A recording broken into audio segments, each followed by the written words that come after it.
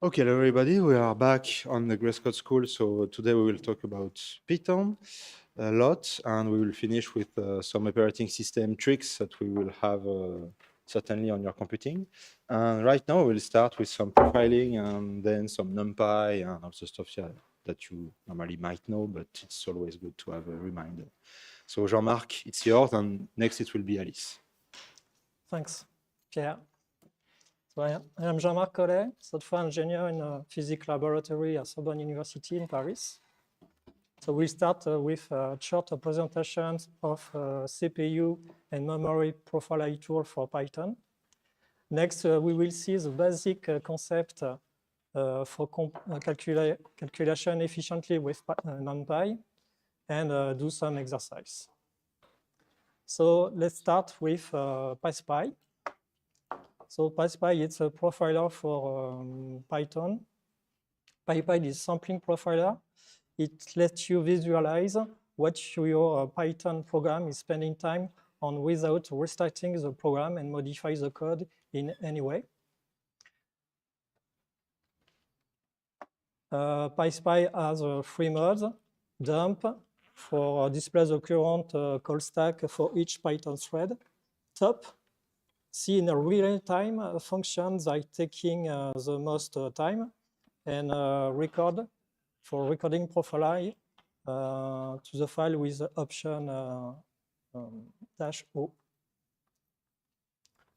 So the command example to use PySpy is PySpy record output file, JSON output file, and some parameter in your Python program. At the end, you can visualize the result JSON in speed code website. Here you have some view. Here, like this. You see all your function, the time consuming, and so on. So this tool is provide the most consuming function, and when this function is identified, you can change the tool to profile it. It's a tool at function level. It's a lightweight to time the duration of a function with timeInt module. timeInt function associate and defines the function to estimate function with a number of iterations and return the value of the total duration. They also function in IPython magic command %timeInt. So, voilà.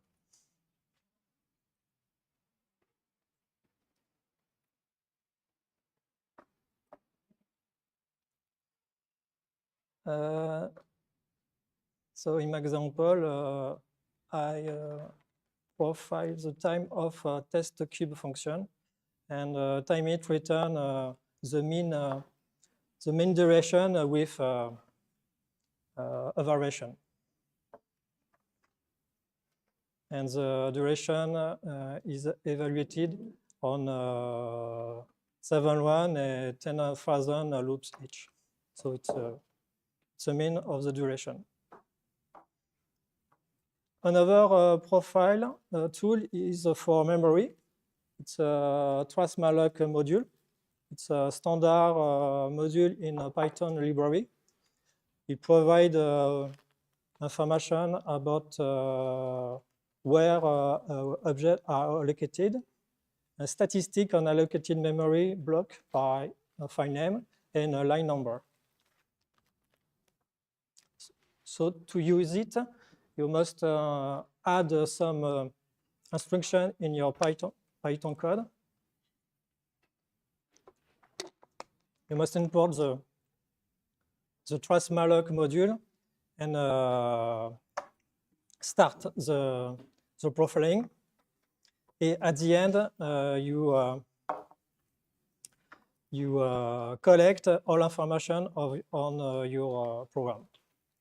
So in this example, you return the top 10 of the most consuming memory function.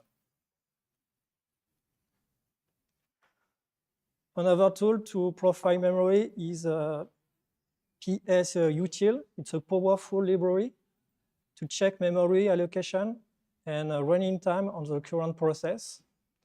And PS-util also gives information of CPU, disk, network consumption, and other information. So to obtain the memory occupation for the specific allocation in the code, you must invoke PS-util and define object PS-util process. And at the end, you have a structure where you have the result. The last tool for profiling memory is a memory profiler. It's a Python module to monitoring memory consumption of a process, as well as line-by-line analysis of memory consumption of a Python program. It's a pure module which depends on PS-util tool. So to use it, you just add a decorator at profile. And to launch your program, you must use this line, Python and memory profiler, and the name of your script, Python script. And at the end, you have this output. At left, you have your line program, and I write your line program, and left the memory usage.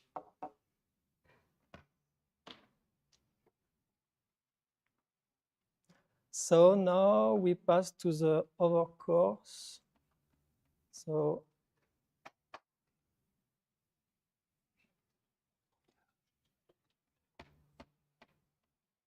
the Python course is available on this GitLab. I think you have the link in Discord. So actually, we are in a CPU directory tutorial. And now I present this one, Python and Numpy part 1.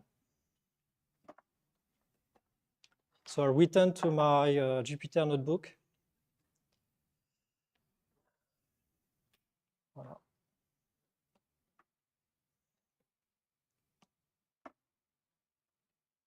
So Numpy. Numpy is an essential Python library for scientific computing. It's made of more than 500 functions for fast operation on array, such as Fourier transform, linear algebra, random generator, or math function. Numpy use a backend written in C, C++, BLAS LAPP, which ensure SAMD vectorization. If we use it correctly, you can greatly improve the performance compared to the native Python.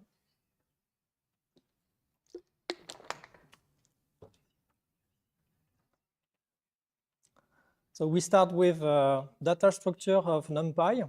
There are 3 data structures: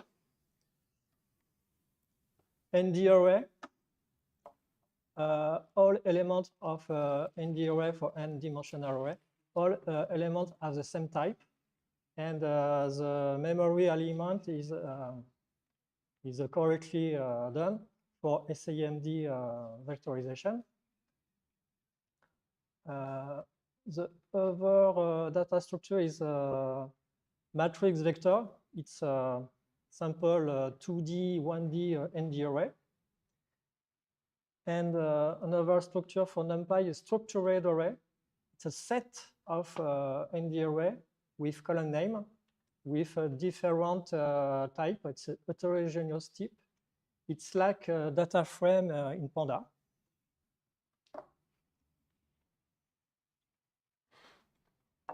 So now we will focus on the ND array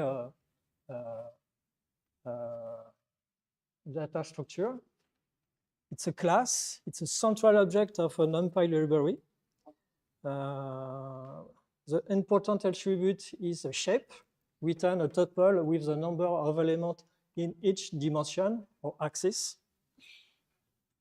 D-type, Numpy defines its own type, like a float, float 32, int 16, and so on. And another attribute is n bytes. It's the occupation of the array in memory, the size. Example of important methods, it's reshapes. Redefines the number of elements in each dimension. And in Numpy vocabulary, you use a dimension or axis. Another method is as type for conversion into another type. And you have a copy method to return the duplication of array. So here we have an example for creation with a simple list with the type. So here you see it's an integer, but I ask for float. So the type of the array is ND array, but is defined with Numpy array. And here you see the conversion in float. There are other examples to create array with a Numpy function. You can initialize array with 0 with Numpy 0 function. In this function, the first parameter is the shape of the array. So 2 is a number of elements for axis 0, and 3 is a number of elements for axis 1.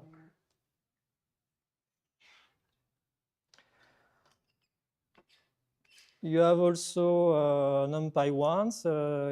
Your array is initialized with 1. Also Numpy empty.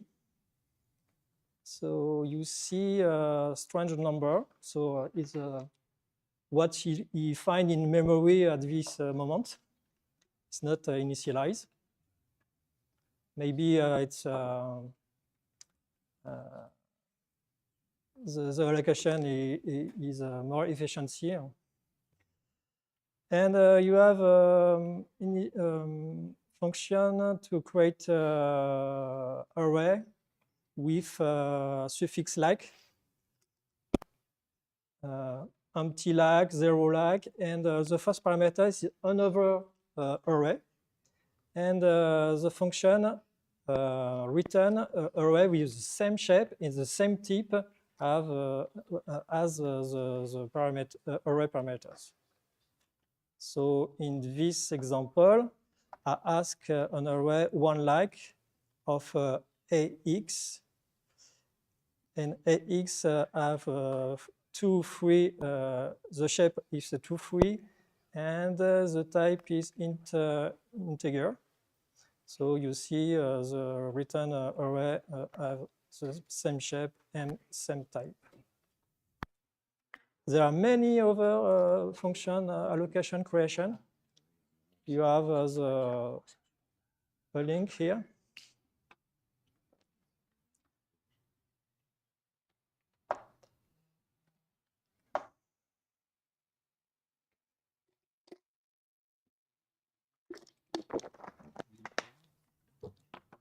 So now I will remember some basic notion of slicing. Numpy use the same slicing convention as Python. So the first index is 0. To define an interval, two points for you have only two elements. So 4 is exclude. The upper limit is exclude. In math notation, you must see as this interval where 4 is excluded. Negative index is allowed. -1 is the last value. So my list have 10 elements, 0 to 9. So the last element is 9, okay. To have the two first elements, the syntax is 2.2, returns the two first elements. To have the two last elements, it's a -2 point, and you have 8 and 9. To have all elements, it's simply 2 points. Okay.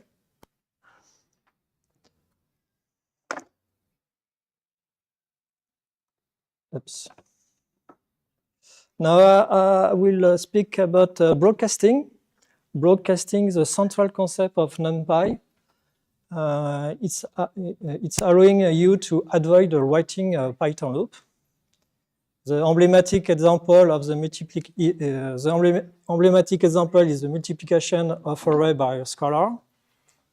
So you define a basic array, define B as a scalar, and the Numpy multiply all elements of array by 2. The syntax is clear. It's also very fast because the loop is performed outside Python. Here you have a broadcasting representation. So here you have your array with 3 elements, and B you can represent it as array stretch in the direction of the other array to apply element by element the multiplication. The concept can be extended to the higher dimension number. For example, with a 1-dimensional array and a 2-dimensional array, if the number of 1D array match with the number of 2D array column. So in this case, broadcasting stretch the vector in this direction and apply a term-per-term operation.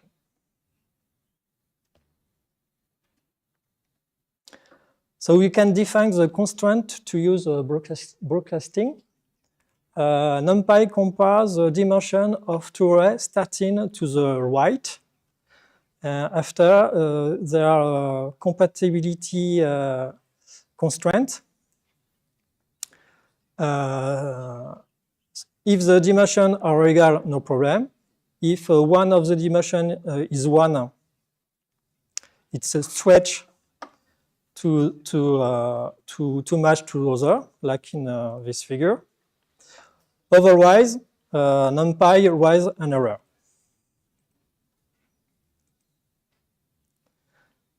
Now you will see an example where the broadcasting is not obvious. So the use case is a multiplication of array of an image by a calibration scalar, but specific to each image. So it's a vector with the same number of images. The choice of the shape for array is this one. So first dimension is the number of image. Second dimension is the number of row, and the last dimension is column. And the calibration vectors is n, like the number like a number of image. So you can define image with a random function with the good shape. So I do a random function between 0 and 1. and we shape it as C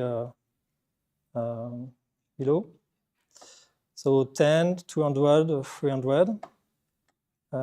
Same thing for the vector coefficients.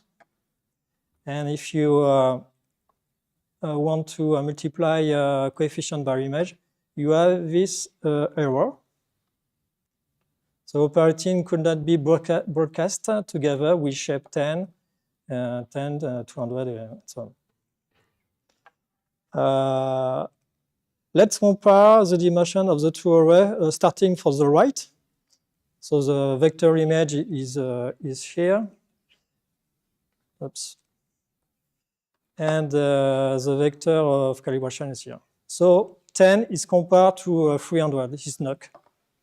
So what should we do? First solution, we can return to the scalar multiplication array with Python OPS, or you can use broadcasting, but it's required to modify the shape of array. So we have two solutions. You can modify the shape of the array. You can modify the shape of the image. You must put 10 to the right. So here is actually the actually shape of the image array. So you must put 10 on the right.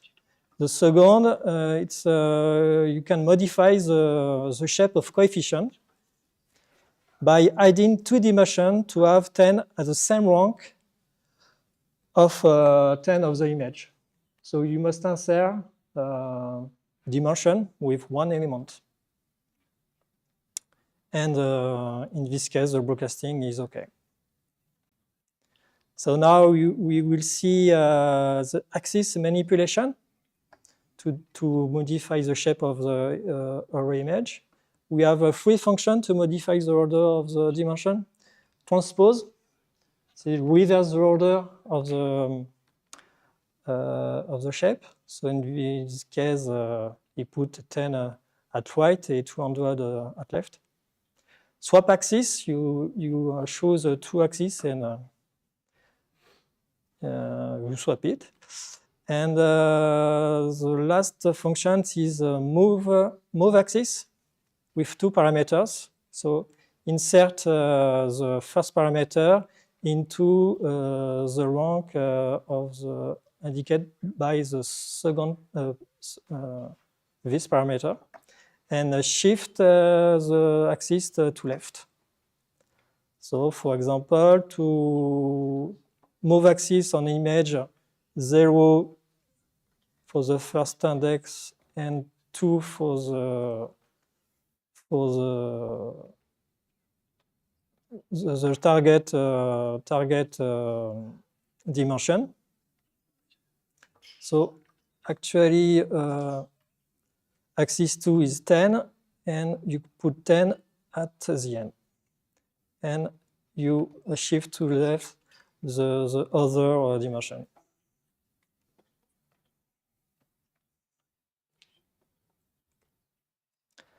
We will write a solution 2 with a swap axis in an outplace version. In fact, the result is in a copy array. We use a suffix underscore OP to name the function OP for outplace.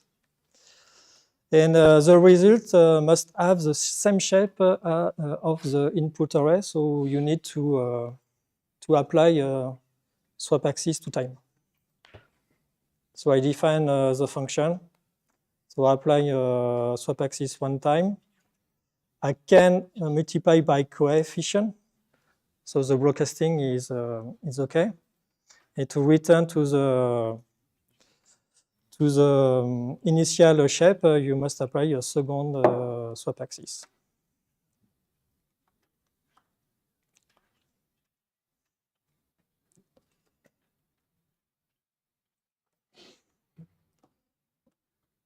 Voilà.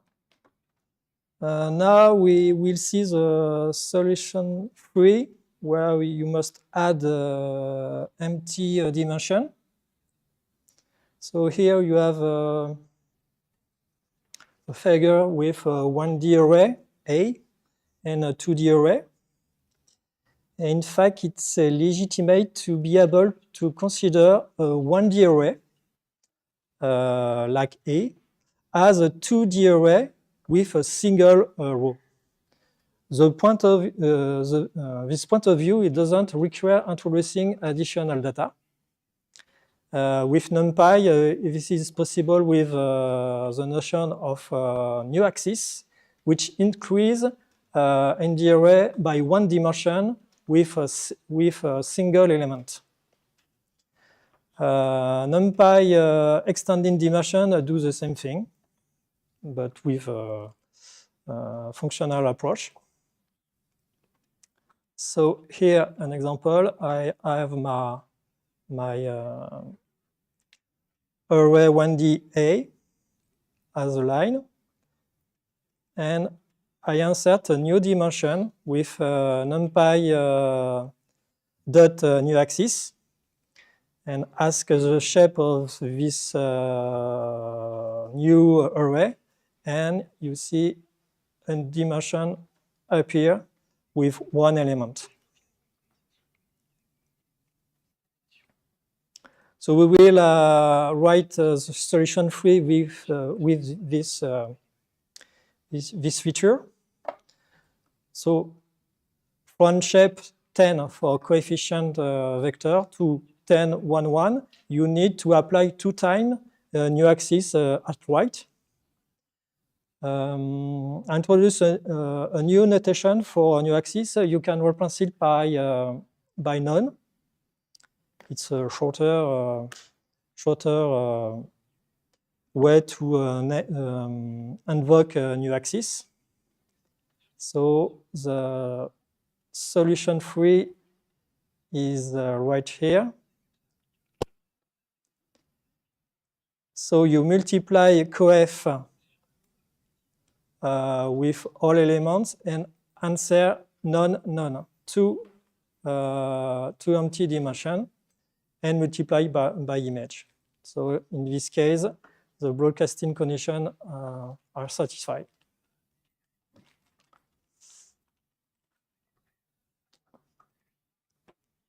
So execute this function. As you see, it's also the same time for the swap solution. 280 microseconds and 270 microseconds. It's equivalent. But the solution tree with new axis is the solution you see the most of the time, because the syntax is very short and clear.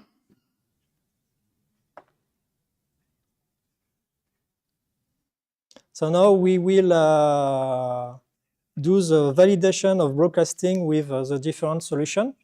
So we will define a reference version with Python loops. It's solution 1 called naive solution, where you start by a copy. It's an outplace version. You start by a copy of your array, image array, and the multiplication of each line of array is performed by Python loops, where the broadcasting scalar is okay, and return the copy of array. So I time it this function.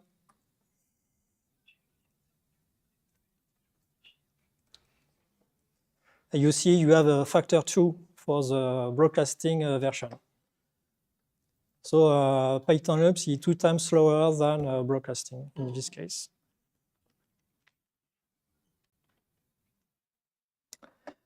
Now we will check if the results are the same for all methods. So Numpy provides a function called allClose, which compare term by term all elements of an array. So I call the free function, and I compare the broadcasting solution to the reference implementation with Python loops, and all clause return a Boolean. So it's a true or false. Here you have no parameters, but you can fix relative error, absolute error, the threshold of the clause notion. So here all is okay. Now some words on broadcasting limitation. You can find this warning in Numpy documentation about memory consumption of broadcasting. In some cases, the memory consumption can be very high. And in this case, the documentation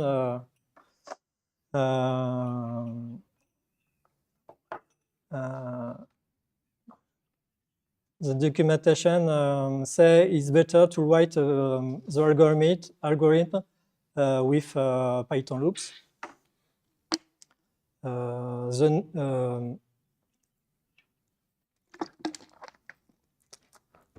Next course, Alice will speak about Numpy library, and Numpy library is certainly the good solution for this case. So keep in mind this warning with broadcasting, and your benchmark must be realistic. Will do with realistic data size to avoid scanning issue.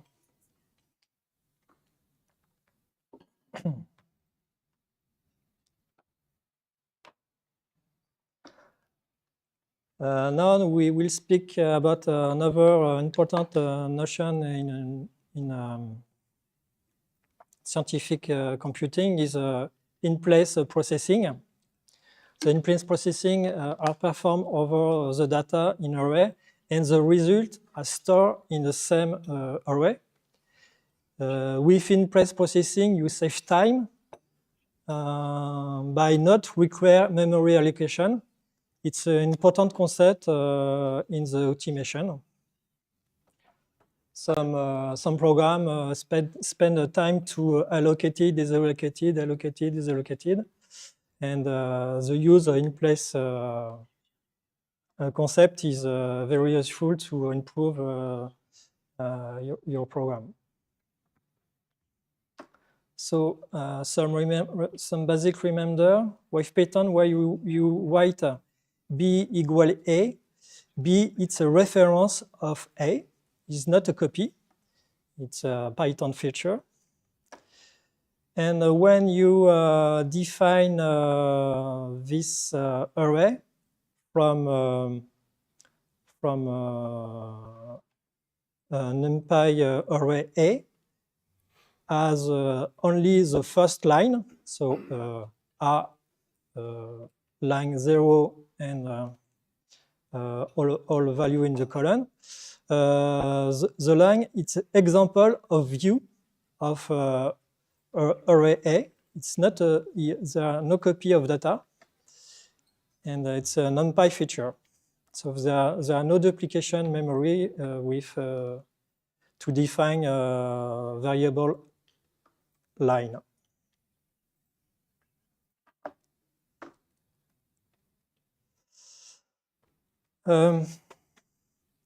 Function, Numpy function on transpose, move axis, swap axis, return a view of array for recent Numpy version.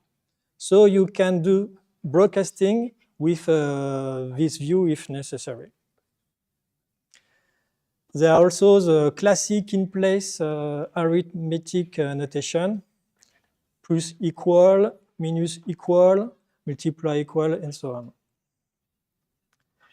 And at least most of element-wise Numpy function have a parameter out to perform processing in place. So, example with sinus, if you want to put the result of sinus in the same array as angle, you just add the parameter out equal a as the input parameters.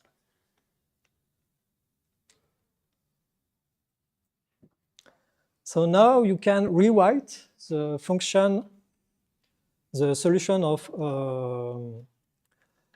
image multiply coef with this approach in place.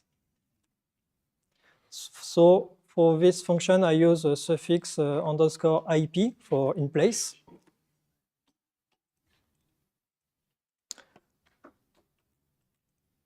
So for the naive solution with Python loops, it's the same function without the first line copy. There are no return function. Remember the first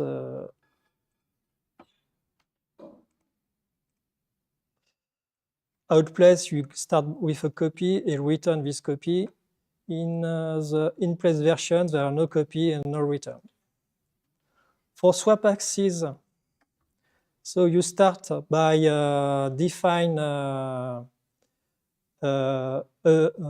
view of image with a swap axis, and the array return is a view, and you can multiply by coef. In fact, the result is in a variable image. So no return because you use in-place operator multiplication. For new axis solution, is very short, one line.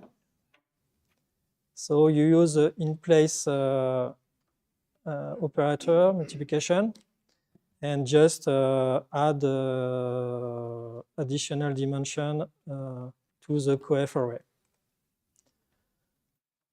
No return function.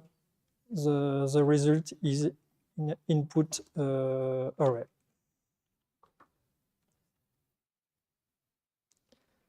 So you can compare the operation in place.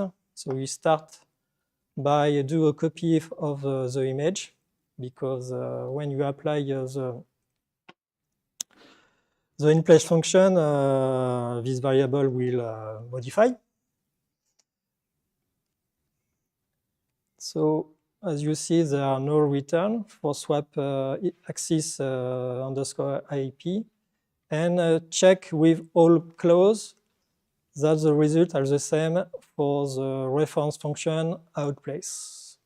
So the return of all clause function is true.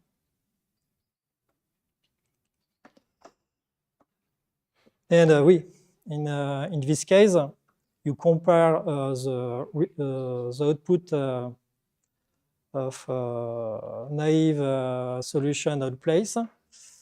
And for in-place version, you use the input array to check the result.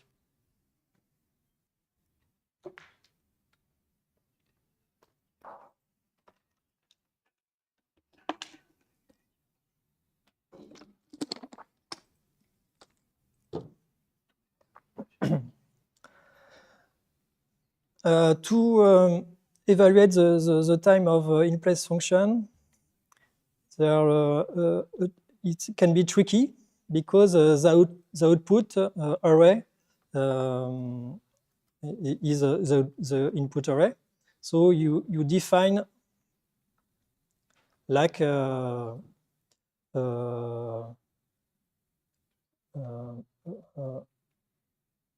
suite to series.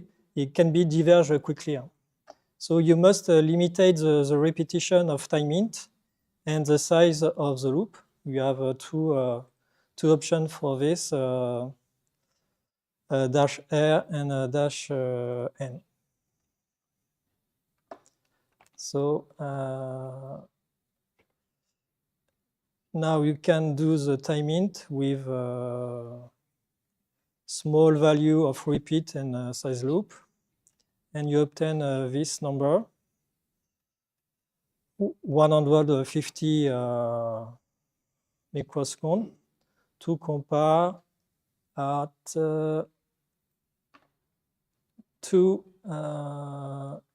90 seconds. So you have almost factor 2.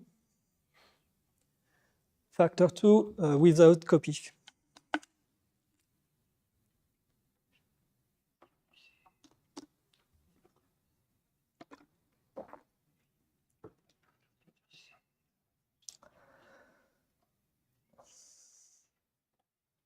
Now I will speak about reduction and implicit loop. So a reduction is an operation that summarizes several values into one, like sum, average, max. Numpy implements this mechanism to iterate through elements to avoid writing a loop with the axis parameters.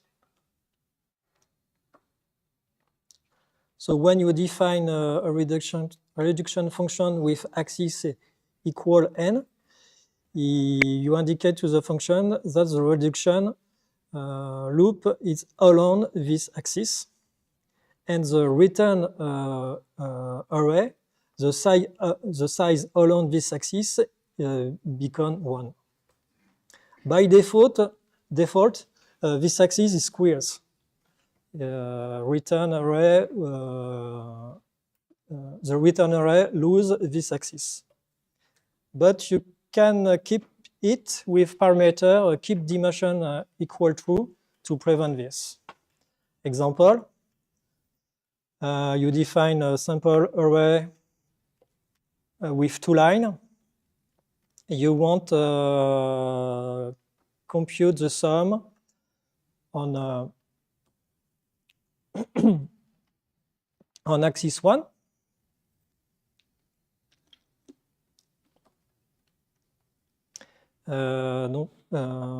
So in the first version, without keep dims, the function return an array with this shape. So it's a sum along all line. And with parameter keep dim, you have 2D array, like the input array.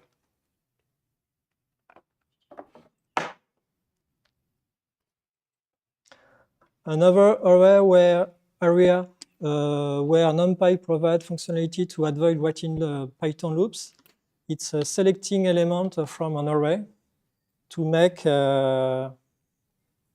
another array.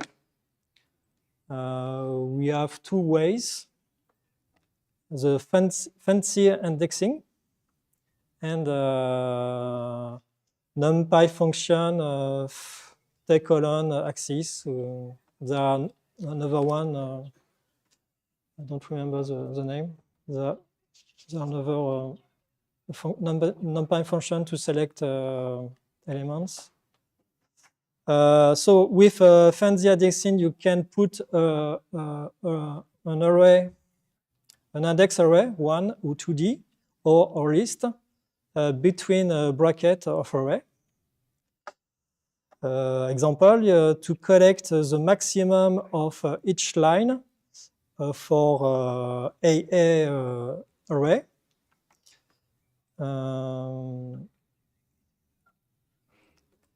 So the max of the first line is 2, the max of the second line is 5. Donc, to select this element, you can write this line. You see you have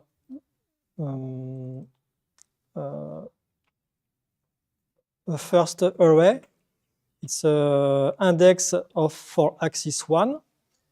And this array, it's an index for axis, no, the first is array for axis 0, and the second is array for axis 1. So here, to select the first maximum of the line, it's line 0, colon 2, it's 2. And for the second line, it's line 1 and also colon 2. So return the max of AA array. It's possible to write this. More appropriate for larger array, you can use take all on axis.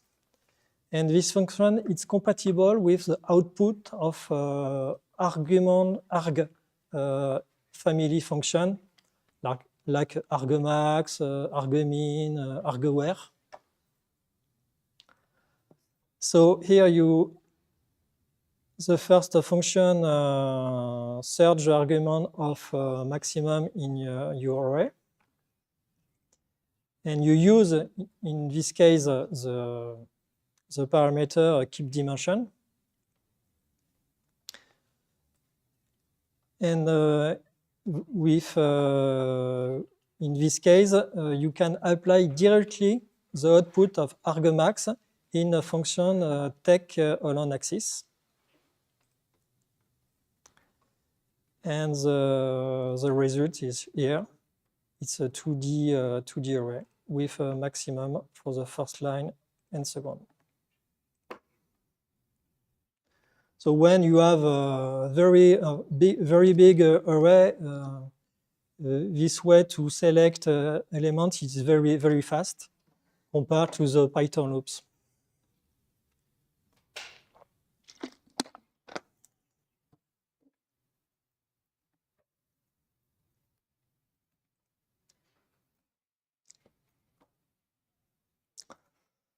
So conclusion, we have seen the two important concepts of Numpy to obtain a good performance.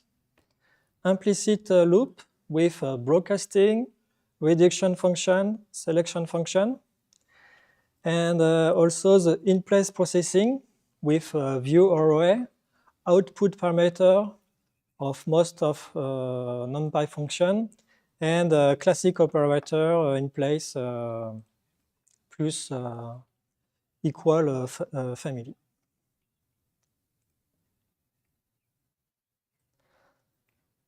So now, if you have a question, you can ask it. And after we will, I propose you some exercise.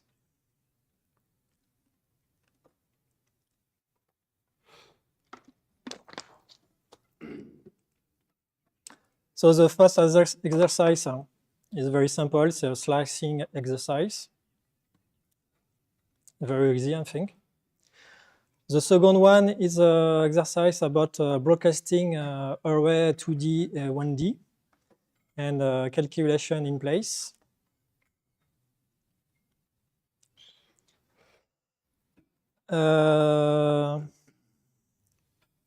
After you have exercise on in-place version of sinus AX plus B.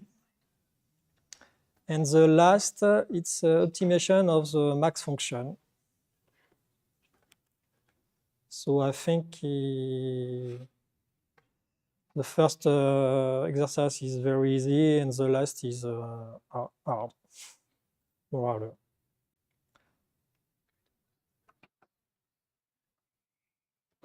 I have a question.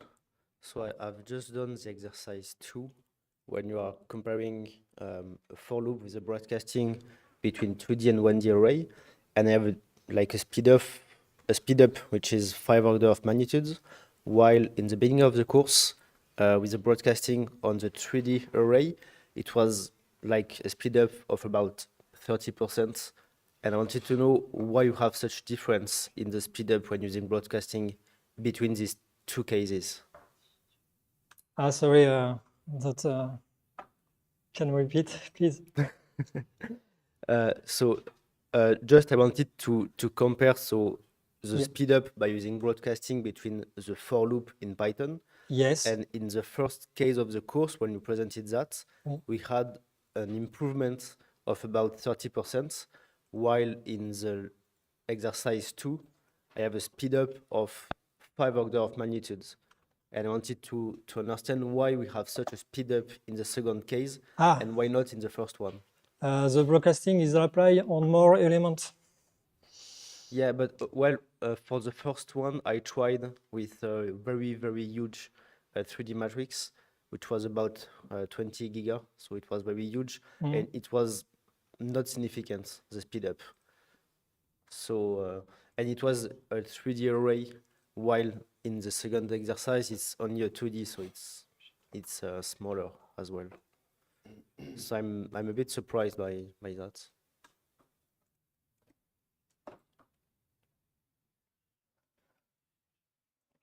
In fact, I think the speed up is proportional to the number of elements that broadcasting manipulate. I think is the explication.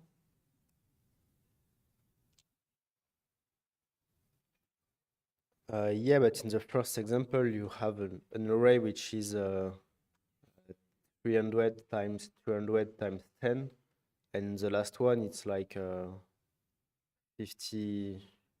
Yeah, okay, it's 50,000, I think. Okay, so maybe that's explanation. Yeah. Okay. Okay, thank you.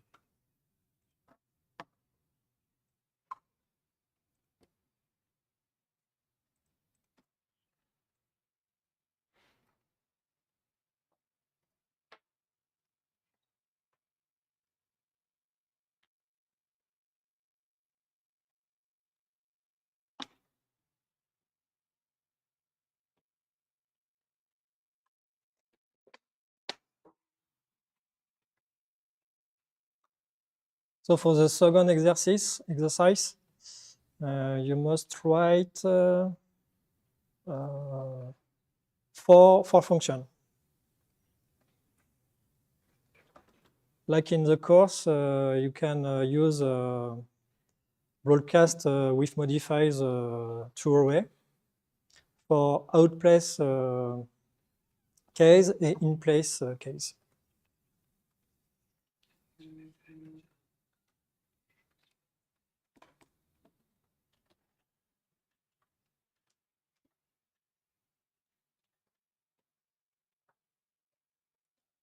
So if you need help, I can see your problem.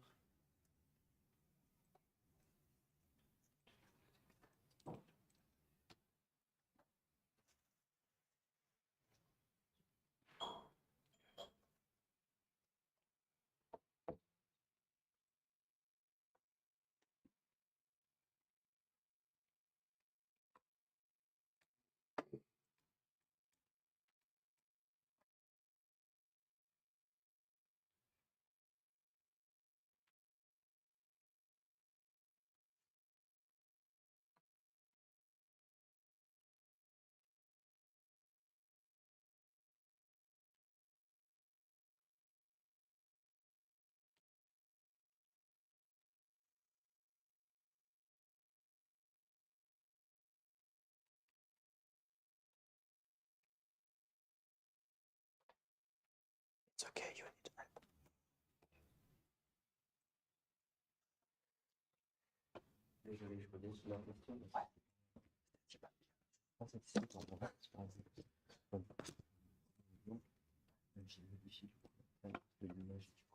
Oui. D'accord.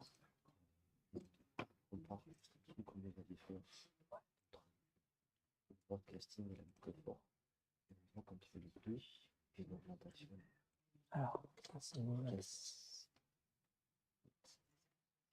Je sais que nous avons Ah oui, sachant que la même chose pour l'exercice 2.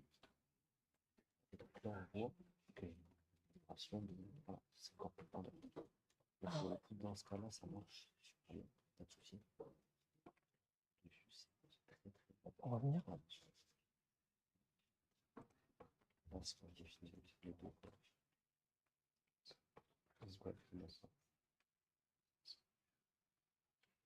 Alors, on est peut-être dans un cas où pour... vu que c'est un grand tableau, tu as vu que dans le cours, le broadcasting est un stretch, donc il fait beaucoup d'allocation de mémoire. C'est peut-être ça l'explication. Tu peux voir ça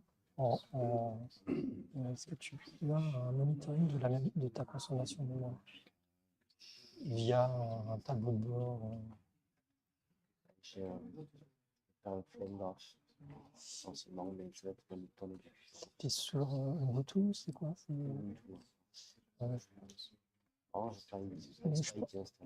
pense qu'il y a des outils système, monitoring.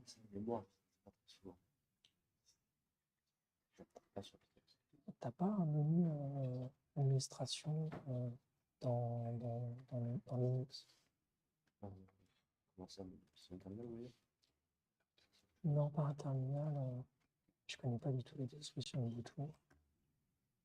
Mais je pense que c'est ça, c'est une consommation de mémoire, et il lâche beaucoup les mois. Ouais, mais en fait, du coup, j'ai testé de comparer ces nombres avec différentes tailles de tableaux. Ouais.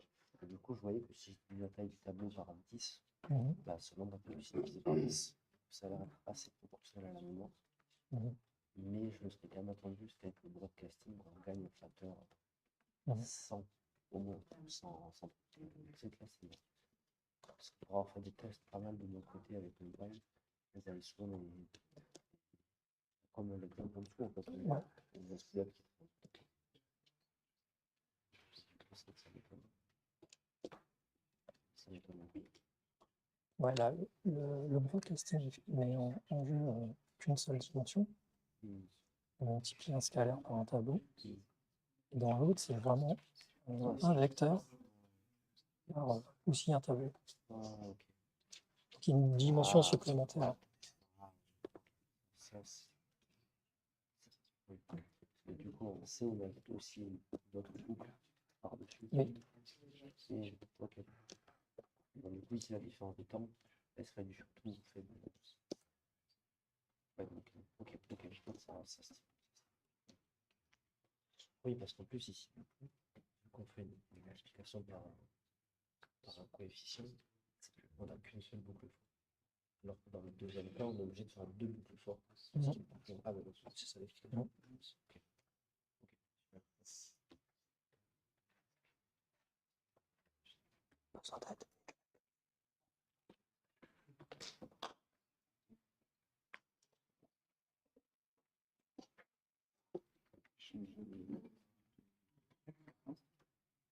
Ok.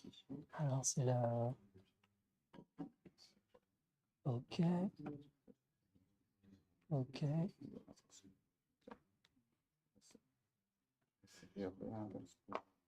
C'est ça.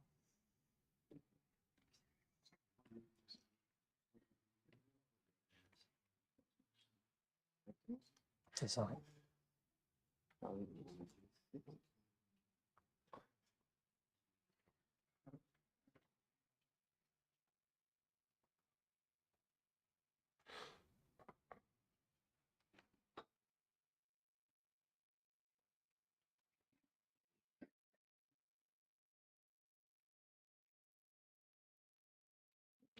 Facteur 10.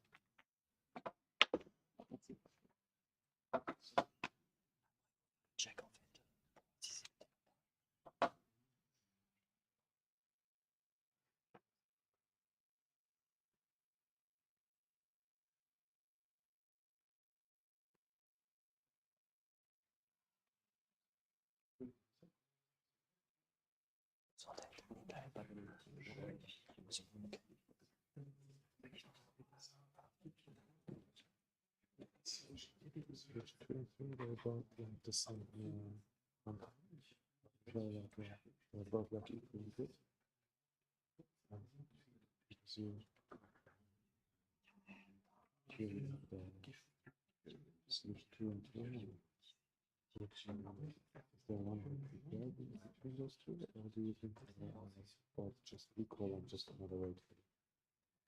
For this case, the solution 3 is short and clean, and they have the same performance as solution 2.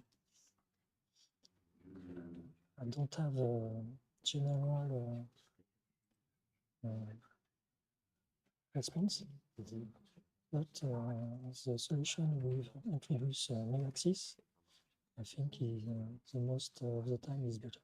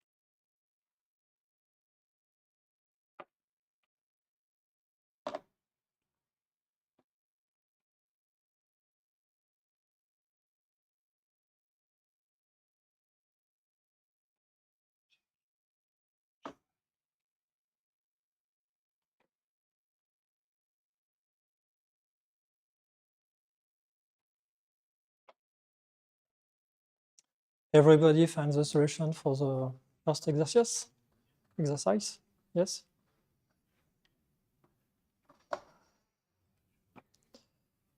So the good answer is this one. You must use a slicing feature with a negative index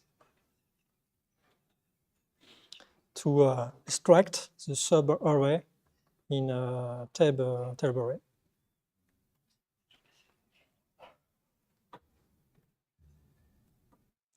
So 9 start to the 0, 1, 2 lines, is here, and the colon is 1, 0, 1. And 10 is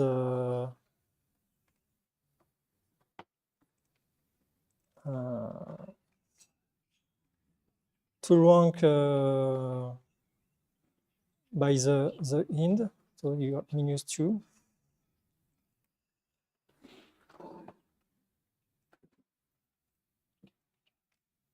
And the colon is the first. And as the second index is excluded, it's a 1 in this case.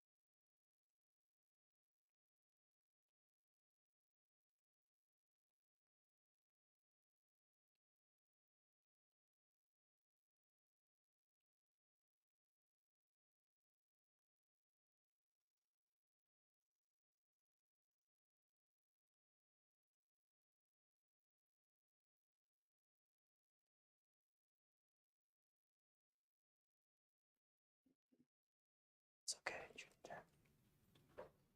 Which exercise you do?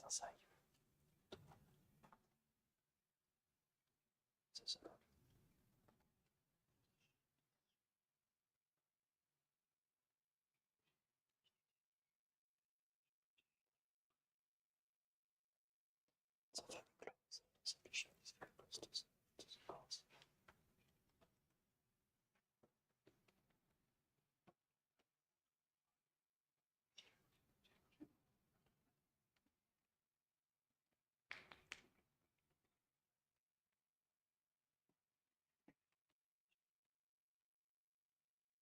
It's okay. Which exercise you do? It's okay.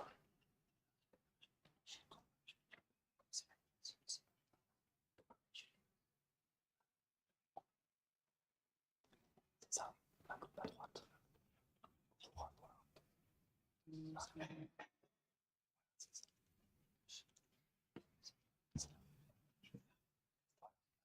C'est ça.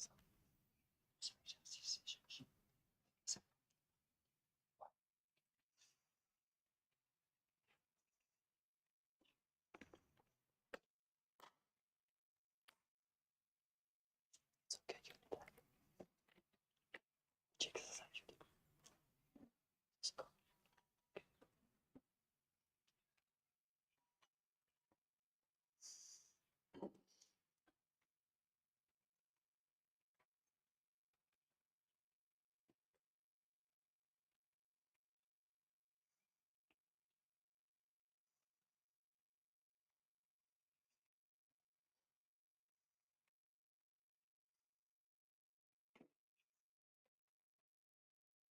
Ça a été anglais.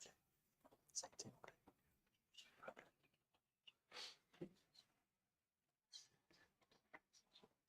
C'est important qu'il ait fait ça.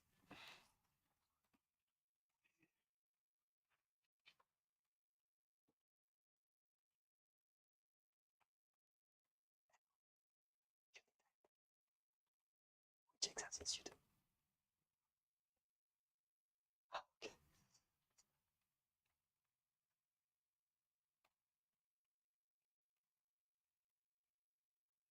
It's okay. Good job.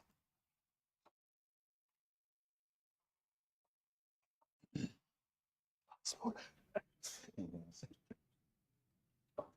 Small for my eyes. Sorry. Thanks.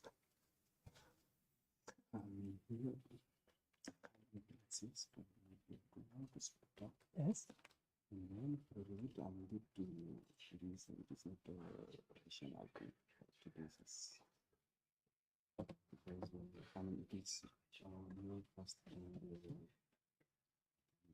one here. Yes. So we want to know if it is possible to avoid the reshaping again. So it's the right way to do that. Your result is this one compared to This it's more efficient. But this solution is not. okay. This one is more clear. When you do timing, I think you the same result. Thank you. You must check if the result has the same result. It's very important.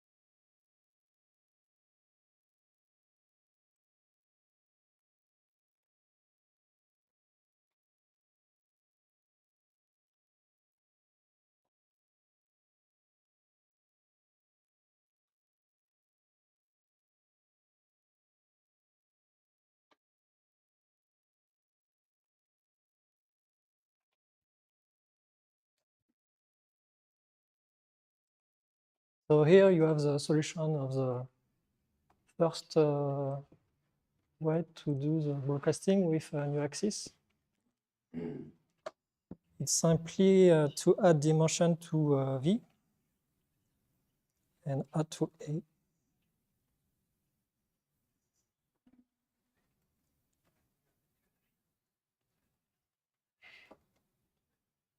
Yes.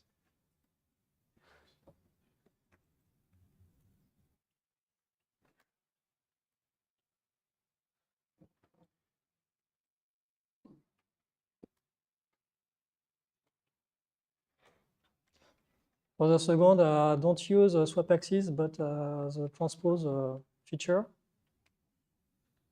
to just A transpose plus V.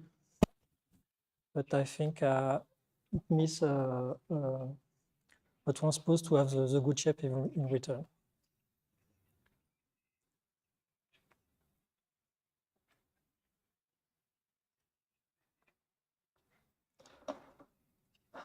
So now you can find the solution for the in-place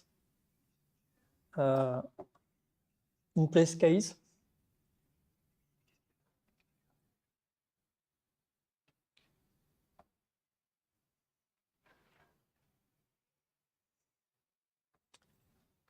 If you have question here or on a satellite site, don't hesitate to ask me.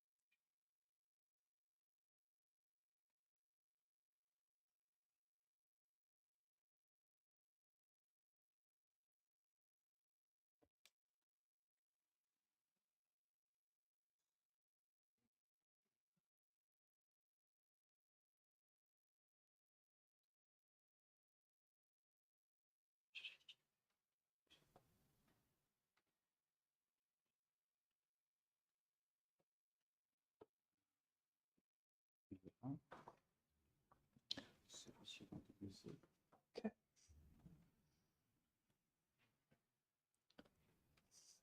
Est-ce que vous avez commencé les solutions in place? Non. Alors, si ce voit piège avec Jupyter Lab, c'est si le tableau était cassé, c'est en mémoire, donc il faut revenir au tout début. Ouais.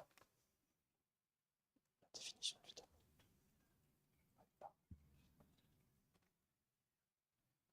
Ok, d'accord.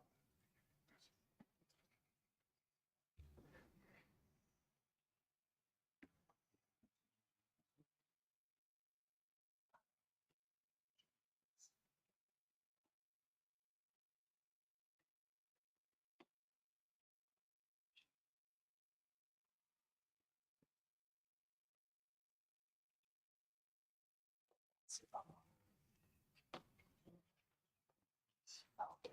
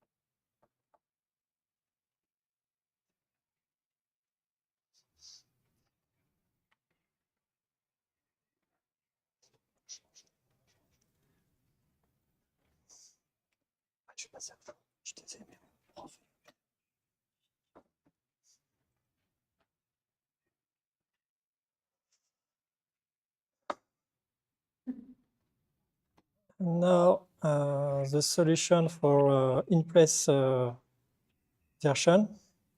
So with new axis, it's very short. You use the in-place arithmetic plus equal, and you add a dimension to V. No return. And for with transpose, you start to transpose the array, and so it's a AAT, it's a view, and you can add it to V, and the result is in fact in the array A. So it's a view, it's the same memory space. So you can adapt for swap axis.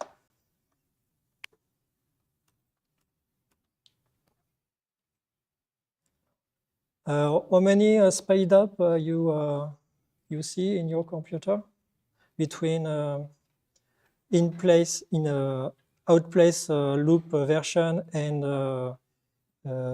in-place broadcast version? Factor 10, 2.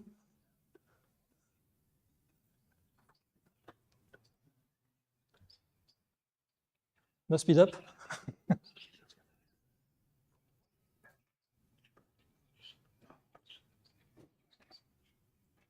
Someone find the solution?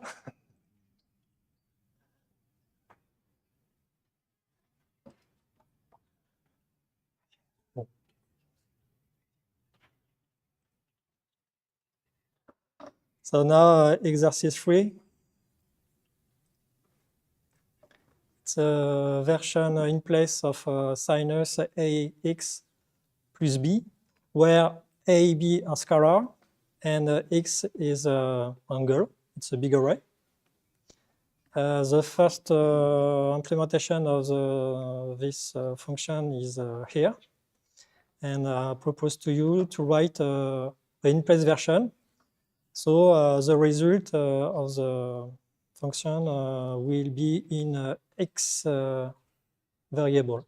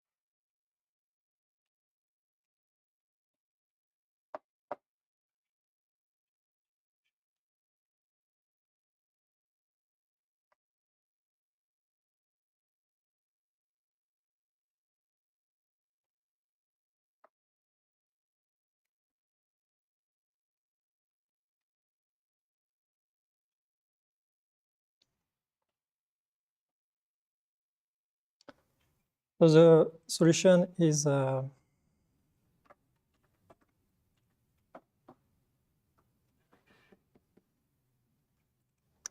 it's first to multiplication to A with in place arithmetic multiply equal.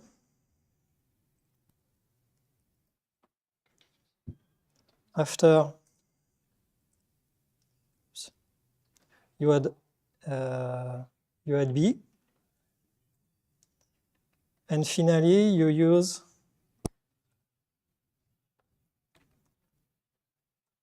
a sinus with output parameter as X.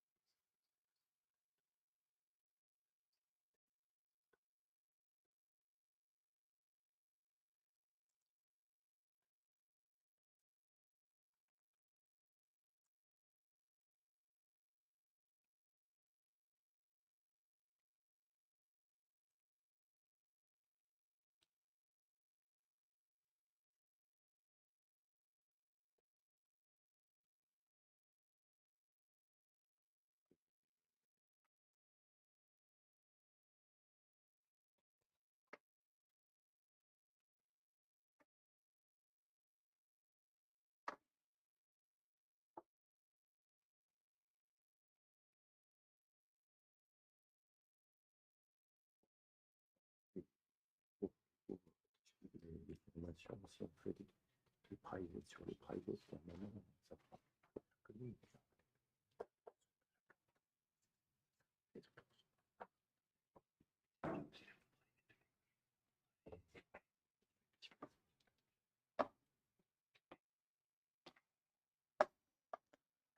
So with the solution, we gain a factor 2. Now we check if the result is the same.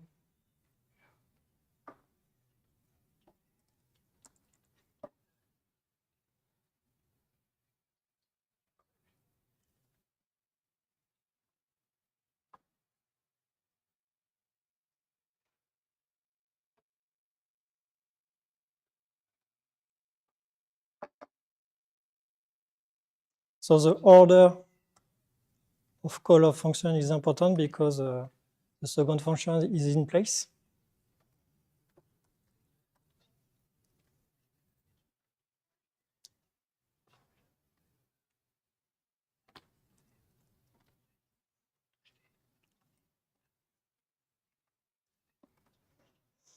So I compare R1 with X.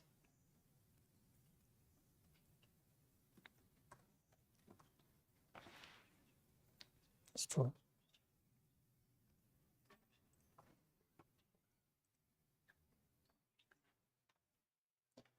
So this in-place version of sinus is 2 times faster than out-place version. So I think the time is finished. Thank you. So it's a tea break, coffee break.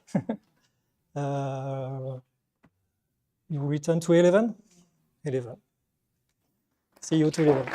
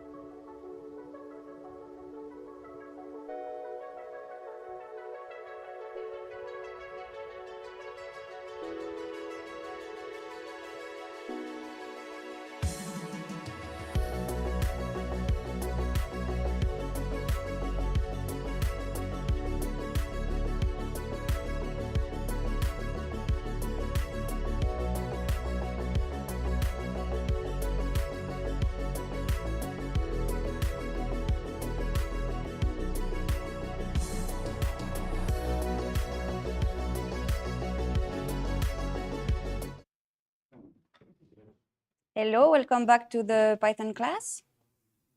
So now that Jean-Marc has presented some features of Python and Numpy, we're going to try to apply them to the grace code reaction. So if you are still on the exercises, I suggest you catch up with us now, because if you don't follow this part, then you have a hard time following the rest of the class, because we're going to test all of our tools on this implementation. Quoi? Yeah, pardon. So my name is Alice Faure. Sorry, I did not introduce myself. I'm a research engineer in computer science.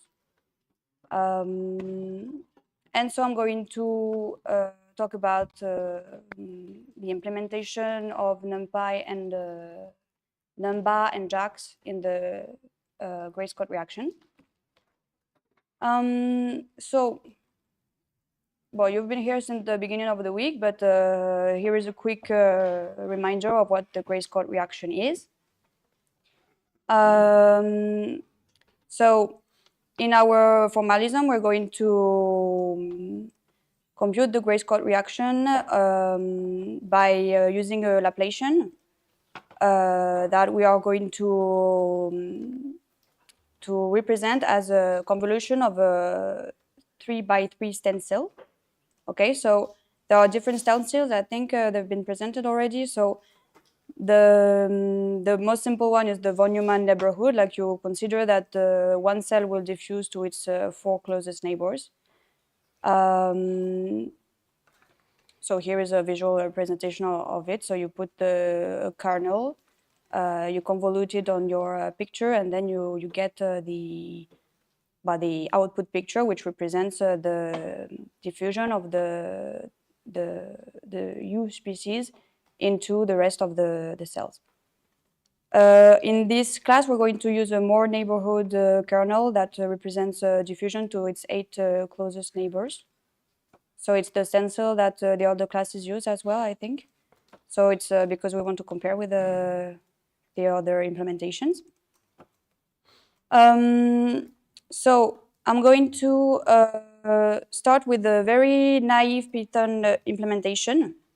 Oh, it's going, okay. It's not an implementation you should do in real life, because it's without NumPy, so it's very basic, and we will just use it to compare to the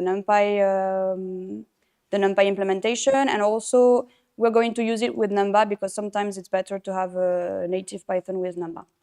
Okay, so let's start with this Jupyter notebook. It's called Python CPU. So try to open it and try to run the first cell here. It should work. And if it doesn't, don't hesitate to ask questions on the Discord. Maybe we can answer them. And so the first step is to define our stencil. So let's define it with a NumPy array, because it's much more convenient. But then we'll try to not use NumPy for the rest of the naive implementation. But just for the stencil, it's way more convenient to define it with a NumPy array. So try to fill here the stencil. So we use this stencil here. Try to do it yourself. And we'll see the solution. It's on the, so here you should be on the tutorial directory. But then if you go on solutions, you have the equivalent of this notebook, but with the solution, okay? So I'll give you maybe a few minutes to do that. In the meantime, if you have questions, if you didn't manage to run the cell or install the tools. Yes, question? Can you tell me from which package is CV2? CV2 is OpenCV-Python. Okay. Python. Okay, thanks. Dash is a tiré du milieu. Okay.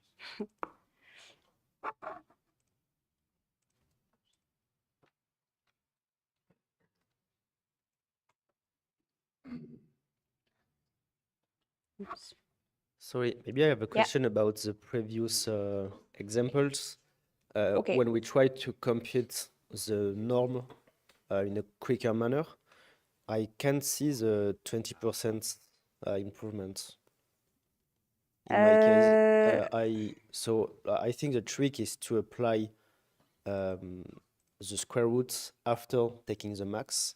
But in my case, I have like 5% improvement doing that. So we haven't corrected the fourth exercise as well. So maybe we can spend like 5 minutes on it if you want. Jean-Marc, you want to go back to the exercise? Okay. And in the meantime, if you don't want to hear the correction of the exercise, try to do the stencil yourself. But we'll spend a few minutes on the correction of the exercise that Jean-Marc presented. Donc c'était... non. C'est dans le tutoriel, c'est ça? Ah, c'est dans Solution? Ah, ok.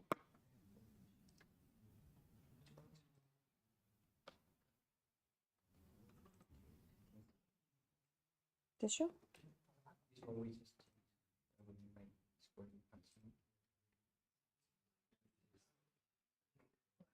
C'est ça? Ah, vas-y.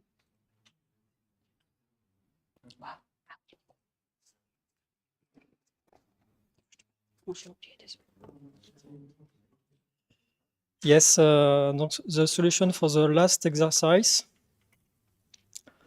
as I say, Mister, the trick is to apply square root at the end and not when you compute the norm. So instead, call linear algebra norm. You just compute the sum of square of elements. So you don't compute square root. It's an expensive time to compute it, and you compute it at the end only for the max. So the result is the same because square root is conserves the same order, and they are the same max. So the trick is apply square root at the end and not for all elements. So in my example, I've obtained 5 milliseconds better than the norm version. So it's 20% better.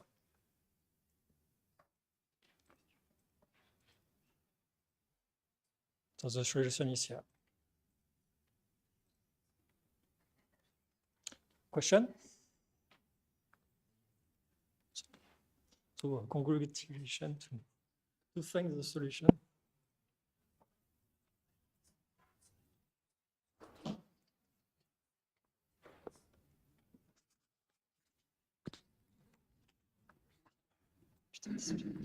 Sorry.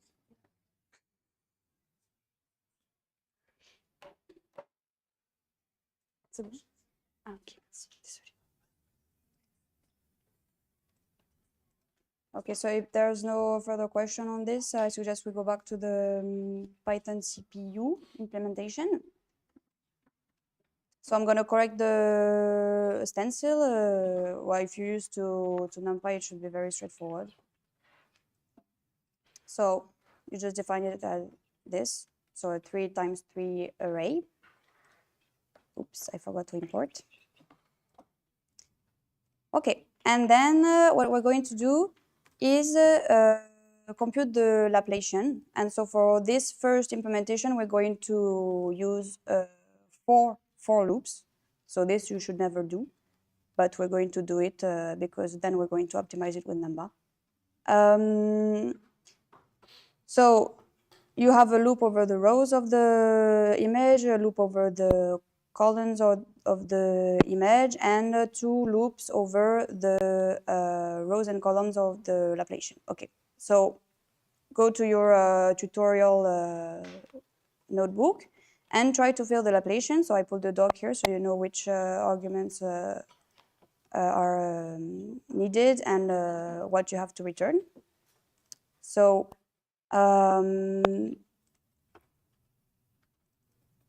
we will use images of size a bit bigger than HD size, because then we're going to remove the borders after the computation so that we handle the borders properly. Okay, so try to fill this function. Let us know if you have any problem. And then you can try also to write your Gray-Scott function to compute U and V, so the concentration of the species U and V, and to update the Gray-Scott steps. So you do this G steps time, and then we're going to define G steps, but I think in the previous classes it was 32, and we're going to use it as well. Okay, so try to fill these two functions, and then we're going to correct it. So the Laplacian and the Gray-Scott over G steps.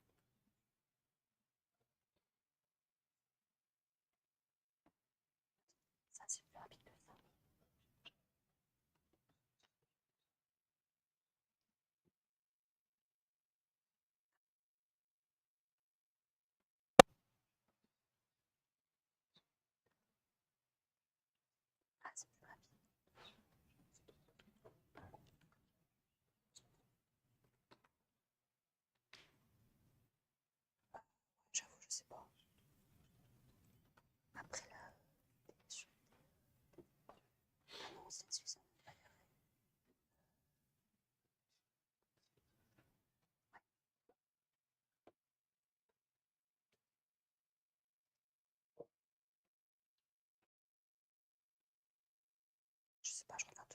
Peut-être je regarde.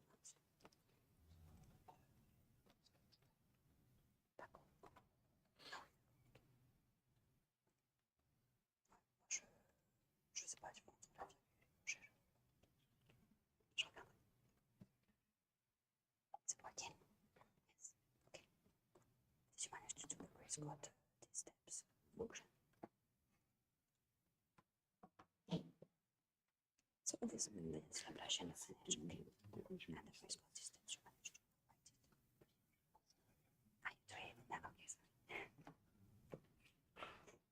Ouais.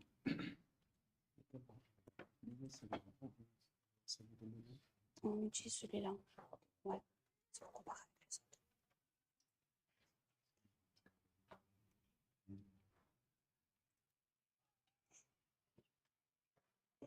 Is it working for you? Okay, good.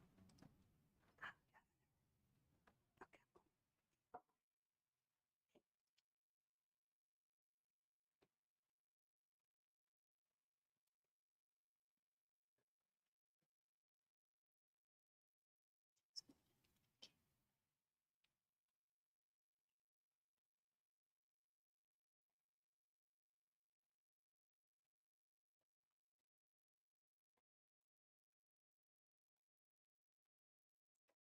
So here,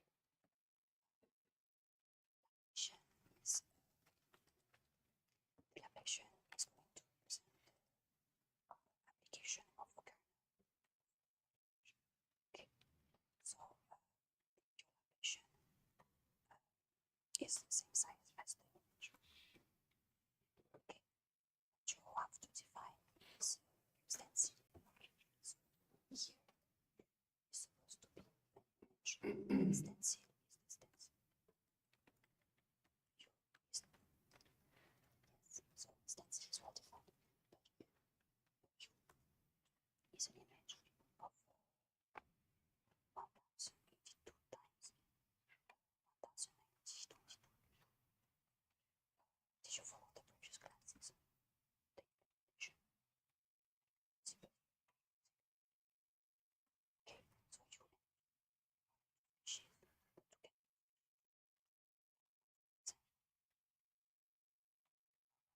okay, yeah, I forgot. Let's explain here. So you have two species which react this way. So the illusion of the concentration when you put illusion of the concentration is going to be ruled by generation. So in here, because of terms that we know F, etc., it's got a term, which represents the totality. So to represent it, we discretize it because we are image. So we have pixels. Discretize the computation. So the discretized application is of this shape. Okay. Yes.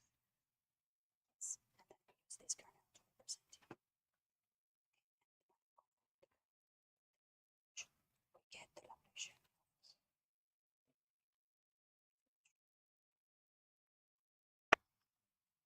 So how do you define the image? Yes.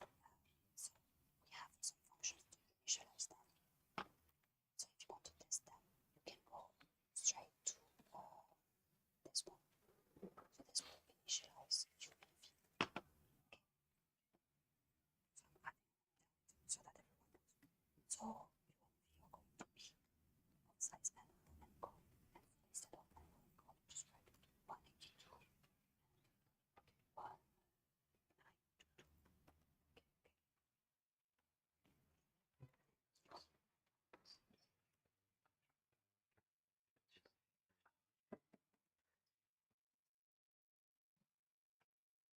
Is it okay?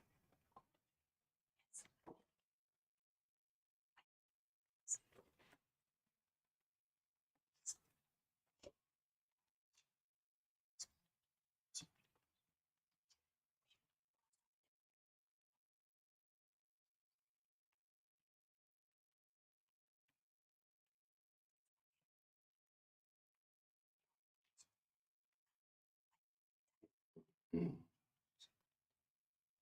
C'est des indices et tout. C'est un jeu sur les indices, c'est un peu compliqué.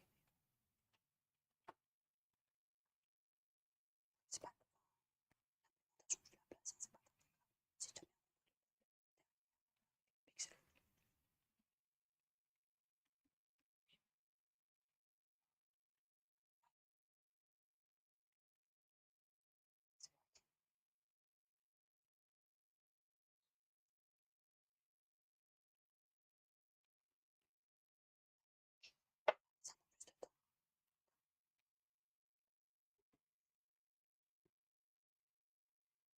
So I'm just going to answer to a few questions we have in the room.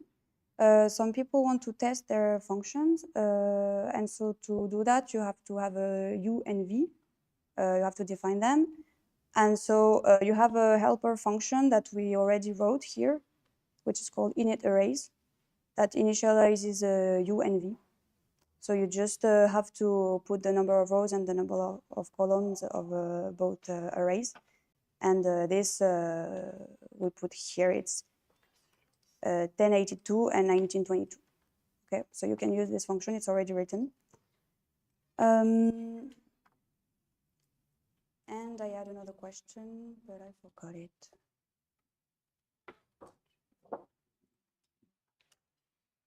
Well, if you have some questions, don't forget to ask, and I will try to answer.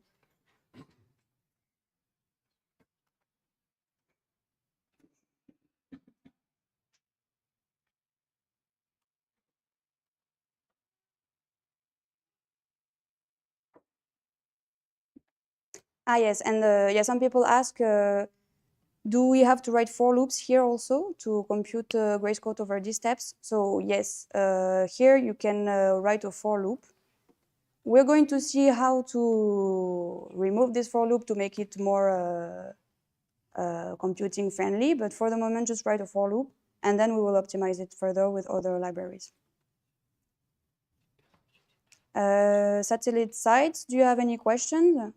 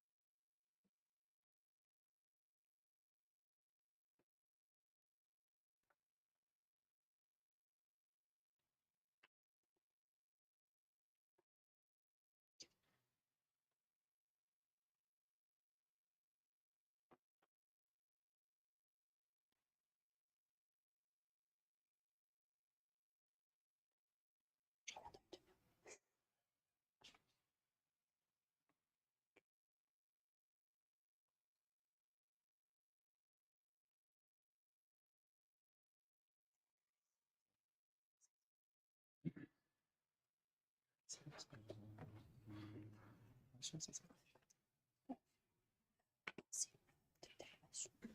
En fait, tu calcules la variation de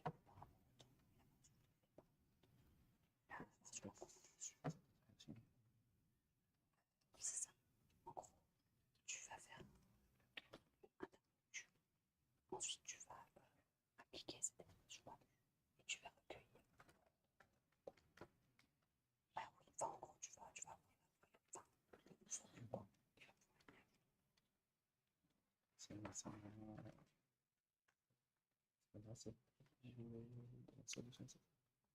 ouais, c'est ça. Donc, en fait, ce que tu peux faire, c'est juste avoir un tableau. Tu vas c'est bon. Plus égal, tu prends égal et tu écris là.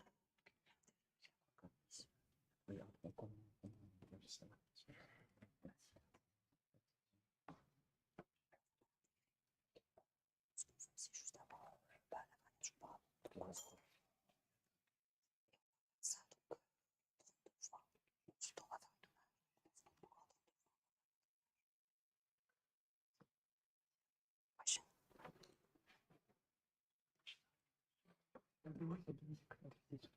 une image. Yes, so this is just to explain. Yes, exactly. Yes. Yes. Yeah, no. So this, okay. So this corresponds to before, again. Is this? Okay. Yeah. Yes, sorry, I'm gonna say maybe it wasn't clear.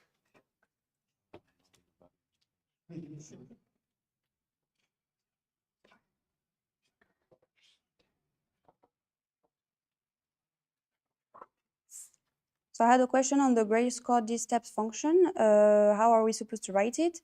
So if you read the description, it means we have to propagate the UNV species in UNV arrays. And for this, how do we propagate this species? We use the differential equations that we have here. So we want to represent the variation of U with respect to the time. And so to do this, we use this expression here.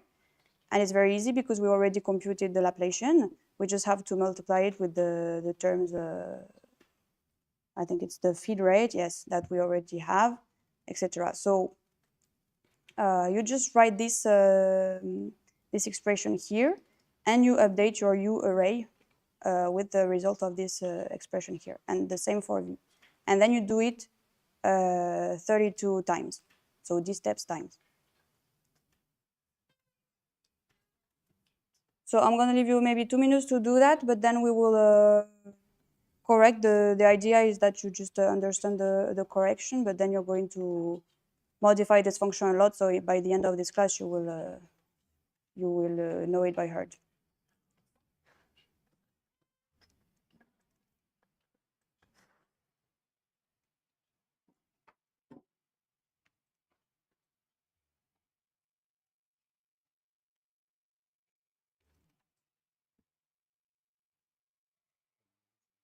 Ouais.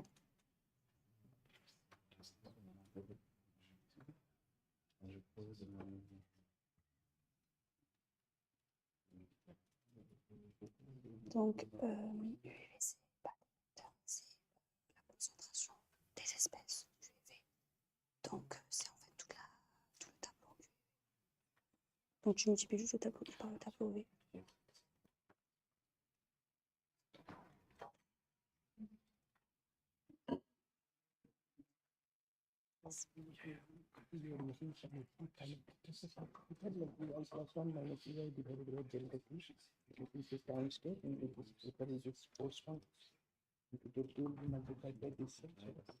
Yes, yes, exactly. Yeah. And so for the time step, we chose one, so in the end, we don't have to multiply by it. But specify later when we will just compute so the steps is not the same as DT. DT is the time. Yes. Yes, exactly. Yes. Total dstep into n. dt. So d steps is the number of times you're going to apply the computation, and dt is the step of, no, the, can I say, the total time. Maybe we just put dt to 1 so that we don't have to bother ourselves with. Is it okay? Do you have a question? No? Okay. Ah, you understood the solution? Okay, cool.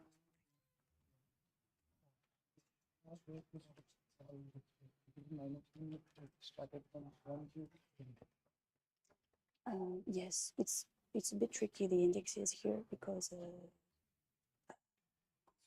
I have to write them. Yeah, don't, it's okay if you don't understand.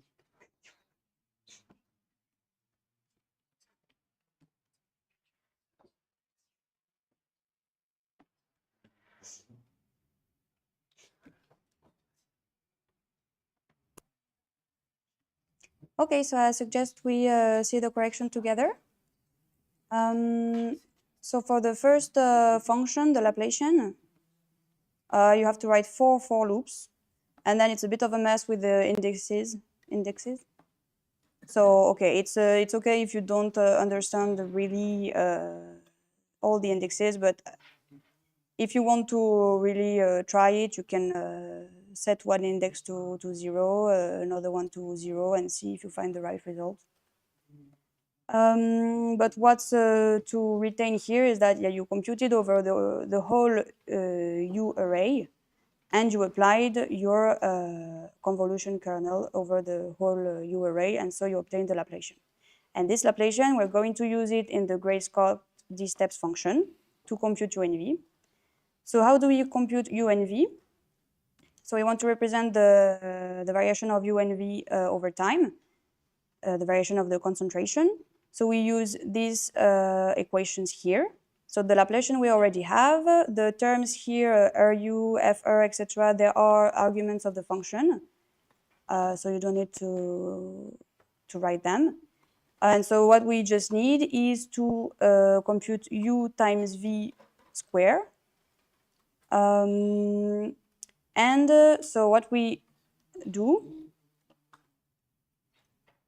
is each U array will be updated with this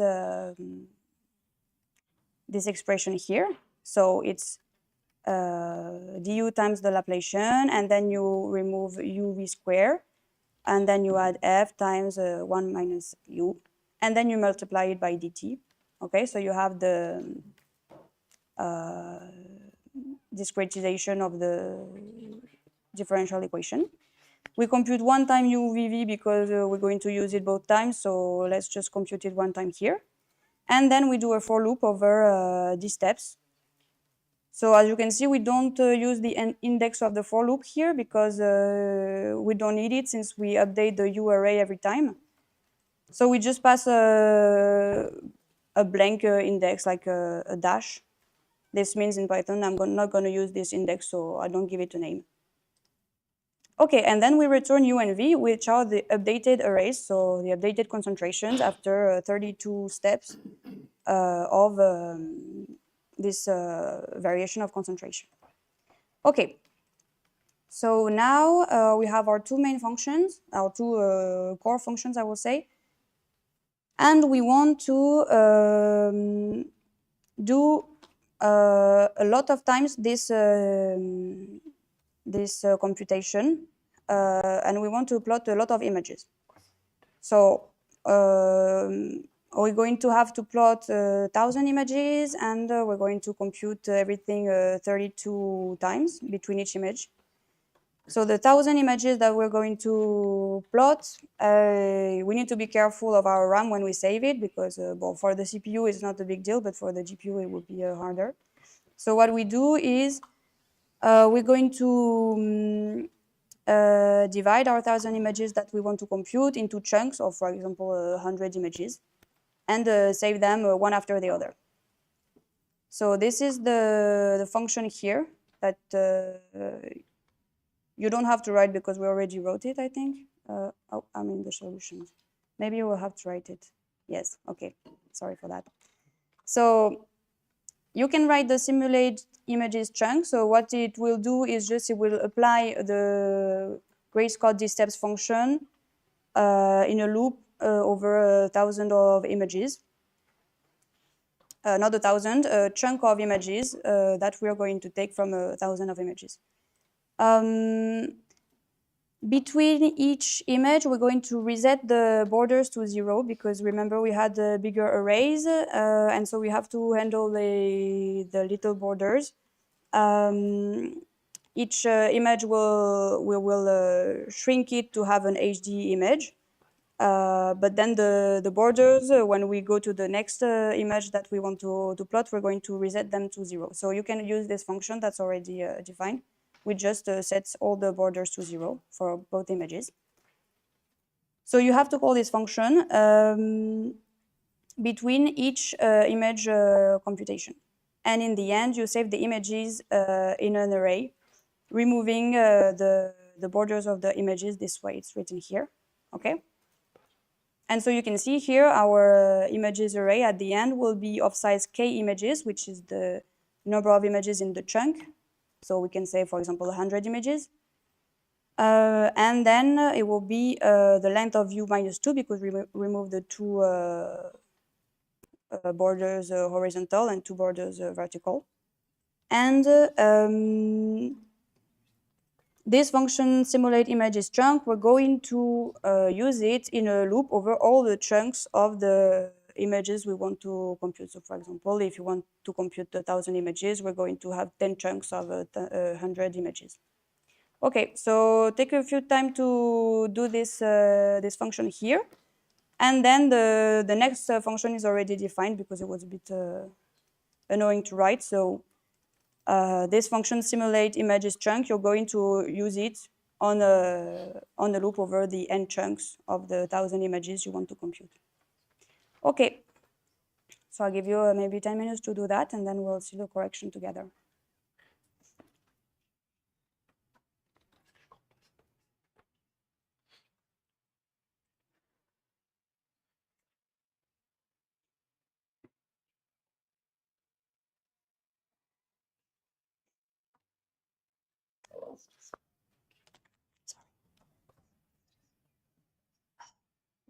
So it's because, okay, so when we save the images, we only keep the HD image and we remove the borders, okay?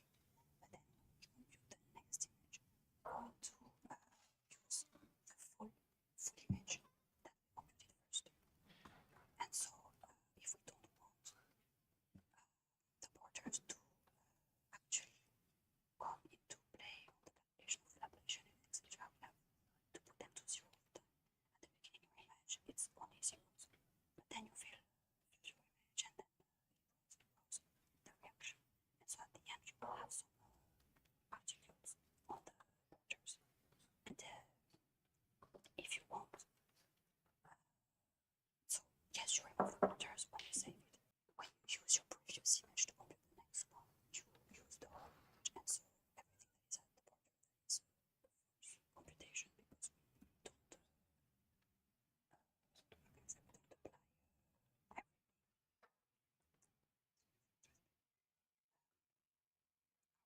computation. Just say, okay, the border is going to be don't mind. It's not primary evaluation, it's just for us a way to not have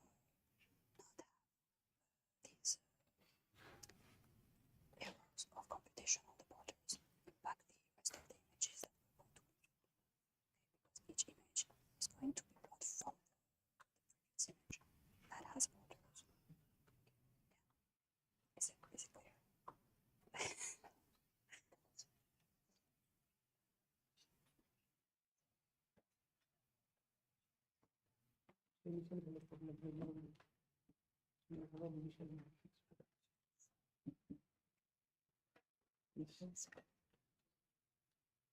Yes, so that we don't have to worry about boundary conditions, which is really, but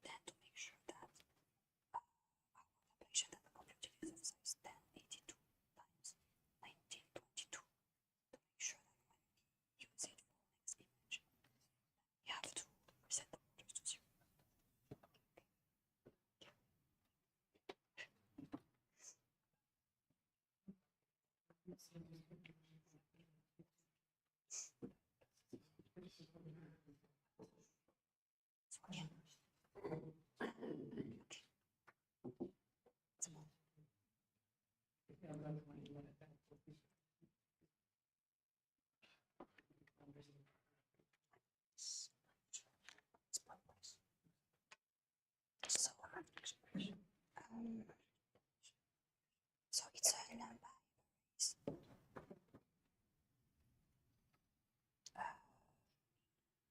If you want to do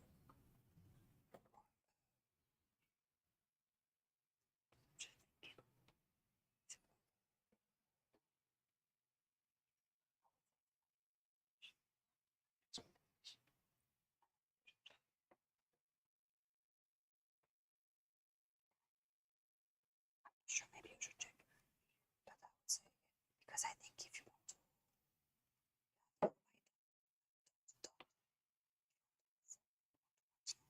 oh, it's the opposite. Okay, I'll check.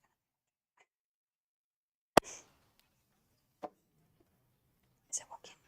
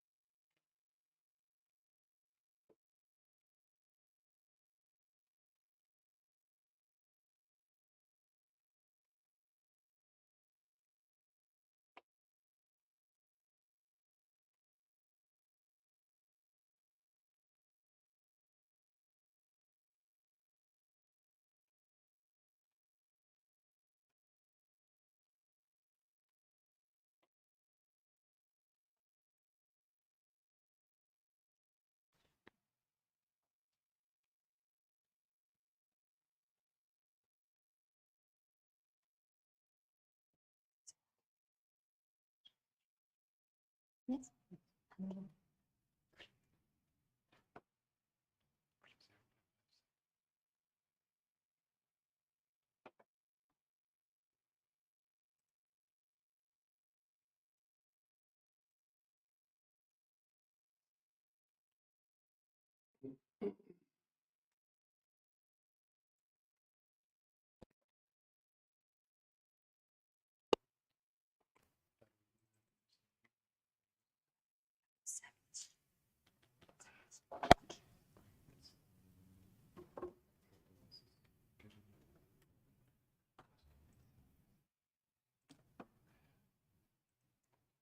I suggest we correct this part because then we have some things to do before eating.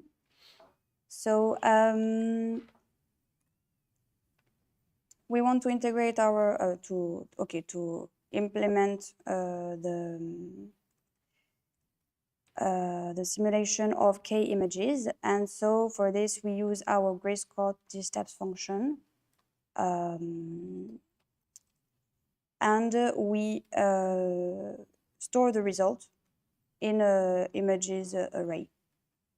Okay, so nothing very tricky here. You just have to remember to reset the borders of U and V between each image so that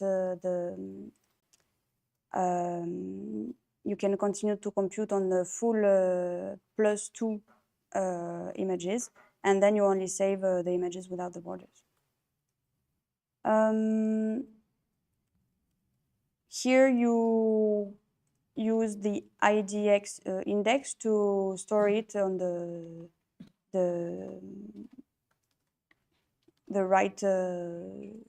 right slice of your. We store V because I think it was the same in the other classes, but we could have stored U also. And so we return this this array of images. Is this okay for everyone? Do you have questions on this implementation? Okay, and so we can save the images in an HDF5 data set. So for this, you have the function that is called simulate and save chunk, that is just below. So we already wrote it. You compute here the number of chunks, and then you do a loop over this number of chunks to save every chunk of images in a certain position in your HDF5 dataset. Okay? But don't worry about this function. You're not going to optimize it, I guess, because it's just I/O.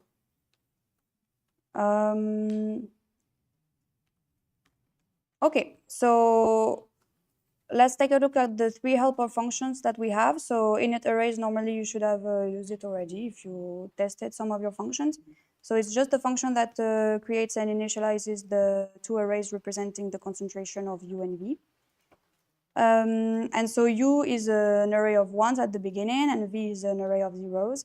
And then we put a drop of V in the U species. And then we want to notice the evolution of the concentration. We also use we also define a function that you can use if you want. It's to plot images from the HDF5 dataset. So it's just to check that you did not compute crazy stuff. And then we're going to use it also. It's make video from HDF5. It's a function that will take your HDF5 dataset and make a video from it so that you will notice the evolution of the concentration with the time. Okay, so now we're going to test everything that we wrote. For this, we have to define the parameters that we used as arguments in the functions. So the size of the images. Here I put the real size of the images we want to store. But then in each function, when we want to compute on the borders also, we always add +2 so that it's already taken care of in the functions. For the moment, since we wrote very naive Python code, we're not going to compute a lot of images and a lot of steps because it will take forever. So we just keep them to 2. The updating time, we chose 1 as the other classes, I think. And then the diffusion coefficient and the feed kill rates are the same as the other classes also. So you can try to run this cell here. I believe, yes, okay. So you can try to use the previously defined functions to save the images in an HDF5 data set. And then you can use the functions to plot the images and to make the video, okay? So it's just a matter of using the functions, so I suggest we do it together. So, okay, I'm gonna have to, yeah, I have to run all the cells. So try to do it on your side to use all these functions. You can time the execution with time it if you want. It's going to be very slow. It's normal because it's very naive Python code that you should never write. Okay, so just for 2 images and 2 steps of computation between each images, we're going to see the time that it takes. So here I use time instead of time it because I don't want to do a lot of iterations because it's very slow. But in the following notebooks, we're going to use time it so that we have a more representative benchmark. And once it's done, you can plot the images. Here you have only 2 images in your HDF5 dataset, so it's going to be very fast. And make the video, so it's going to be a video from 2 images. It's going to be very, very short, but you can still check that everything works. So normally it should take maybe 1 minute or something like that, because it's just 4 loops imbricated into each other, so it's normal that it's very, very slow. Okay, so here I plot the initial concentrations. And if I make the video, yes, it's done. So the video, it should be in your results directory. So here you can see, since I call the plot images from HDF5 function also, I have 2 images. I have the HDF5 dataset, and I have project.avi, which is the video. So if you want to check it, I think you have to open it from the terminal maybe. No.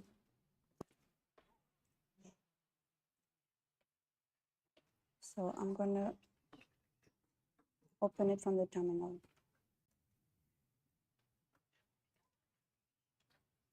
Ouais, je sais pas ce qui se passe. En fait, j'ai mis en...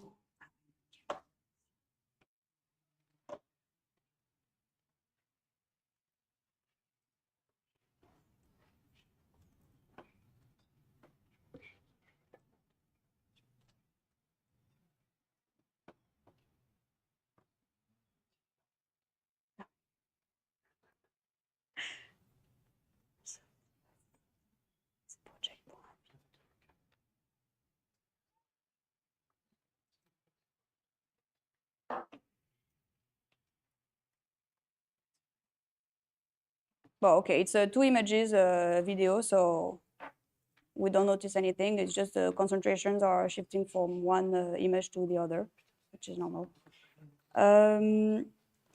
So if we want to have a code that is a bit more usable, we are going to have to use Numpy to replace our 4 loops to vectorize everything. So is this part okay for everyone? Do you have questions maybe in the room, on the satellite sites, in the Discord? No? Okay. So we have 5 minutes left. I suggest we do the beginning of the Numpy part. So here we wrote a very naive Python implementation. We're going to use the 4th notebook. Okay, it's number 4. So it's a Numpy implementation. And you're going to write the Laplacian with Numpy instead of these very annoying for loops. Okay, you're still going to have to use 2 loops. over the Laplacian, over the stencil, I guess. But okay, so for the time remaining, I suggest you try to do this Laplacian with Numpy. It's a bit annoying because of the indices also. So we're going to see the correction together.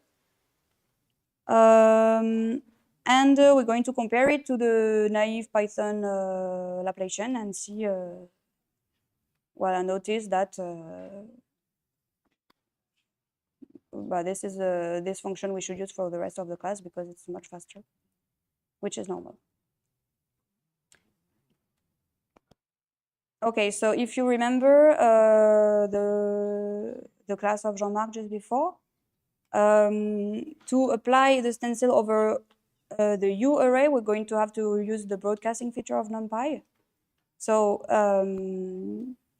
we're going to still do for loops over the stencil rows and columns, but then for the whole UNV matrix, we're going to broadcast the stencil over the arrays. Okay, so this operation you will use to write your Numpy Laplacian to the rows and columns of U. Okay, don't forget to import everything that we defined before, and then you can try and fill this Laplacian with Numpy.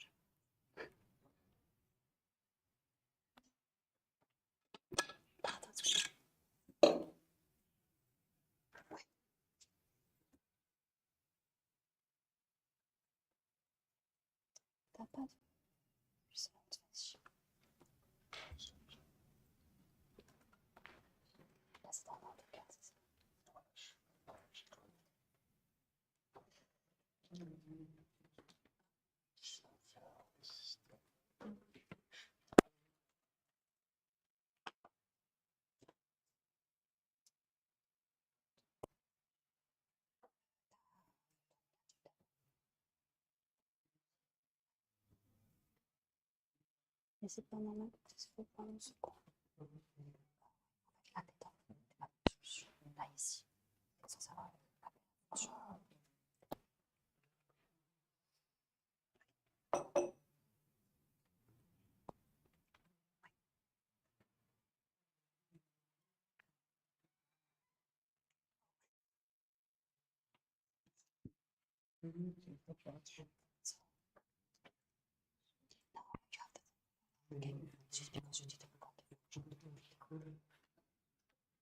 So use previously defined function on the last line of the cell.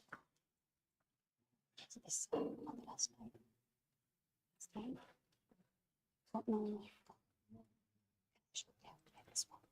Here it means you have to do something.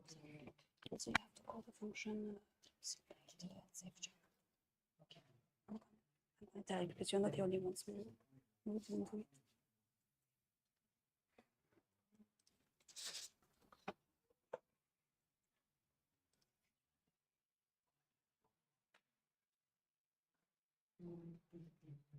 So some people had trouble plotting the images and seeing the video.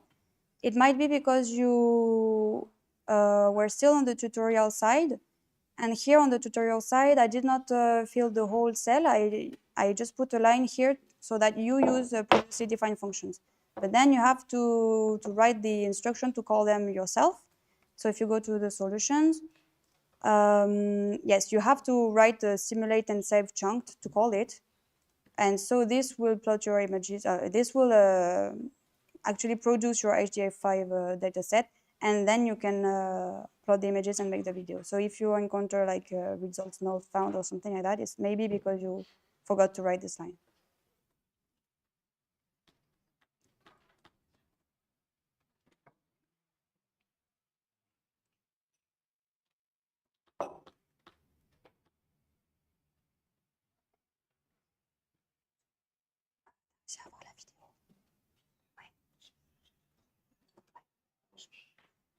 Ouais, bah ça, en fait, on verra après. Parce que là, c'est trop long. Juste deux vidéos. Ça va faire.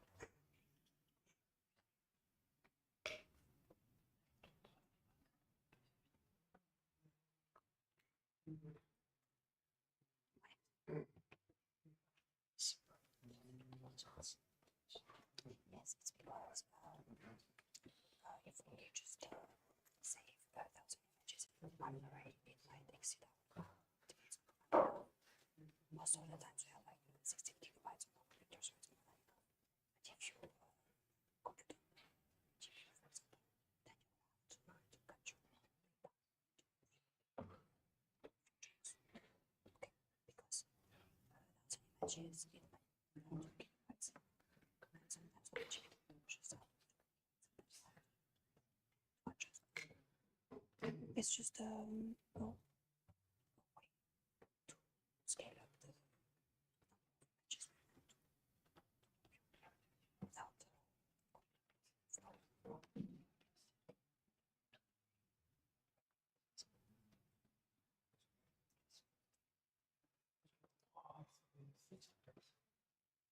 Yes, but we're not saturating the RAM because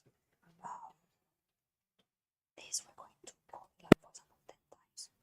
But between each time it's gonna be smaller than if we do just one big computation of an array that is of size of 1,000 images.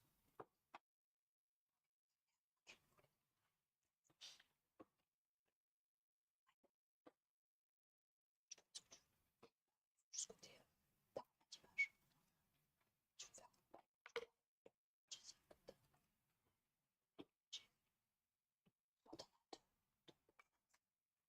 tu peux mettre un petit peu.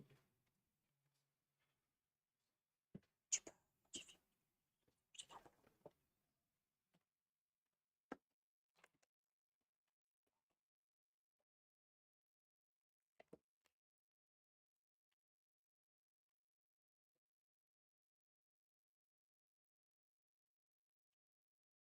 So it's already 12:05. So I suggest we stop here for now, and we'll see the correction of the NumPy Laplacian after lunch. And we'll continue with NumPy, and then we'll see NumPy and JAX too. Okay? At 1:30, there will be a presentation of the Slovenian satellite site. So be sure to be there at 1:30, and then at 2, we will go back to the Python CPU class. Thank you.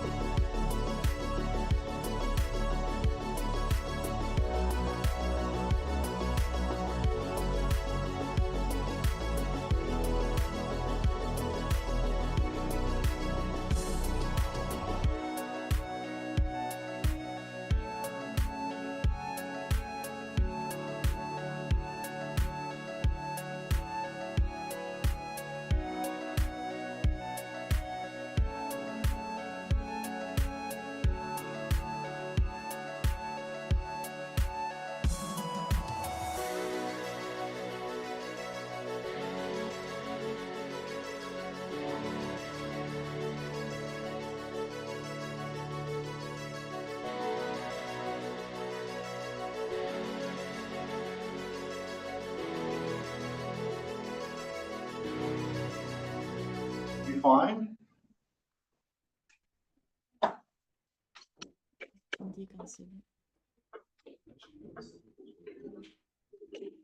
Okay, hello everyone.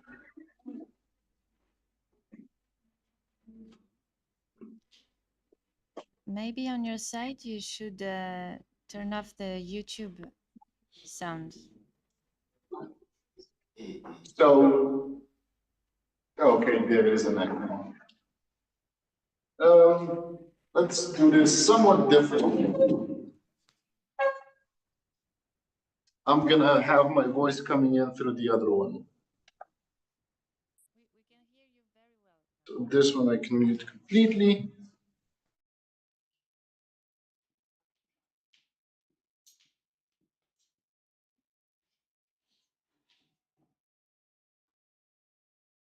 Yeah, but we can't hear you anymore.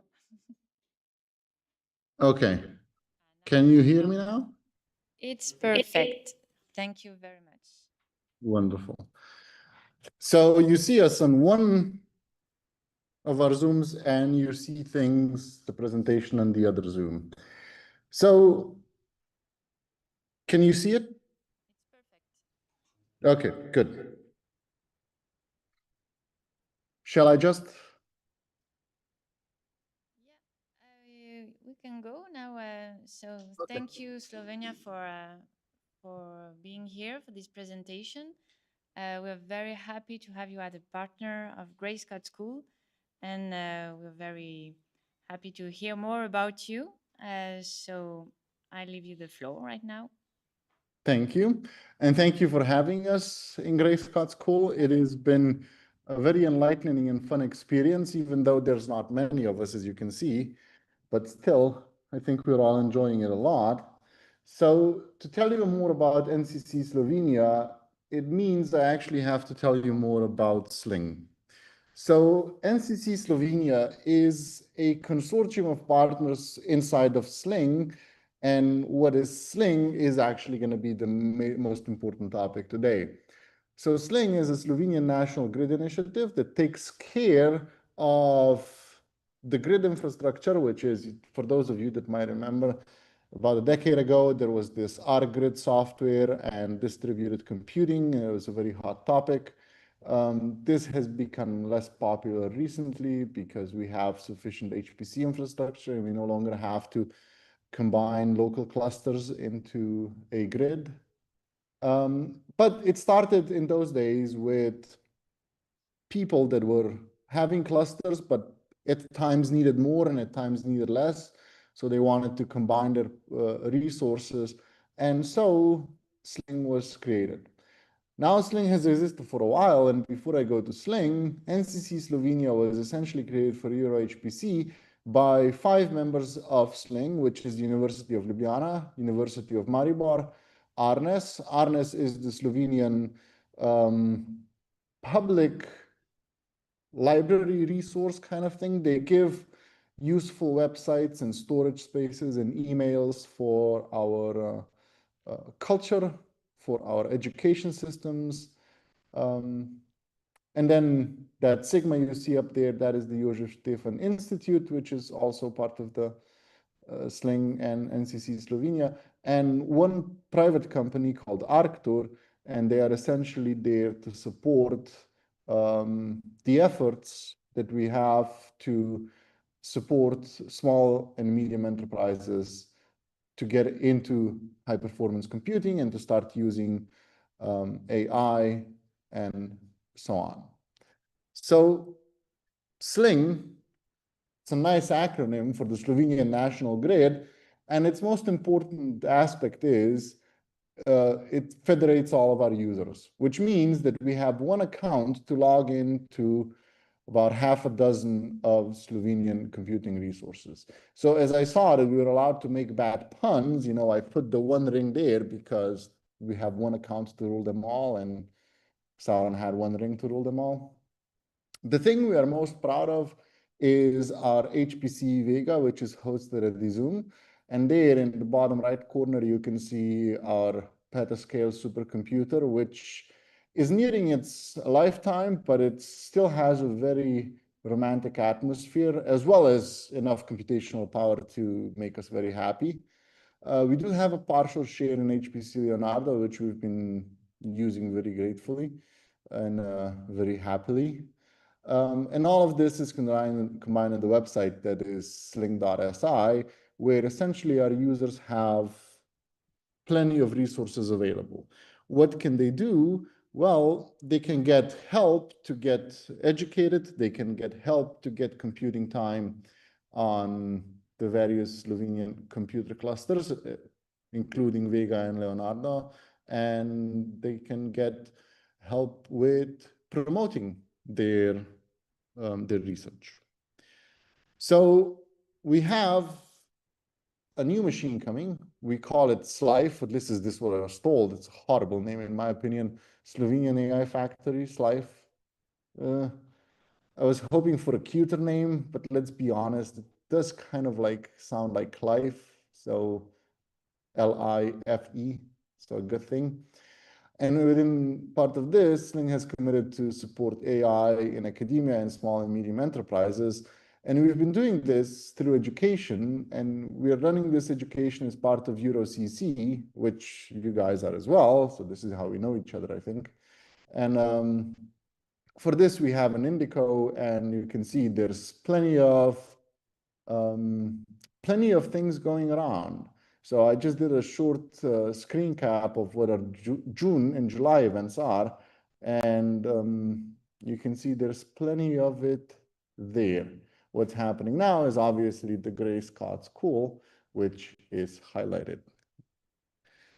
So why do we have Sling in Slovenia? Well, the purpose of Sling was to pool resources, but in practice, then we realized that it is a lot more important to have a systemization of education, a systemization of administration, meaning we don't have to have a set of administrators and educators all located within one institution to educate members of other institutions. So for example, when it comes to education, you know, the University of Ljubljana and the University of Maribor, they have plenty of professors that teach how to program, that teach how to do certain aspects of research where we use supercomputers, whether it be in the engineering aspect or the scientific aspect. They're both very, very present and important. And when it comes to educating the people at the institute, or for example, just people in companies, there was really no other way to provide this education without having some systemization. And this is where Sling came in. The other aspect is administration. Most of our administrators for a long time existed only at the Josef Stefan Institute, and somehow they needed to have access to other machines to be able to administer them.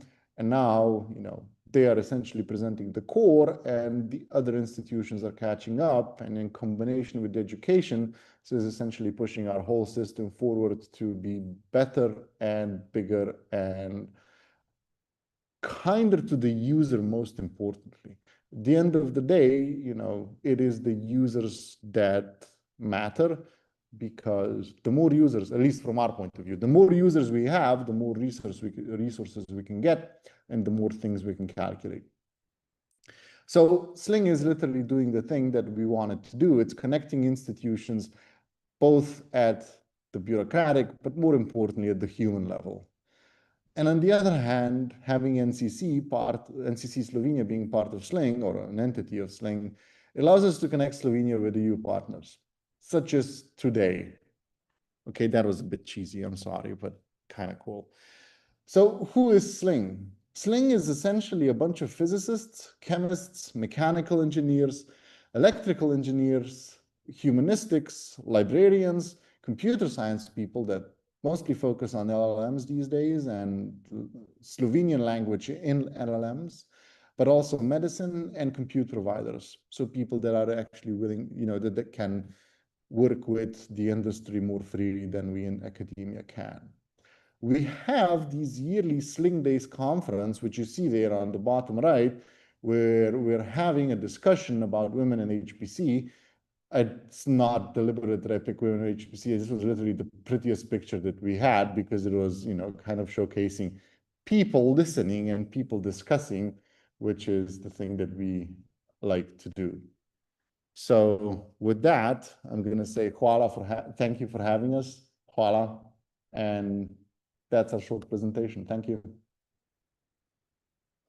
If you have any questions, also feel free to ask.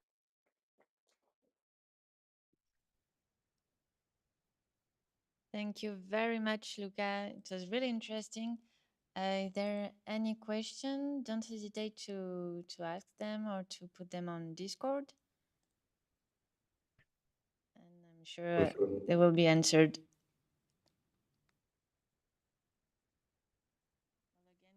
We are very happy to have you as a partner for the Gray Scott School, and hope you enjoyed the week, and hope you will enjoy next week for the GPU week too.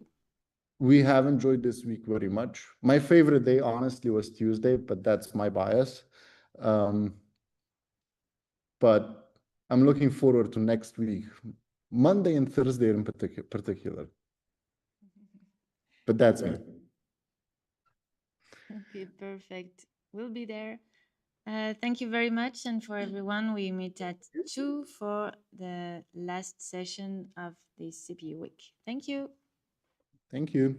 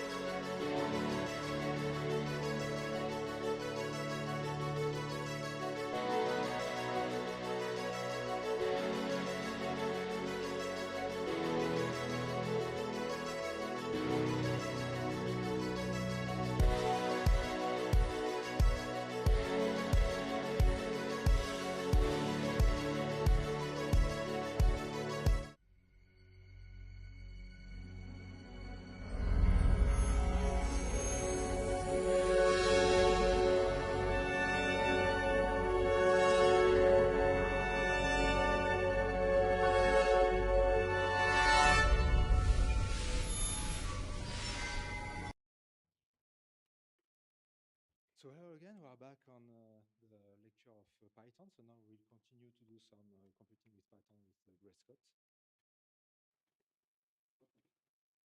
Okay, so we are back again on Python, and then we'll continue this lecture that we started this morning. And then after that, we will have a lecture of Sebastian on the operating system impact on your performances. So Alice, it's yours. Thank you, Pierre. Okay, so we are back with our Numpy implementation. So if you didn't manage to produce the video before, you can still ask me and I can try to help you. But I suggest we move on to the Numpy implementation of the Laplacian. So you had a few minutes to do this before lunch. I'm going to help some of you if you want, and also if you have some questions on the Discord, and ask them on the Discord, and then we can check the correction in 5 minutes, but it's okay. It's a lot of indexes and stuff like that, so it's a bit tricky to do. You just have to remember to do 2 for loops on the rows of the stencil and the columns of the stencil. And then your whole Laplacian, you can compute on it as a whole. Okay. Have any questions? Ouais. J'ai une question par rapport à Big Bang. Est-ce que ça se bien avec le... C'est surtout bien pour les boucles forts, justement, que tu n'as pas utilisé. Est-ce qu'il y a des exemples dans le cours où on utilise Numpy et Numpy ensemble? Je ne suis pas sûre. On verra ça après. Ouais, et bah si tu essaies Numpy avec le Laplacien Numpy, ça marche moins, c'est ça? Ouais. C'est moins bien que Ouais. tout seul. Ouais. Apparemment, c'est plus ou moins normal. C'est juste que c'est quand même plus fait pour des équivalents aussi de fonctions que Numpy gère pas. Tu peux utiliser Numpy. Mais si tu trouves un cas où tu arrives à faire Numpy avec une fonction Numpy, je pense que ça peut exister. C'est peut-être moins efficace. Je sais pas. C'est bon.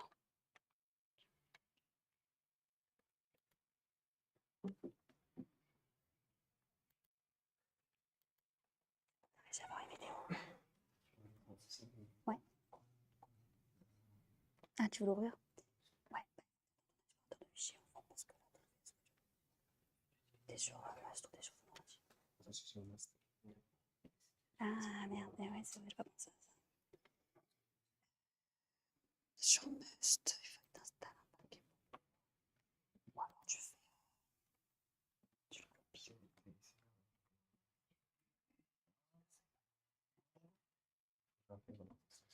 copies.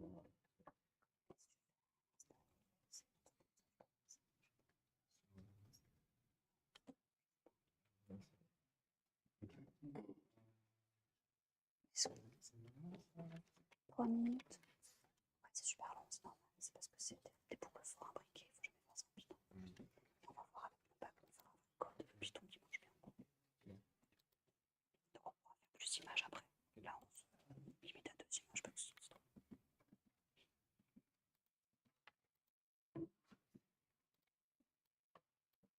It's okay. You're trying to do the Laplacian. It's a bit tricky. Yeah. Sorry. As you want.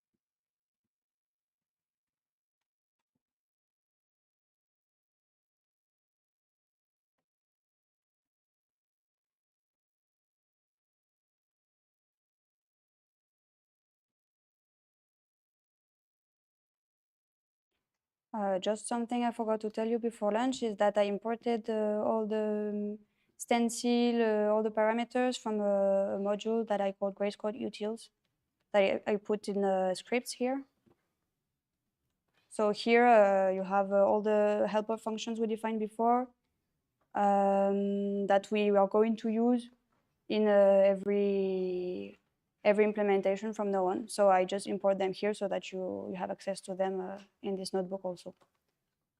So just remember to execute this cell.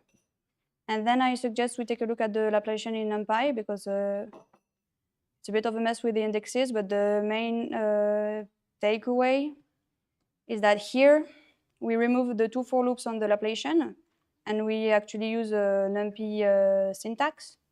Okay, so we take all the rows and columns of the Laplacian except the borders. So we remove them with this syntax here. One is we take only the first row and the one before last. Same for the column. And we apply the stencil on it. For the stencil, I still did 2 for loops. Maybe there is a more optimized way to do it, but so yeah. So I apply the stencil on it. I apply the stencil on U, and then I get the Laplacian of U. Okay. So try to copy paste the code in the solution in your tutorial notebook if you didn't do it yet, if you didn't manage to write it. And then we're going to use this function and we're going to compare it to the function named Laplacian loops that we did just before lunch. Okay, so it's the function with the 2 for loops that was very, very slow. So to compare them, oops. You can use numpy.allClose that Jean-Marc presented before. And this will tell you if every element of the arrays is equal to every element of the other array.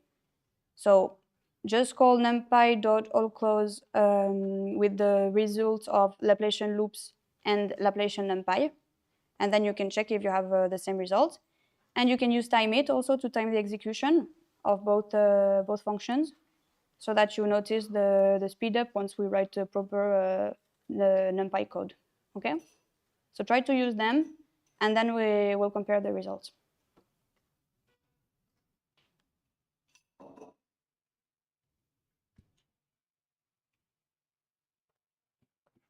Ça va, je pense. T'es bien. Ah oui, ok.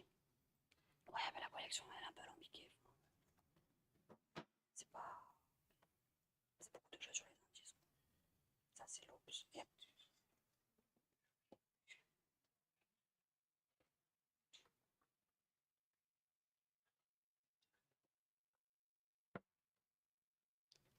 Ça, c'est toi qui l'as ajouté, c'est ça? C'est toi qui veux l'utiliser? Oui, alors, en effet, on peut utiliser numpy.convol et ça, on va le voir après avec SYCL. En fait, on va utiliser SYCL pour un 2D. Parce que là, le problème, c'est que t'es pas sur des tableaux, enfin, t'es sur des tableaux 2D et je crois que convol, ça gère pas les tableaux 2D. Donc, on verra ça après. Et en fait, on verra que c'est plus long que les solutions qu'on a développées. C'est pour ça que je les ai pas mis dans la page du coup. Mais en effet, c'est plus simple que retaper tous les indices à la main.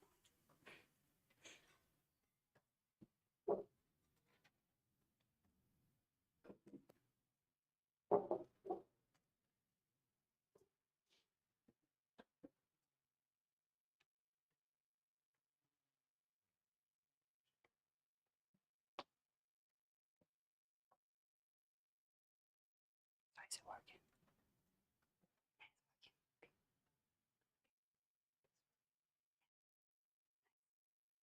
And did you go to the NumPy one? Yeah, okay. Yeah.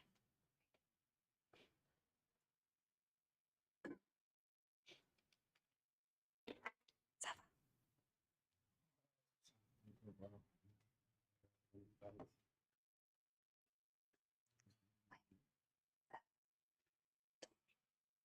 C'est un peu galère avec les indices, tout ça. Ouais, c'est ça.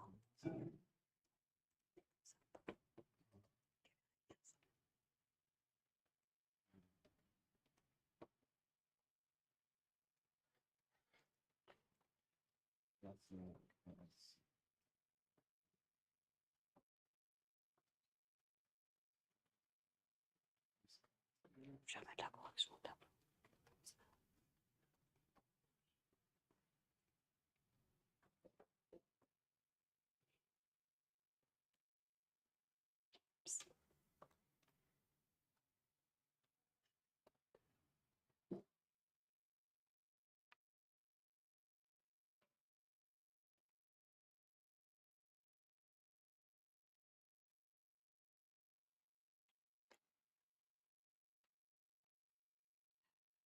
C'est la correction. Donc, on prend. Je l'ai fait il y a un an. Ouais, on est sur CUDA, oui, c'est ça. Et après, on doit additionner les termes, je pense, un par un. Ouais. Ça, c'est Numpy. En fait, on a enlevé les deux boucles sur les colonnes et les lignes du Laplacien. Et on prend tout le Laplacien, sauf les bords.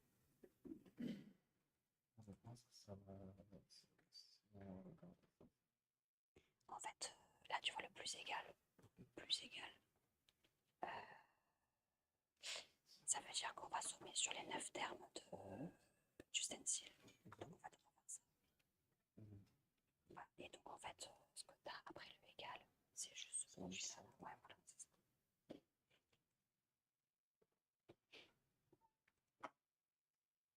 C'est top 1. Did you manage to follow? Ah, bon. Ah, d'accord, ok. Ok, ok. Ça va ou ça va? Ça marche? As-tu bien commencé? Ah, d'accord. Ben, je te conseille de commencer vraiment par le 4. Comme ça, tu suis avec nous parce que t'as pas raté grand-chose. Et après, tu vas juste appeler des fonctions déjà définies, mais c'est pas grave. Je te conseille de commencer au 4. Donc, c'est dans le tutoriel. Ouais. Nickel.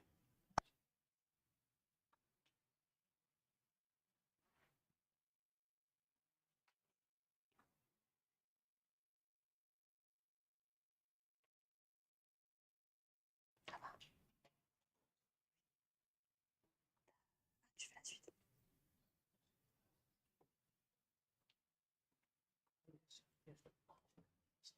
Ouais.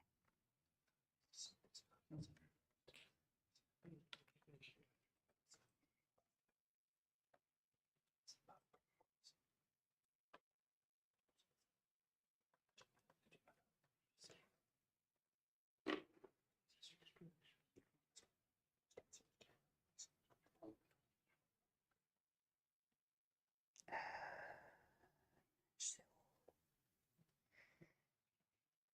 Ouais, c'est bizarre. Attends. Ah, mais ça, c'est ton implémentation. Je la place. Ah, ok.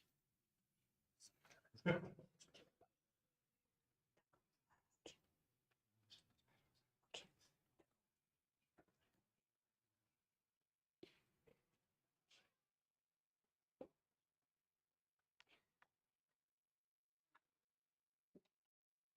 Okay, so let's compare the two Laplacians that we wrote. So for this, I have to initialize my arrays each time I call the Laplacian. And don't forget to initialize your arrays every time you redo the computation. So let's try that. So I call Laplacian loops, I call Laplacian NumPy, and I check if both results are equal. So they are equal, and now what I can do is maybe time the execution of one.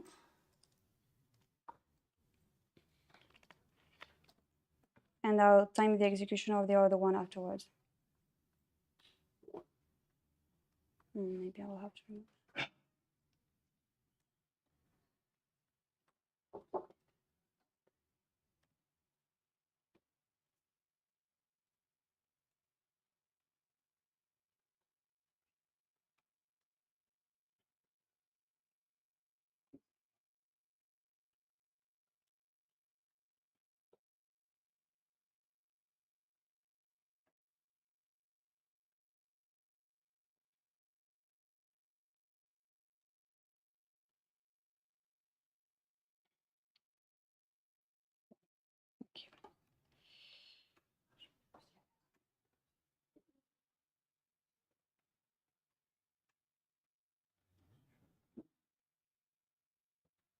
Okay, so just Laplacian loops was 8 seconds with the very naive Python code.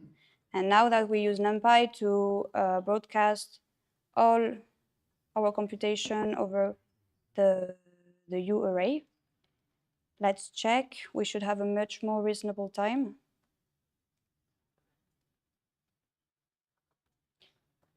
Okay, so this now is more reasonable, 40 milliseconds. So now we're going to use this Laplacian Numpy when we move forward. And so let's try to use it in the grayscale dsteps function, okay? So, whoops. Instead of Laplacian loops here, we're going to call Laplacian Numpy. And then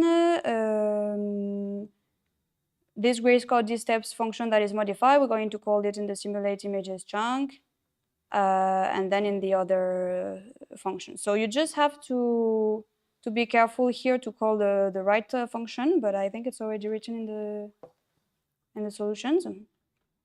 And you just execute each cell.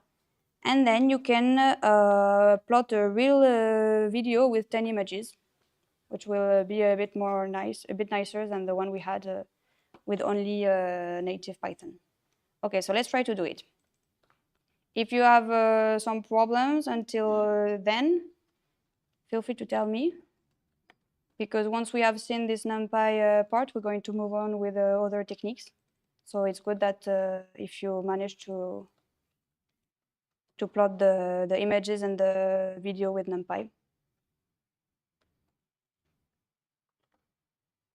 Okay, so here's going to take maybe a few time, because before with 2 images we had like 1 minute of execution. It should be faster now.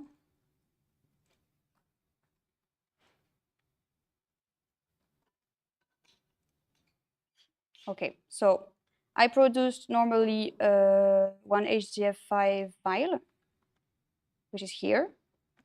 Now I'm going to make my video from it. Okay, I did it. And now I'm going to open my video. So for the people that are on Must, I think I forgot to put a way to see the video, I'm sorry. But for the other ones, you can just see it from your file explorer or for your, okay. So this, oops, it goes fast, is our video with 10 images, okay, and 32 steps between each image. So this is the video we have with NumPy. It's still a bit slow, so maybe we won't do the full benchmark with 1,000 images. But then with NumPy and JAX, we're going to try to plot a whole video of 1,000 images ourselves.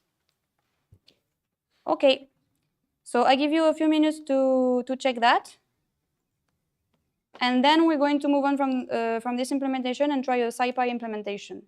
Because maybe some of you noticed, but what we're doing is a convolution by hand, and it's not very easy to do. So maybe it should be better just to use the dedicated convolve function. So we're going to try that afterwards. Okay.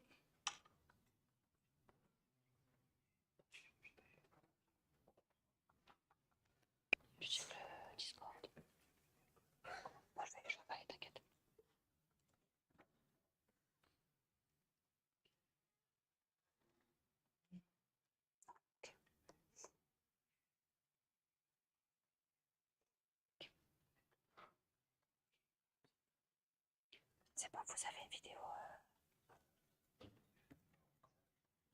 Ah, vous n'avez pas, et le NumPy, vous n'avez pas de vidéo. Vous n'avez pas l'ouvert?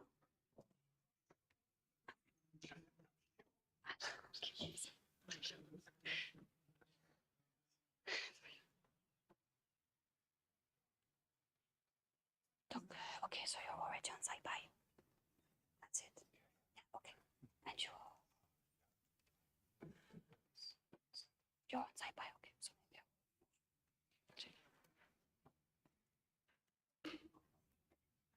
Okay, so do you have a problem? No, it's Attends, je parle, c'est bon. Ah oui, désolé. désolée.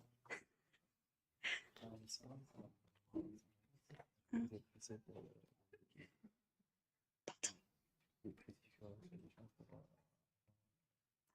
C'est normal, les galères à faire. Je l'ai fait il y a un an, je me souviens même plus comment expliquer.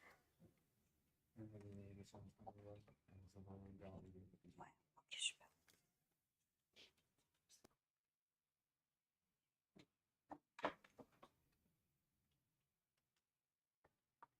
Did you manage to have a video then? Yes, okay. And you too? You cannot. I'll show you after, but you cannot play it. It's a HDF5 dataset. So I think you should just check the video maybe. This is the H5 dataset. The video is the AVI project. Yeah, sorry, it's about me. So you just open it with File Explorer. Yes. Yeah, yes. No, this is 10 images here.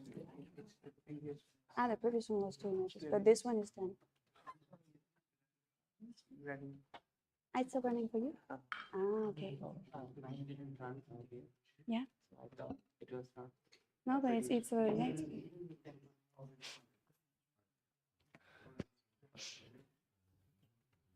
Is it okay? Yeah. Wow, you in the calculation. Yeah, it's a bit of a mess, the indexes. Yeah, well, don't worry. It's not very. With the indexes, it's not very important if you don't manage to find the right solutions in the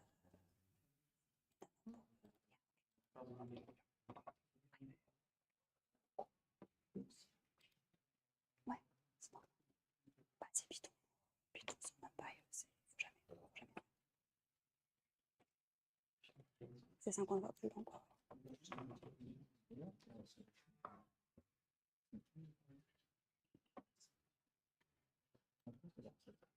C'est la peine de développer de toute façon. On peut pas juste demander. J'essaie de résumer.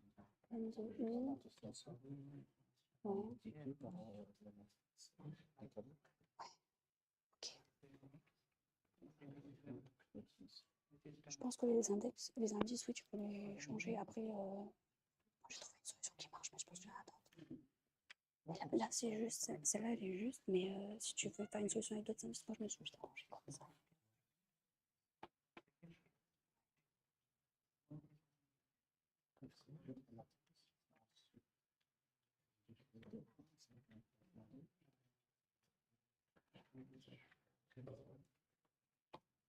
Tu as repassé l'M de -1 par -2. Je sais. Allez, essayons, peut-être. Ok, c'est bon. C'est ok.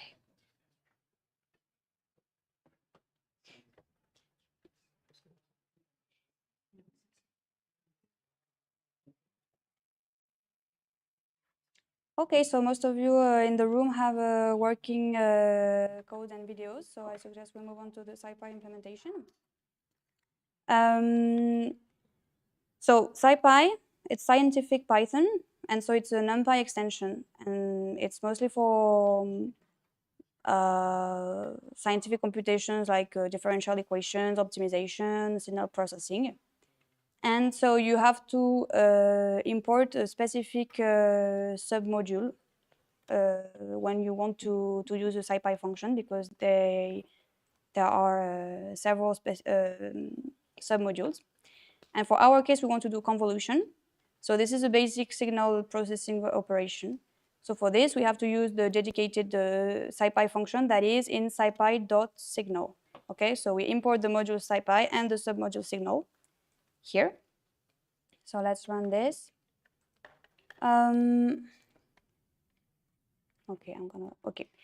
And so try to write it yourself, this function, this Laplacian using SYPI. So it should be very straightforward because it's really a classical function, this convolution. So use the SciPy function from scipy.signal to do a convolution. You can check the doc online. It should be maybe one line here. And then we see the correction together.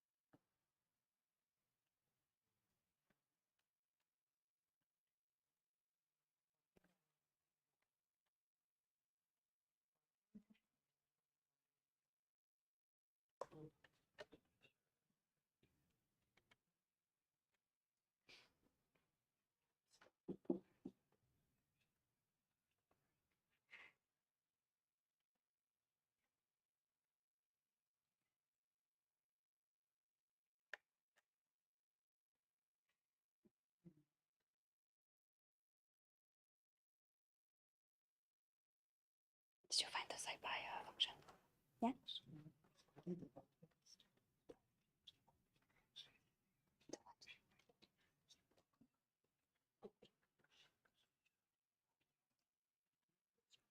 Yes, convolution function is convolute, but then you have a smaller subtlety because you use it on 2D matrices, so you have to be careful to use the right convolution.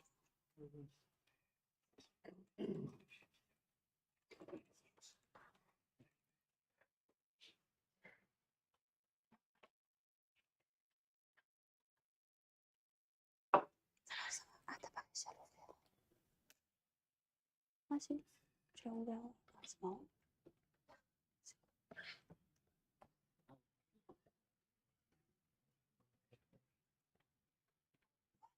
Et t'as pas Jupiter là-dessus.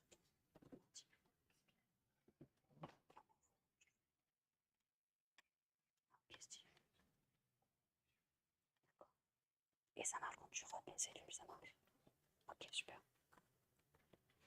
Donc, tu as vu ta partie tutoriel et après pour voir les solutions, c'est dans un autre. Ouais. Ok.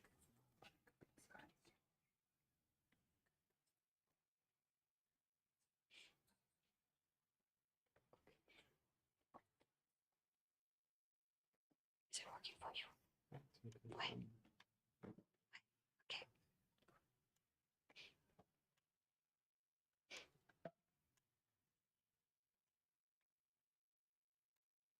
Still have. Ah, oui, c'est pas grave. Yes, because there. So it's not the combo function, it's a more specific one.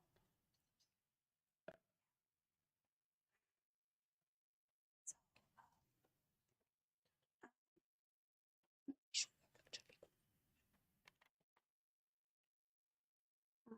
it's just that maybe you didn't initialize.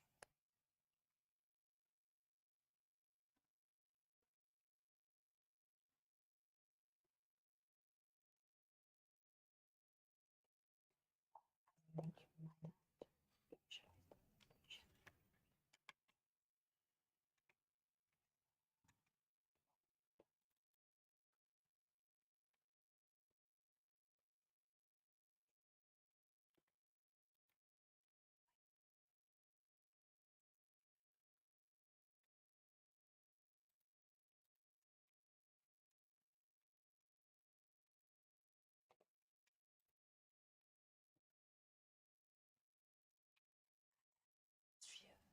you. T'as utilisé quoi comme fonction?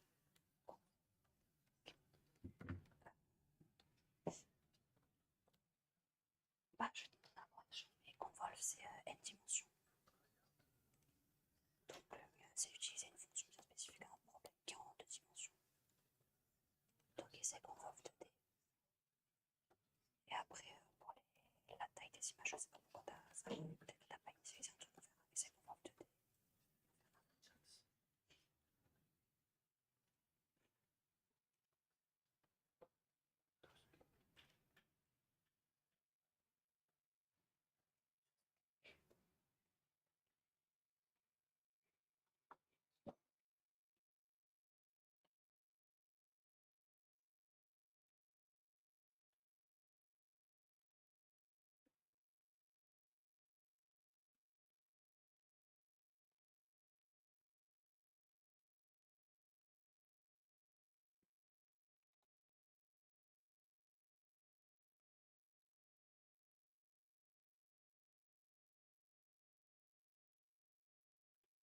Okay, so let's check the solution. I see many of you used convolve, but I suggest we use convolve 2D because I think convolve is for n dimensions. And since we have only a 2 dimensions problem, it's better to use the dedicated function. It's less generic, so it might be more optimized for our problem. And so you just have to call it with your arrays U0 and V0 that you have to initialize. So maybe some of you had problems with sizes, so maybe it's before you didn't initialize your arrays before running the application. And here I use the mode equals same and boundary equal wrap to have the same results as the Laplacian that we did with Numpy. So here is the solution, convolve 2D. It's very straightforward, it's just one line. But we're going to see why we didn't use it in on the first hand. Oops, I have to run my cell.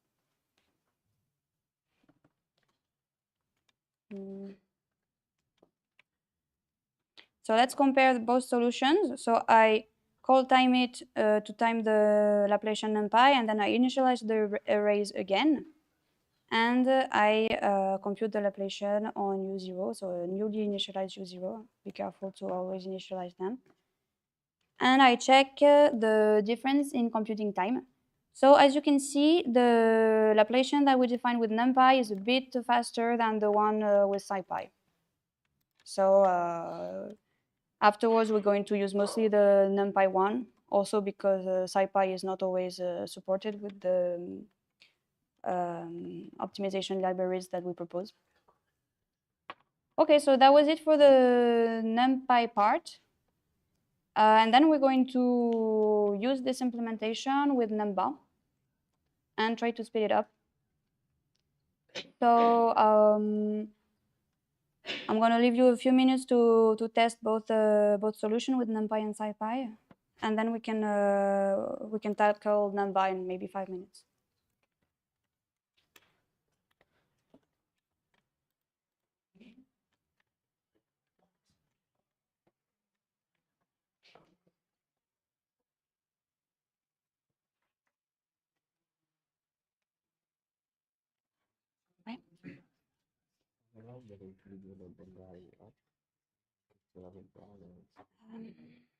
Je crois que j'avais testé et que c'était la méthode qui faisait les mêmes résultats que le Laplacien qu'on faisait nous. Mais après, je ne sais pas vraiment. On va regarder l'implémentation de la fonction de SciPy ou en tout cas la description.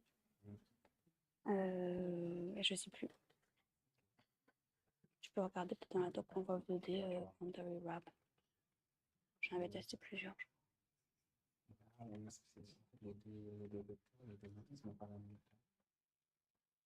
c'est ça, stencil. C'est donc U. Ouais.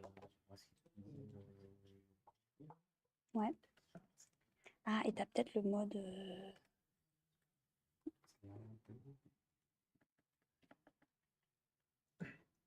alors. C'est pas ça. En fait, ça, c'est quand tu as des tableaux à n dimensions. Donc nous, n, c'est 2. Donc autant utiliser le truc qui est vraiment spécialisé. En fait, nous, je crois que le mode égale same, là, qu'on utilise, tu vois, c'est pour dire que la taille de U, ça va être la taille du Laplacien aussi. La taille de U qui est l'argument, ça va être la taille du... Ouais, voilà.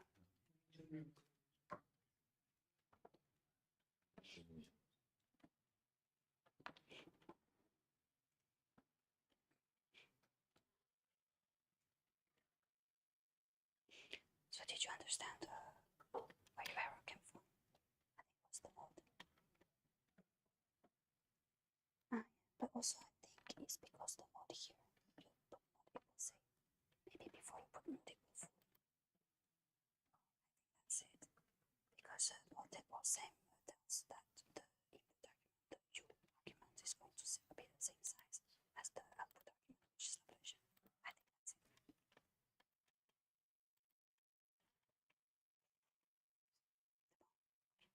Super.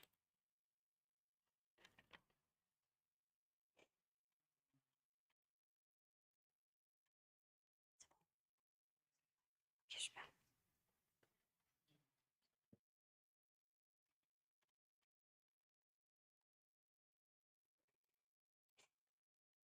So I think some of you had an error because you put full here. And so you had arrays that were not of the right size.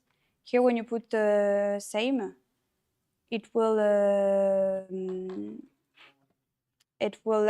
produce a result that is of the same size as the argument that you put. So Laplacian will be of the same size as you. So this is what we want here in our problem. But it's just because we did it this way. So maybe. Speak a little louder. Sorry? Can you speak a little louder? Ah, sorry, yes.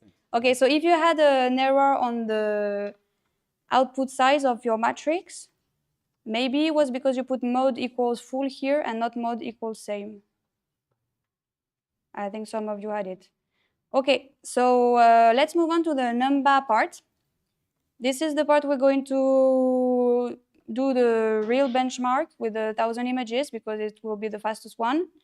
The JAX part, I don't think we'll have the time to do it in to do the full benchmark, because actually it requires quite a bit of modification. But this was what we predicted, so we only stopped the JAX part at some point that is a bit tricky, and then we tell you to come back on the GPU week to fix it. So number is going to be the part where we really plot the images and the benchmark and do the benchmark. Okay, so first let's import everything. So I'm in the fifth Jupyter notebook, okay?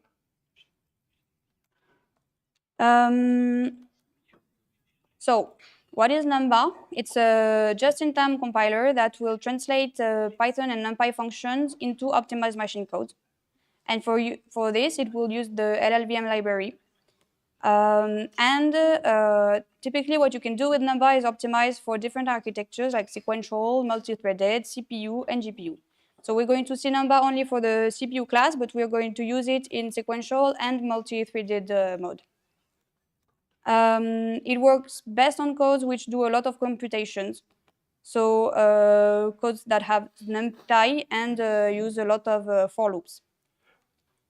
So you're going to see a lot of JIT decorators like that. So it's a decorator that we put on top of a function to compile it. And there are some frequently used options that are no Python equal true, that is enabled by default. Parallel equal true when we want to do parallel computation, and fast math equal true that we're going to see also after, I think. So how does it work? So when you define a function with Numba, you can put this JIT decorator on top of it to tell Numba to JIT compile it. And so when you call your function here, you're going to have one part that is translated in the Python bytecode, and the arguments are going to be used, and Numba will inference their type. And so it's going to be, there's going to be an optimized version of it that will be rewritten with the LLVM library. And so all of this will produce machine code. And Numba will store it in its cache. And so whenever you run your function for the first time, it will do this compilation step that is going to last a few seconds. But then when you recall this function another time afterwards, it will use the optimized version that is in the cache, and so it will be much faster. So when you compile a code with Numba, you have to remember to only time the following uses and not the first call of the function, because the first call of the function is going to have an overhead of compilation. Okay. So let's try and optimize our first attempt at computing the Laplacian. So we're going to use the Laplacian loops function because Numba is specifically efficient with for loops that we didn't manage to optimize with NumPy. So you take your Laplacian loops function and you optimize it with Numba. It should be quite straightforward. I know some other people tried the Laplacian NumPy with Numba, to JIT compile the Laplacian NumPy, and it was actually slower, which is a bit normal because NumPy is mostly suited for loops like this. So to optimize it, so first you have to import NumPy, and then okay, you will have to put a decorator and maybe some other things, I don't remember. So let's try to do this. I will give you a few minutes maybe, but I think it's yeah, for the moment it should be quite straightforward.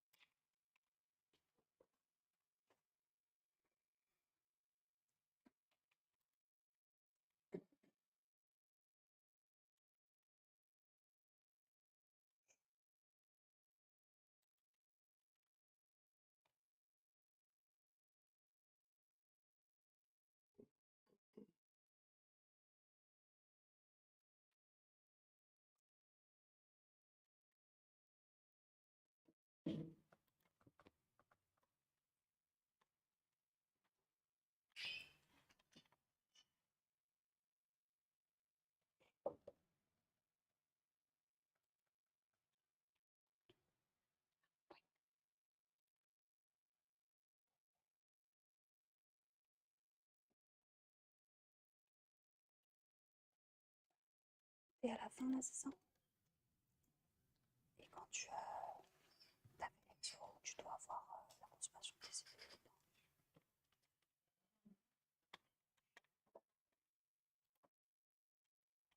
C'est pas ça, c'est après. Ouais, c'est juste là.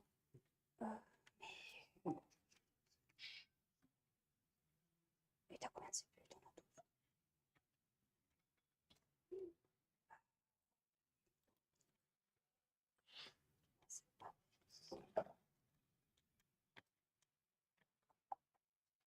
J'avoue, je crois que c'était plus utilisé que ça. Je sais pas trop comment ça se tient. T'as bien utilisé les paramètres, puis des trucs comme ça.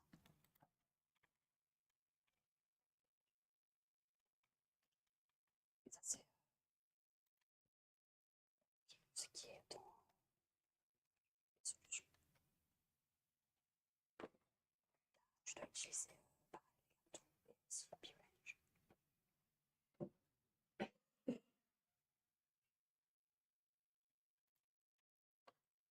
Et là, tu dois mettre p-range au lieu de range.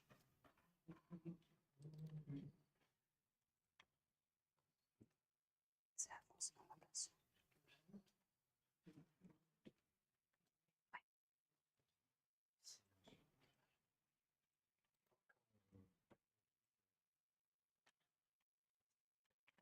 Ouais.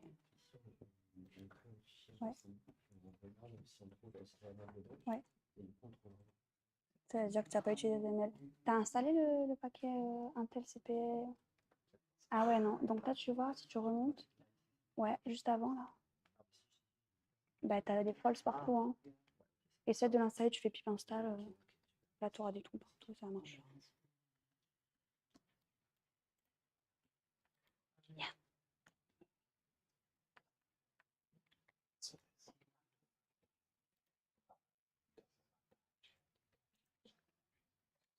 Mmh.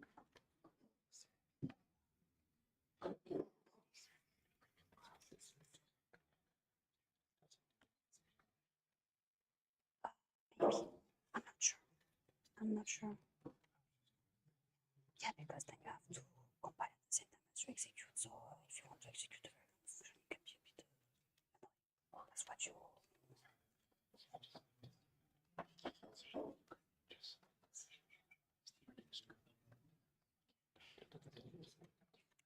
Ah, I don't know.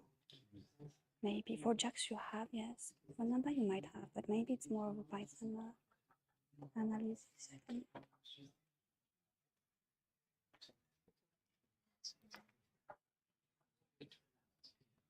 Yeah, maybe look for NumPy internal representation. Make internal representation of function like that. Maybe JAX is NumPy Check internal representation. Number? Ah, sorry.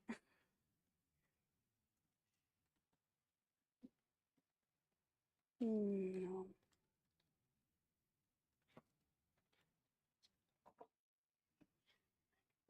Yeah, maybe. But with JAX, we are going to see it, I think. With JAX, yes. Alors, ça compile.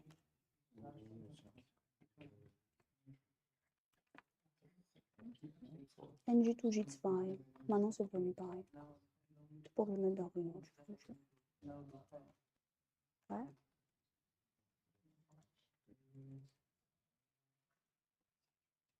Ok, nickel, ça compile.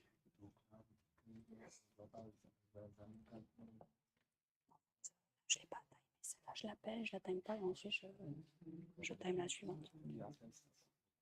Ouais, voilà, enfin, surtout quand tu fais des trucs comme ça vraiment précis, parce que c'est quelques secondes quand même. Compilation. Yeah, it worked? Ah, perfect.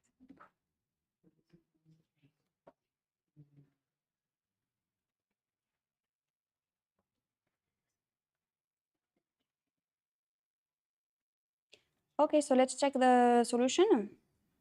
So to optimize this Laplacian with Numpy,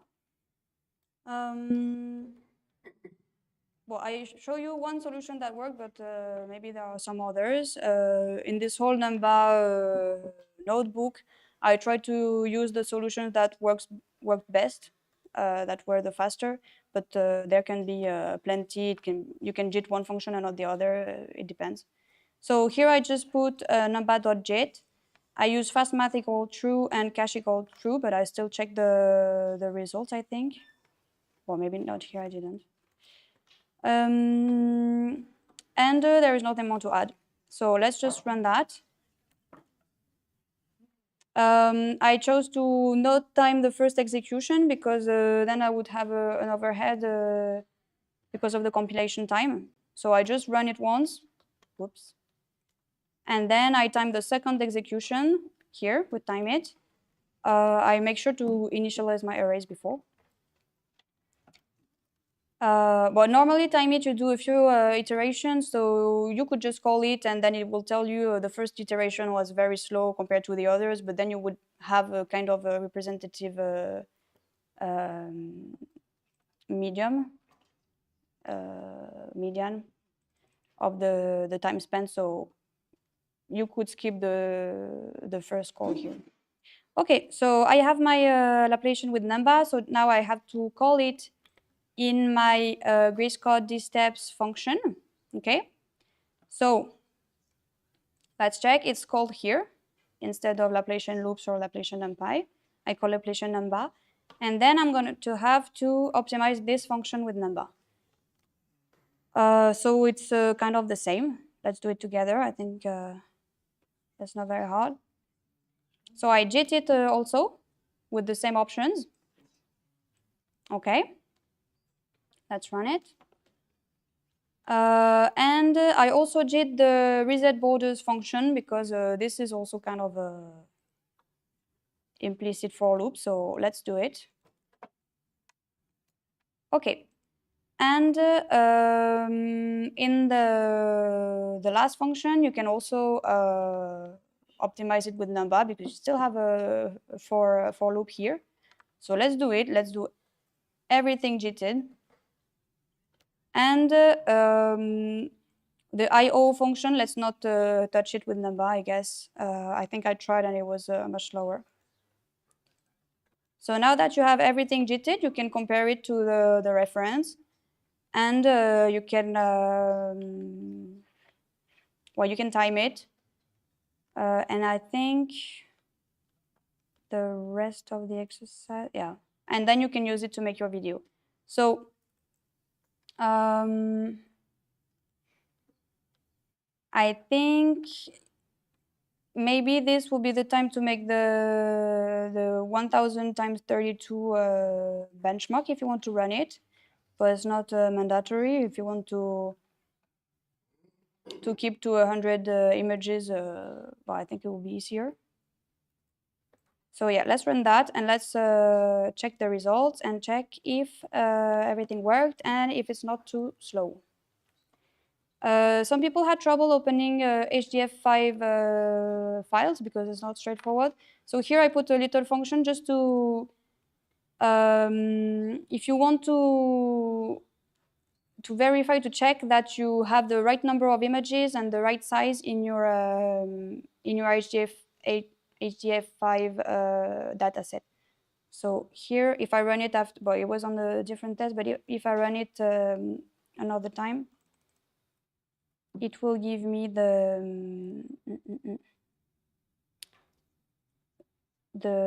right size of my dataset.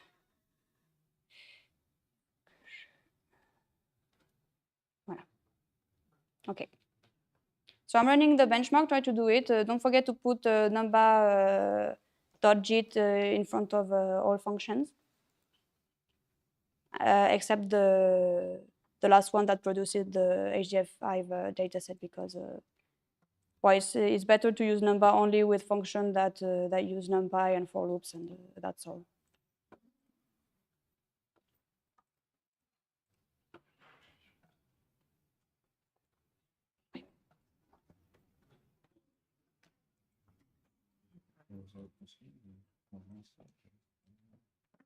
Alors.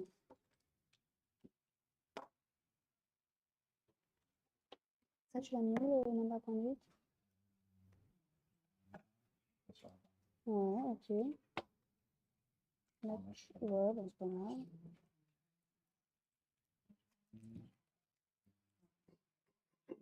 C'est bon. Tape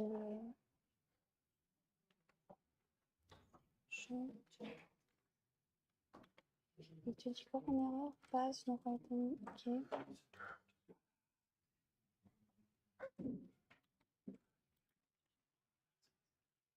Mais là, il parle quand même de chunk. Ah, peut-être qu'il y avait quelque chose à changer. Sur lequel je passe un peu vite. Je vais vérifier. Je vais voir.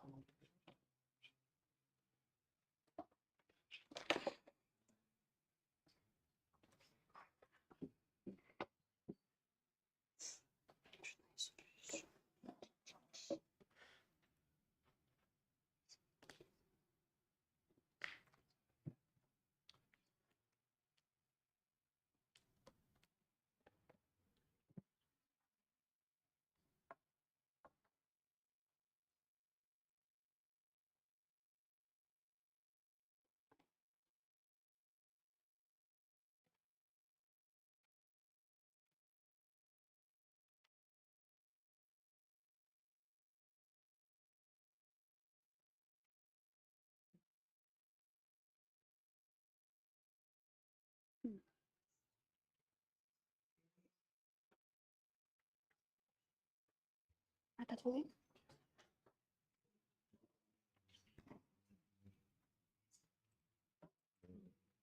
Ah, fallait pas mettre? Ah ouais. C'est bizarre. Ah, pardon.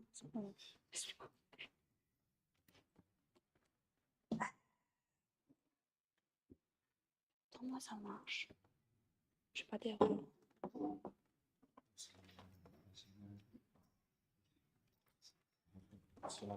Oui, si tu as fait sans image, j'aimerais que ce soit long.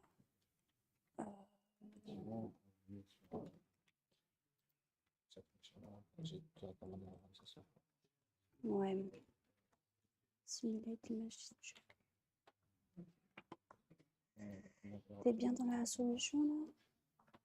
Essaye de lancer sur la solution. Peut-être qu'il y a un truc qui passe à la trappe. Là, ici, là. Dans... Ouais. Essaye de lancer sur la solution et si t'as encore un problème, je vais voir si les autres l'ont aussi. Peut-être. Ah.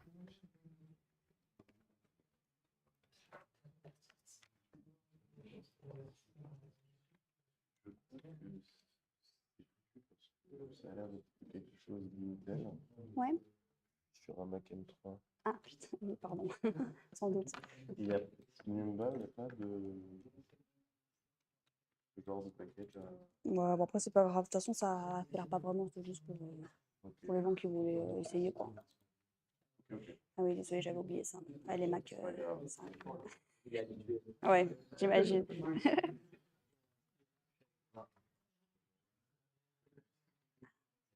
Ah, tu regardes... ok.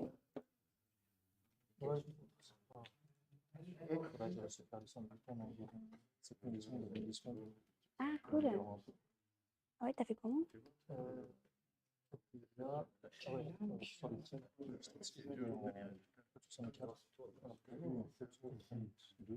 putain, j'ai refait 64. Ah mince, ah bah merci. Ouais.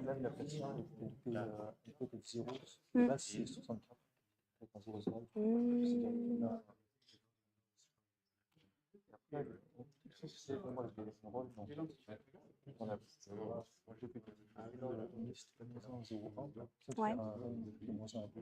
Ok. Ah ouais, et comment ça se fait? Ok, peut-être le range il comprend mieux. Ouais, d'accord. Ok.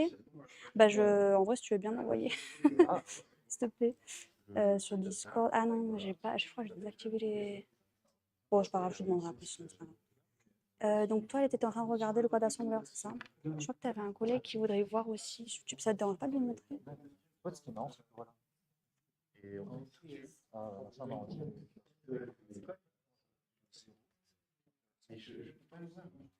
Oui, c'est ça que tu me disais tout à l'heure, hein.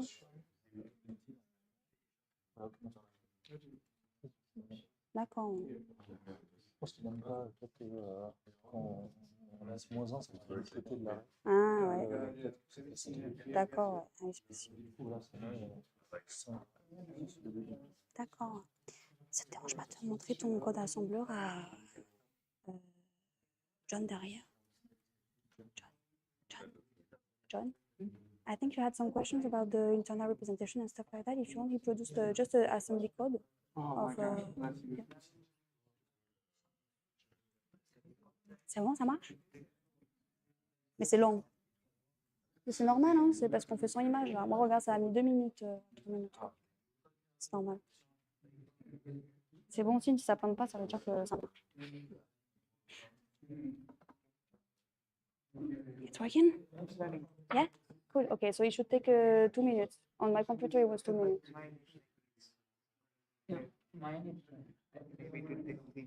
Oh, yeah.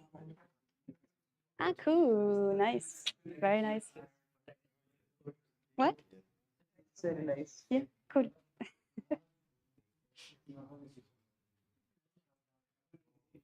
Is it working?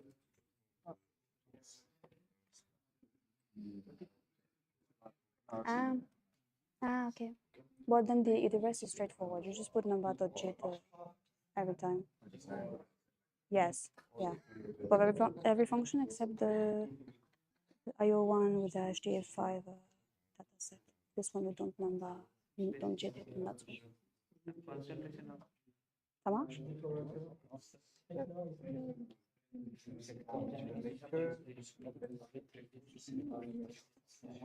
Sur toutes, en fait, tu peux tester la meilleure combinaison. Moi, la meilleure que j'ai trouvée, c'est sur toutes, sauf la toute dernière, la Simulate and Save.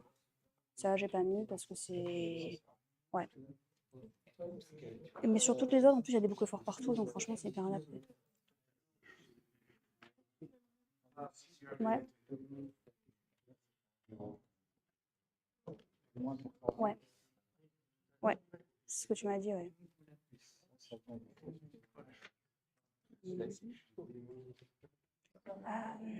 Je crois que c'est juste que Numpy c'est particulièrement adapté pour les boucles fortes, tandis que Numpy, parce que Numpy il va vraiment compiler ta boucle fort et tout vectoriser et tout.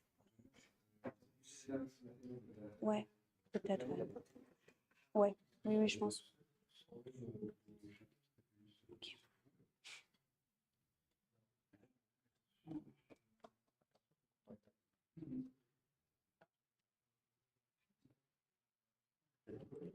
So working? Ah, it's running. Cool.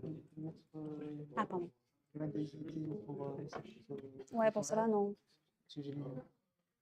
Vaut mieux pas. Je crois. Ouais. En fait, c'est. Oui, tu peux essayer. Ce sera peut-être un tout petit peu plus rapide, mais c'est pas sûr.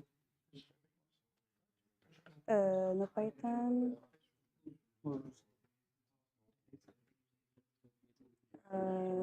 Je suis qu'on met de base, c'est le plus rapide. Ce que j'ai mis dans la solution, j'ai mis no Python égale true ou false. Ah oui. Attends, parce que quand c'est les doubles négatifs, à chaque fois, je m'embrouille. Ça permet de plier à l'avance pour éviter que les Ah. Ok.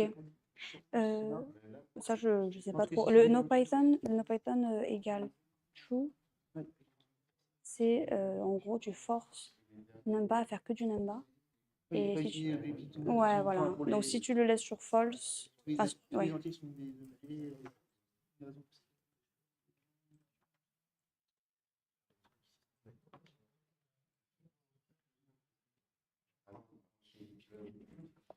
Okay, so let's continue. I hope you'll manage to run a small benchmark. So here it's only 100 images, but with the GPUs, we're going to make more. If you want to run 1,000 images, you can, but it will just take you 20 minutes, so do as you want. Okay, I'm just going to check my HDS F5 is of the right size. So yeah, it's what? Ah no, but it's not the right size because I messed up.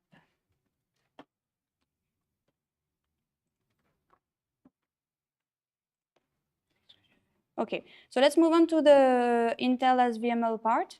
So it's just a little trick if you want to see if your number uses the short vector math library from Intel or not. So for this, you're just going to print some information about your number installation. So you run this cell here. Well, I'm going to stop my benchmark, sorry. And if you have trues everywhere, it means that it's using it. If you have one true and the rest is false, then you're not really using it. So if you want to use it, you can install the Intel package here. So to install it, you can open a cell and just type pip install and the name of the package and just run it. But me, I have it already installed, so I'm not going to do it again. And then, where is the exercise? Ah, voilà. Okay, so let's try to see if we're going to speed up our code using this Intel SVML library. So I've been told it doesn't work on Mac, so sorry for Mac users. So SVML, it provides compiler intrinsics. So it's functions whose implementation is handled specially by the compiler for math operations. So it's better to use it for codes that have like cosinus, sinus, roots, log, etc. So on the Grace code, we only have additions and multiplications, so we're not going to be able to notice if we use SVML or not in this. So let's try to use SVML on the code snippet here. So it's just a little code that uses cosinus and sinuses, but to compute the identity, I think. Yeah. Okay, so let's run it. You should have an array of ones at the end because you compute one and you put it in your array. So if you want to check whether your code uses SVML, you can do the little exercise here, and then we'll check the solutions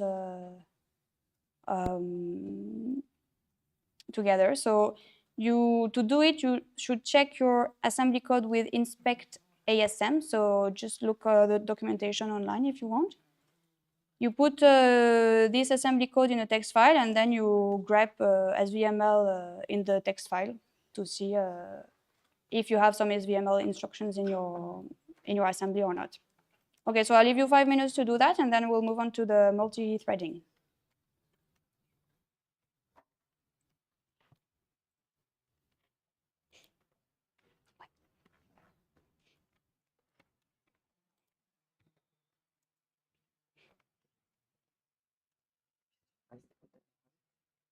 No, I think you should install it. Run a Mac? Yeah, it doesn't work for Mac, sorry. Wait, Mac. No, but the other one who had market didn't work. But you. It's Mac related, it's related about the container. No. But this, yeah, your error is not really Mac related, actually. No space left on the box. I don't have much space.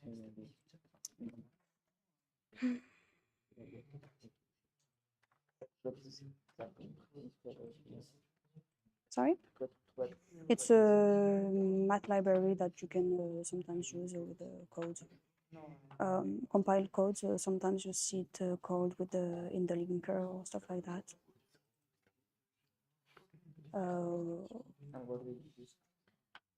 Here, because it has compiler intrinsic, so it has a special representation of cosinus and sinus for the Intel compiler. And here, Numba might rely on this SVML library or on another math library. And so we just, but this is the point of the exercise. You, yeah, yes. Yeah, but then you have it here. Ah, no, because, yeah, okay. Yeah. Okay. Yeah. So now it's not different because, yes, the thing is before it was used a lot because no Python equals true was not a default. So you had to specify it every time.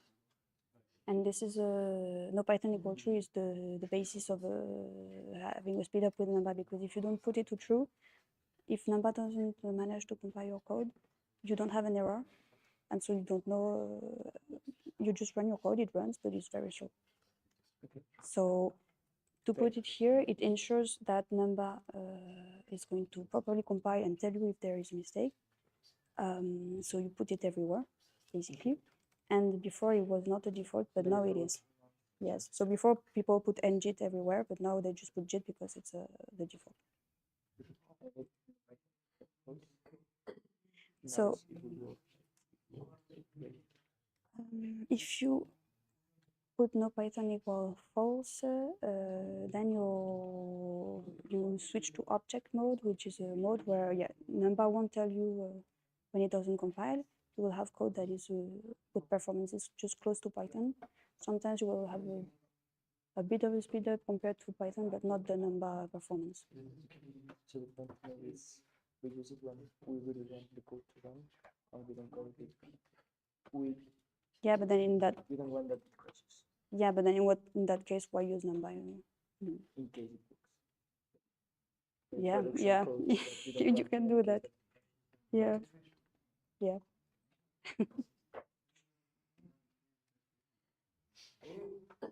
Ah, attends, faut que tu l'installes aussi. Donc tu peux voir une cellule et faire pip install. Si t'es pas sur Mac, ça devrait marcher.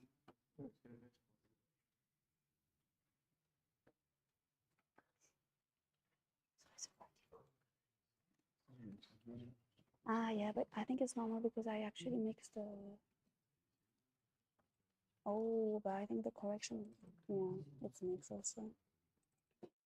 Sorry, it's just that I mixed in the correction, I think I mixed these steps and n images. So it should be the opposite. These steps should be before. Yeah, you're on the solution or on tutorial? Yeah. Yeah, it should be swapped. It's not the big deal. It's just you compute more. Yeah. Yeah, I'm gonna tell it.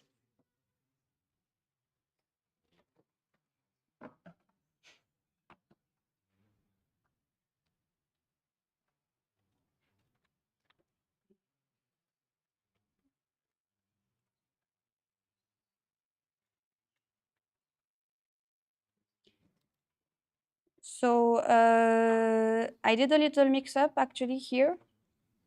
I mixed up these steps and n images. So if you use this solution, then you might be producing 32 images and 100 steps between each image. Sorry, so just revert them, please. I mean, if you want to have the right solution. It's just on the benchmark cell that I did this little mix up here. I think it's on the tutorial notebook and also on the solution notebook.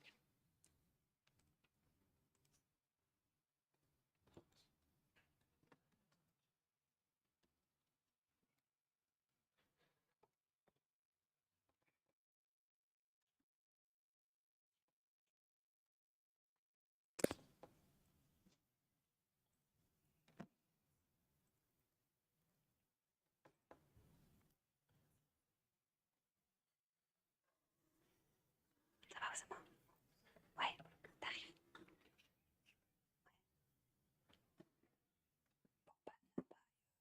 Passe pas ton temps sur les indices. La place, elle doit prendre la tête parce que c'est un peu moins intéressant, c'est un peu galère. Et ah, je savais pas, c'est cool. Tu peux utiliser la fonction prof 2D.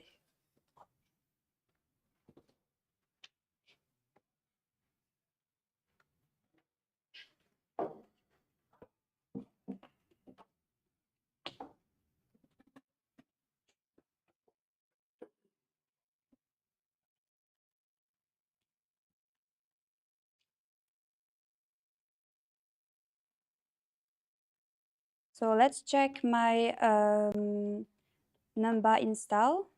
Whoops. Okay.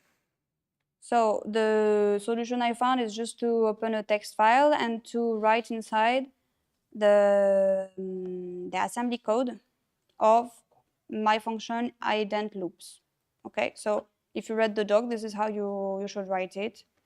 So I put it in this text file, and then in this text file, I just look for the SVML word. So I use grep, and I use this exclamation point to say that I'm running a terminal function as if I were in the terminal.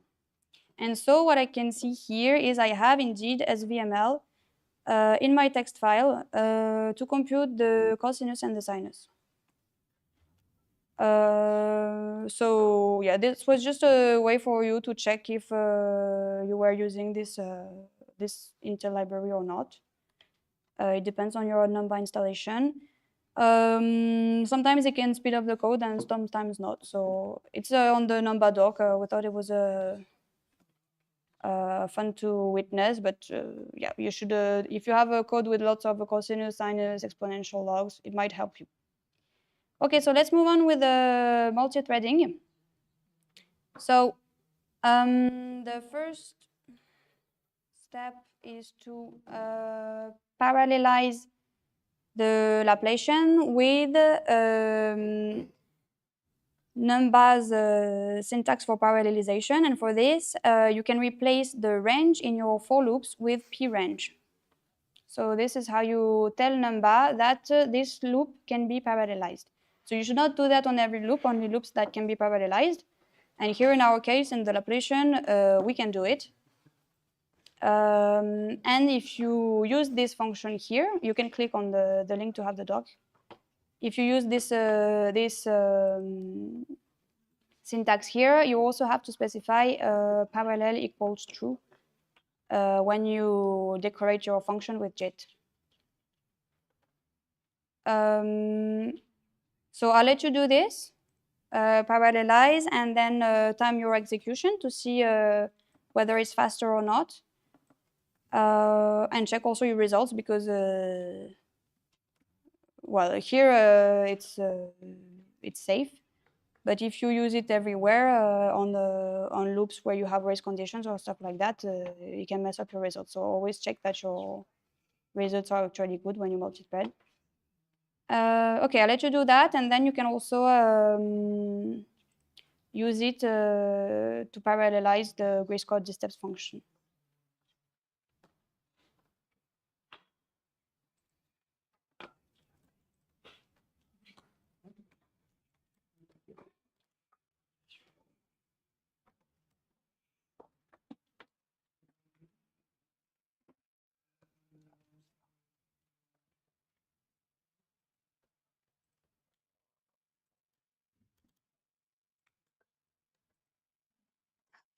Je l'ai envoyé dans le Discord. C'est toi. Ok, merci.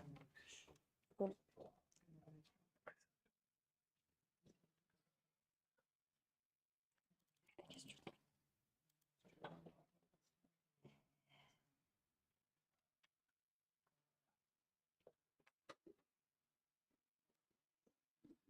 So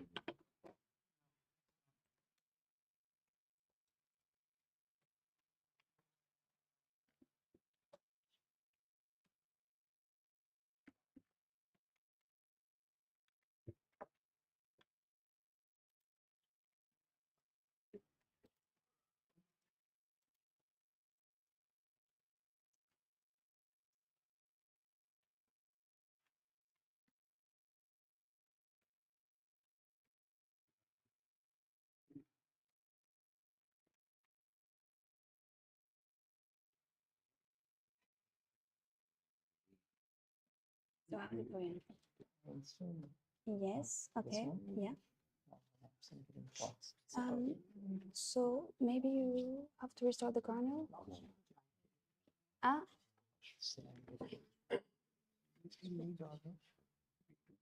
What? What? Yes, yeah. No, this should work. You restarted the kernel. And then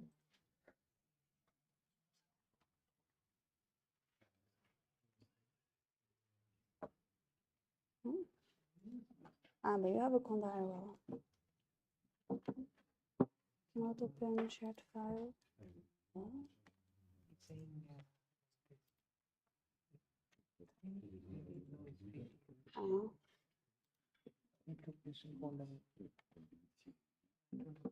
Okay. I don't know.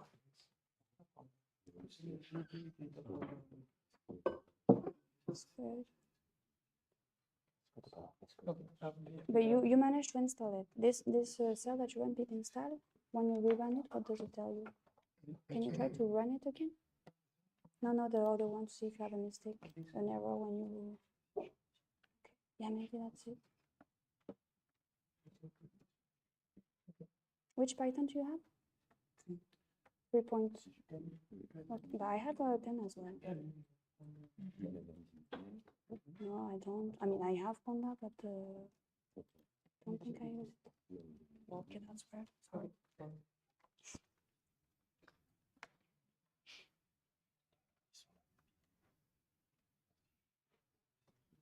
Ah, je regarde si ça paraît. Ah, both. Ah oui, d'accord. Ouais, il faut digiter la fonction. Ouais. Bah, de compiler.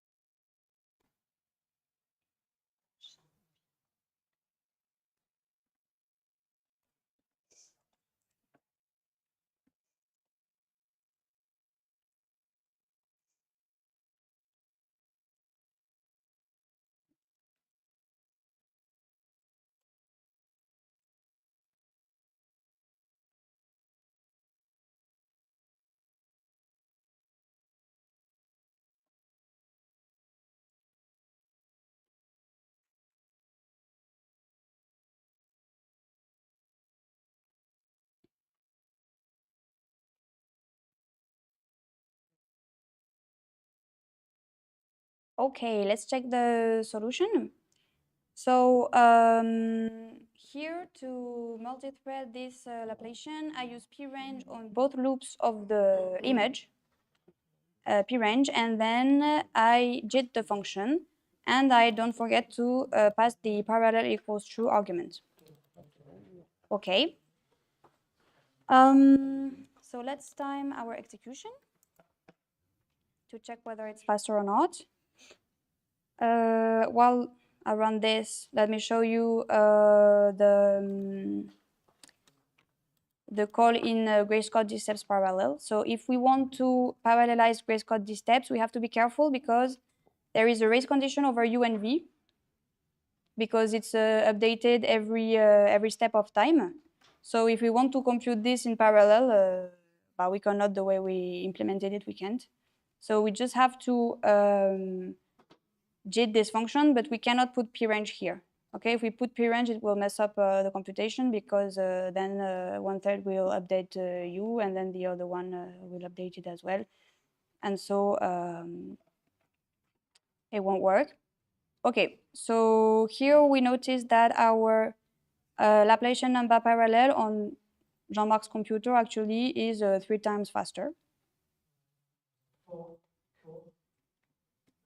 You have 4 cores on your computer, okay. So after we will check the consumption of cores. So okay, let's run this. Let's check the timing of this Grace Code dsteps parallel function. Sorry, I'm going a bit fast, but we don't have much time left. So, and then we're going to call these functions in our main ones. So, okay, so the Grace Code dsteps parallel is a bit less than 3 times faster. So in the simulate images chunk parallel, I did not JIT anything, and I did not put any prange. It was the solution I found that worked the best. So I guess parallelizing the Laplacian was already enough. And the simulate and save chunk is always the same. We don't touch it. Okay, and so now we can run a benchmark with 30 times 100 iterations. Okay. Yeah. So while this benchmark runs, I'll answer the questions if you have some. And for the people that have already done this, you can try to do this, this exercise, compare the number of CPUs used with previous and parallel number versions of our code using the method of your choice. So you can run HTOP, but if you run a HPC cluster or I don't know what, you can also use another method. So try to do this exercise, and I'm going to answer questions on the Numpy implementation. And then maybe we'll try to see Jax a little bit, but unfortunately we are a bit late. So do you have any questions on the Numpy implementation? For example, I don't know, satellite sites, do you have questions? If you have also on the Discord, you can ask them. Are there questions in the room on the Numpy implementation? No? If you have some questions on YouTube, you can ask them also.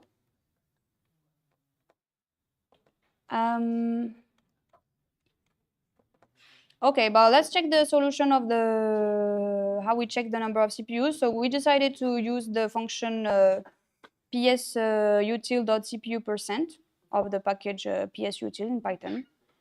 And so when we run it, it tells us the percentage of use of our CPUs. So on Jean-Marc's computer, if you use 100% of our 4 cores, we should have 400%.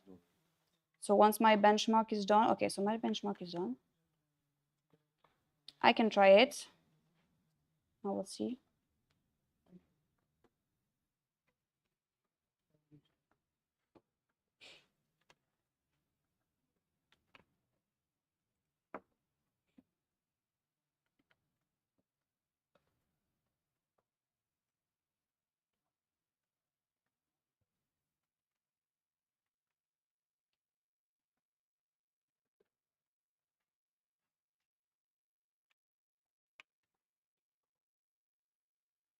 Well, and then for the last part of the tutorial, we're going to see a bit of Jax, but there will be a lot of changes to make to the code. So we're just going to change the Laplacian, I guess. Okay, so here on Jean-Marc's 4 cores computer, we use 3.5 0.47. So it's okay. All right, so let's move on to the JAX part. So JAX is a Google library that is oriented to machine learning and Numpy type computation. So it's mostly geared towards deep learning, and it's designed to port your code on several accelerators without having to modify it. So you don't have to specify the device you compute on. You can have the same code that runs on a CPU, on a GPU, on several CPUs, on several GPUs, I think. Okay, so I'm gonna go a bit fast, but here is the list of the supported platforms. I'm on the 6 Jupyter notebook, by the way. So how does JAX work? It uses the OpenXLA library. So it's the Accelerated Linear Algebra Library, which is an open source machine learning compiler for GPUs, CPUs, and machine learning accelerators. And it's the equivalent of BLAS and LAPP for Numpy and SYPy. And so JAX produces internal intermediate representations of pure Python functions. It uses a process of tracing that you might see a lot in JAX errors because we convert most things into tracers. And it did compile the code also to produce a high-level optimized program. And using the XLA library, you can compute on CPU, GPU, or TPU. Okay, so you have a bunch of modules in JAX. So the one we're going to use the most is jax.numpy. But you have also jax.scipy, random, image, lax. Lax is a low-level interface with XLA that we're going to use also. And you have also debugs and profiler functions that you can use. So why do we have to modify a lot of our code when we use JAX? It's because it uses JAX arrays. When you want to port NumPy code to JAX, you have to port your NumPy arrays to JAX if you want to optimize the computation on these arrays.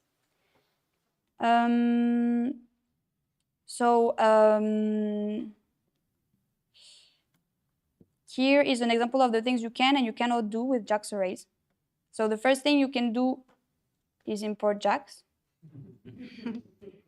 Sorry.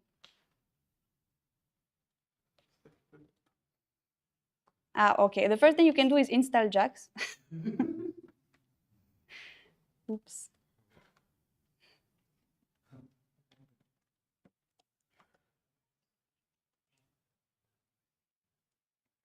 So here I installed just the CPU version of JAX, but then on the GPU class, we're going to install the GPU version of JAX.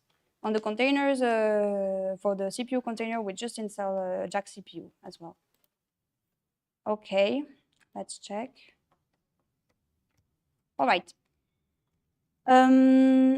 So here I define my array as a JNP array. So JNP is the import of jax.numpy as a JNP.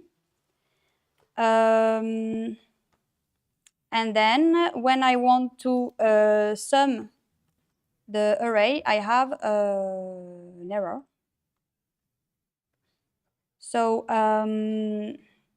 JAX arrays are not easily manipulable. Yeah, it's hard to handle JAX arrays, so you have specific roles. So let's check them. So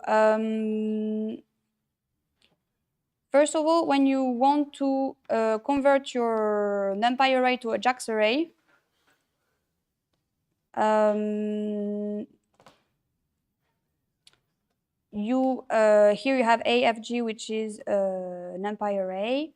If you want to make it a JAX array, you just put jnp.array in front of it. And so you see here, yes, you have a JAX array here, print.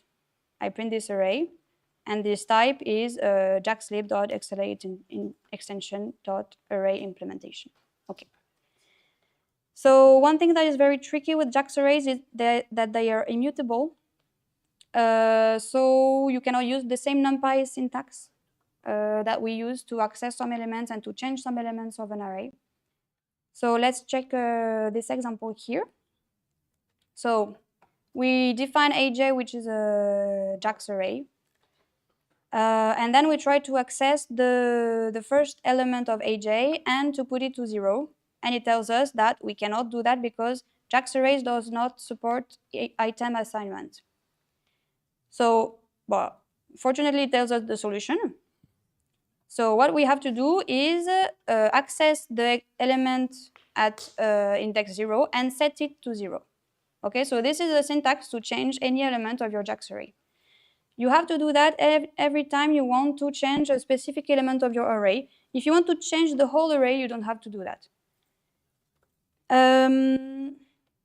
Here, when we print AJ after doing this, we still have the first element to 1 because since the JAX array are immutable, the result here, you have to reassign it to AJ. So I have to do AJ equals AJ.add.set. So it's a bit annoying, but it's how you manipulate JAX arrays, okay?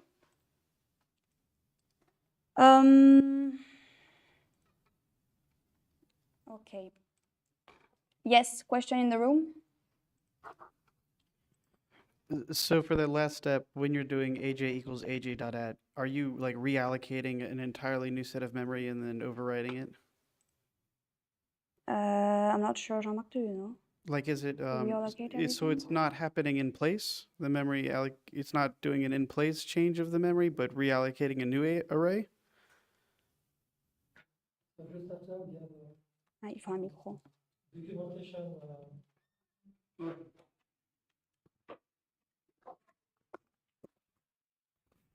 What says the JAX doc is here.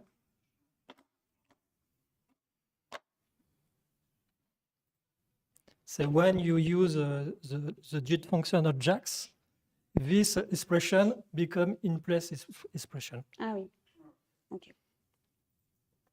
You have the reference of the documentation if you want. Thank you. Okay, so using this add syntax, you can do a lot of arithmetic functions, add, min, etc. So you can see them on the documentation. We have a few exercises.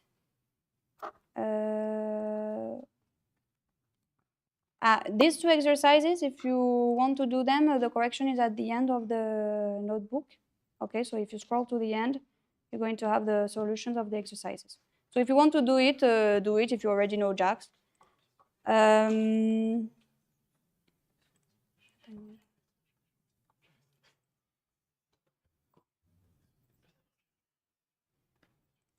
So, yeah, I suggest we do a quick break maybe, and okay, try to do this exercise, and we will decide what we do.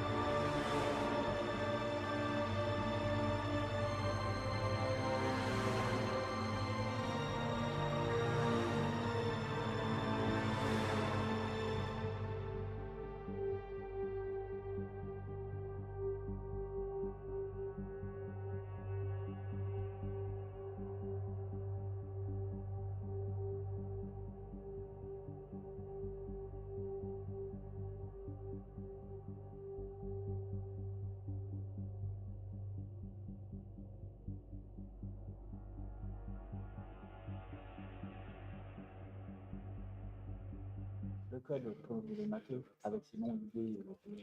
Welcome back on this Python class for CPU. Non, mais du coup, tu vois, comme tu passes. I'm just going to steal 10 minutes of Sebastian's time to present the last part of the notebook. Avec la règle que moi je voulais que le code générique soit un code. So, unfortunately, we won't have time to do the whole JAX implementation. The beginning of the implementation is on the 7 notebooks. So, if you're thank you. If you're not here on the GPU session next week and you still want to have an implementation with JAX that works, you can try this notebook, the 7 notebook, and then tell us if you encounter any problem on the Discord or anything. But for now, for these 10 minutes that I have here, we're just going to focus on the 6 notebook. We won't start the JAX implementation of the Gray-Scott equation, and we will do it next week, and we will optimize it. We'll have plenty of time to do it because we have 1 hour and 30 minutes next week just on JAX, so it's going to be implementation and optimization for GPU, everything. Okay, so I'm not going to correct the 2 exercises. I'm just going to skip some parts that we won't talk about today. Let's take a look at the 1.4. It's the constraints to JIT a function, because in JAX you can also JIT functions. So just in time compile them. So you can either decorate your function or do it, call it like a function, jax.jet. So the same as Numpy, the first time you call it, the result is going to be cached, so you're going to have a higher runtime. There might be some failures when you compile, because some stuff are not compilable with JAX. And it's very important to understand how you can JIT compile your function, because it can be tricky. So in JAX, to JIT compile your function, you have to have a pure function. So no access to global variable, no access to static function variable. And you have to have output arrays that have a fixed shape. There are a lot of constraints on input parameters that you might encounter as a form of a tracer error. So let's take a look at one of them. Okay, so we have this function here that takes vector x, and axis must be the axis over which we are going to split it in 2. So we split this x vector in 2, and we try to JIT it, and let's see what it gives us. So this is the typical error with JAX, tracer integer conversion error. So it means that there is an argument that we use that is not in the right format for JAX. So for us, in our case, x is an Numpy array, so it's okay. But axis here, it's an integer, and we're going to declare it as static. This is the way to fix this error. So to declare it as a static parameter, which it is, we have to use the partial function from functools. So this is very important. We're going to use it a lot in the Python implementation of the Gray-Scott reaction. So you have to import this module here, and you have to JIT compile your function, but stating that the second argument, so here static argnums equals 1 because Python starts at 0, so the second argument is static, okay? And this is the syntax to JIT compile a function with one argument that is static. And so we say, okay, so the axis is static, so now you try to JIT compile it, and it should work. Okay, so we split our 4 elements array into 2 arrays, okay, following the axis 0. All right, so here is the link to this kind of tricky part on tracing aesthetic variables, so you can check it if you are interested in it. A few notes on how to debug and profile in JAX. So you have several ways. You can use JAX debug.print. Breakpoint also, if you want to put some breakpoints in your code. And to profile, you can use a dedicated JAX profiler. You can open it with Perfecto here, which has a very nice UI. So to check your profiling, it's what we recommend. We're not going to do it in live here.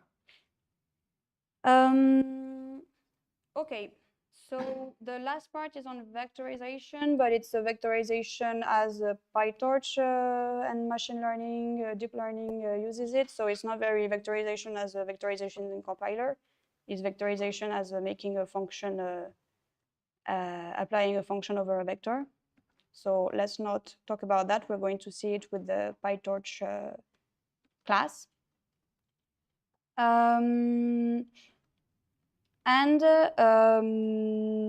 Here, this is also quite important in JAX.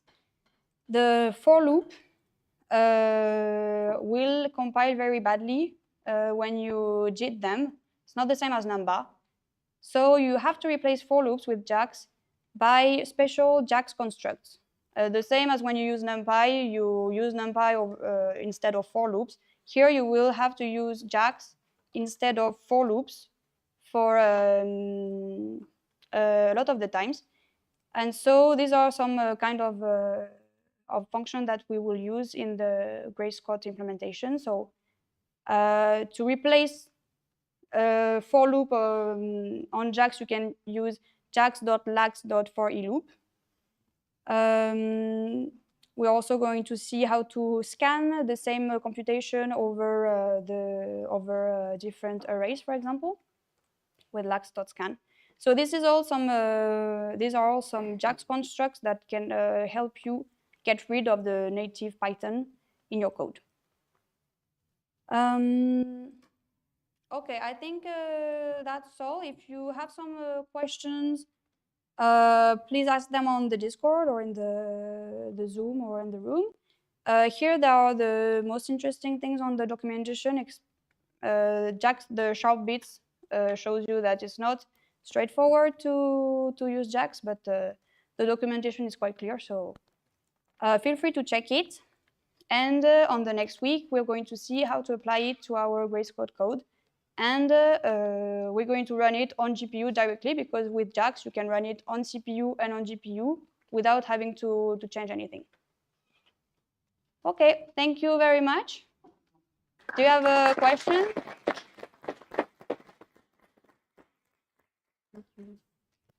No questions? It's okay. So I will give the floor to Sebastian, I think. Yes.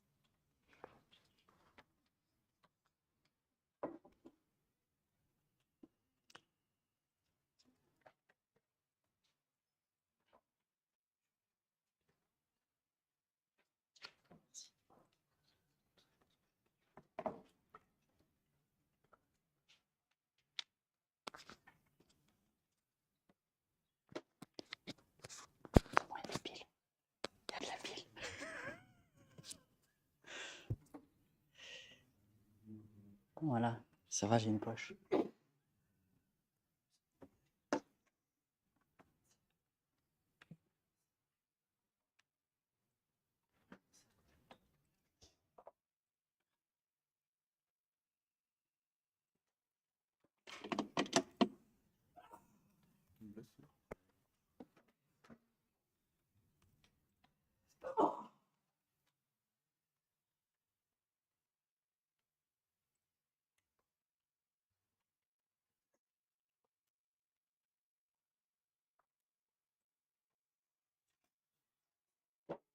Ok.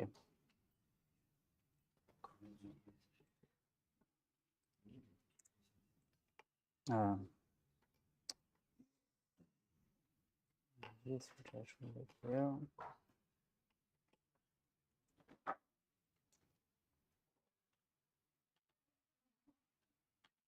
Ready to go? Okay.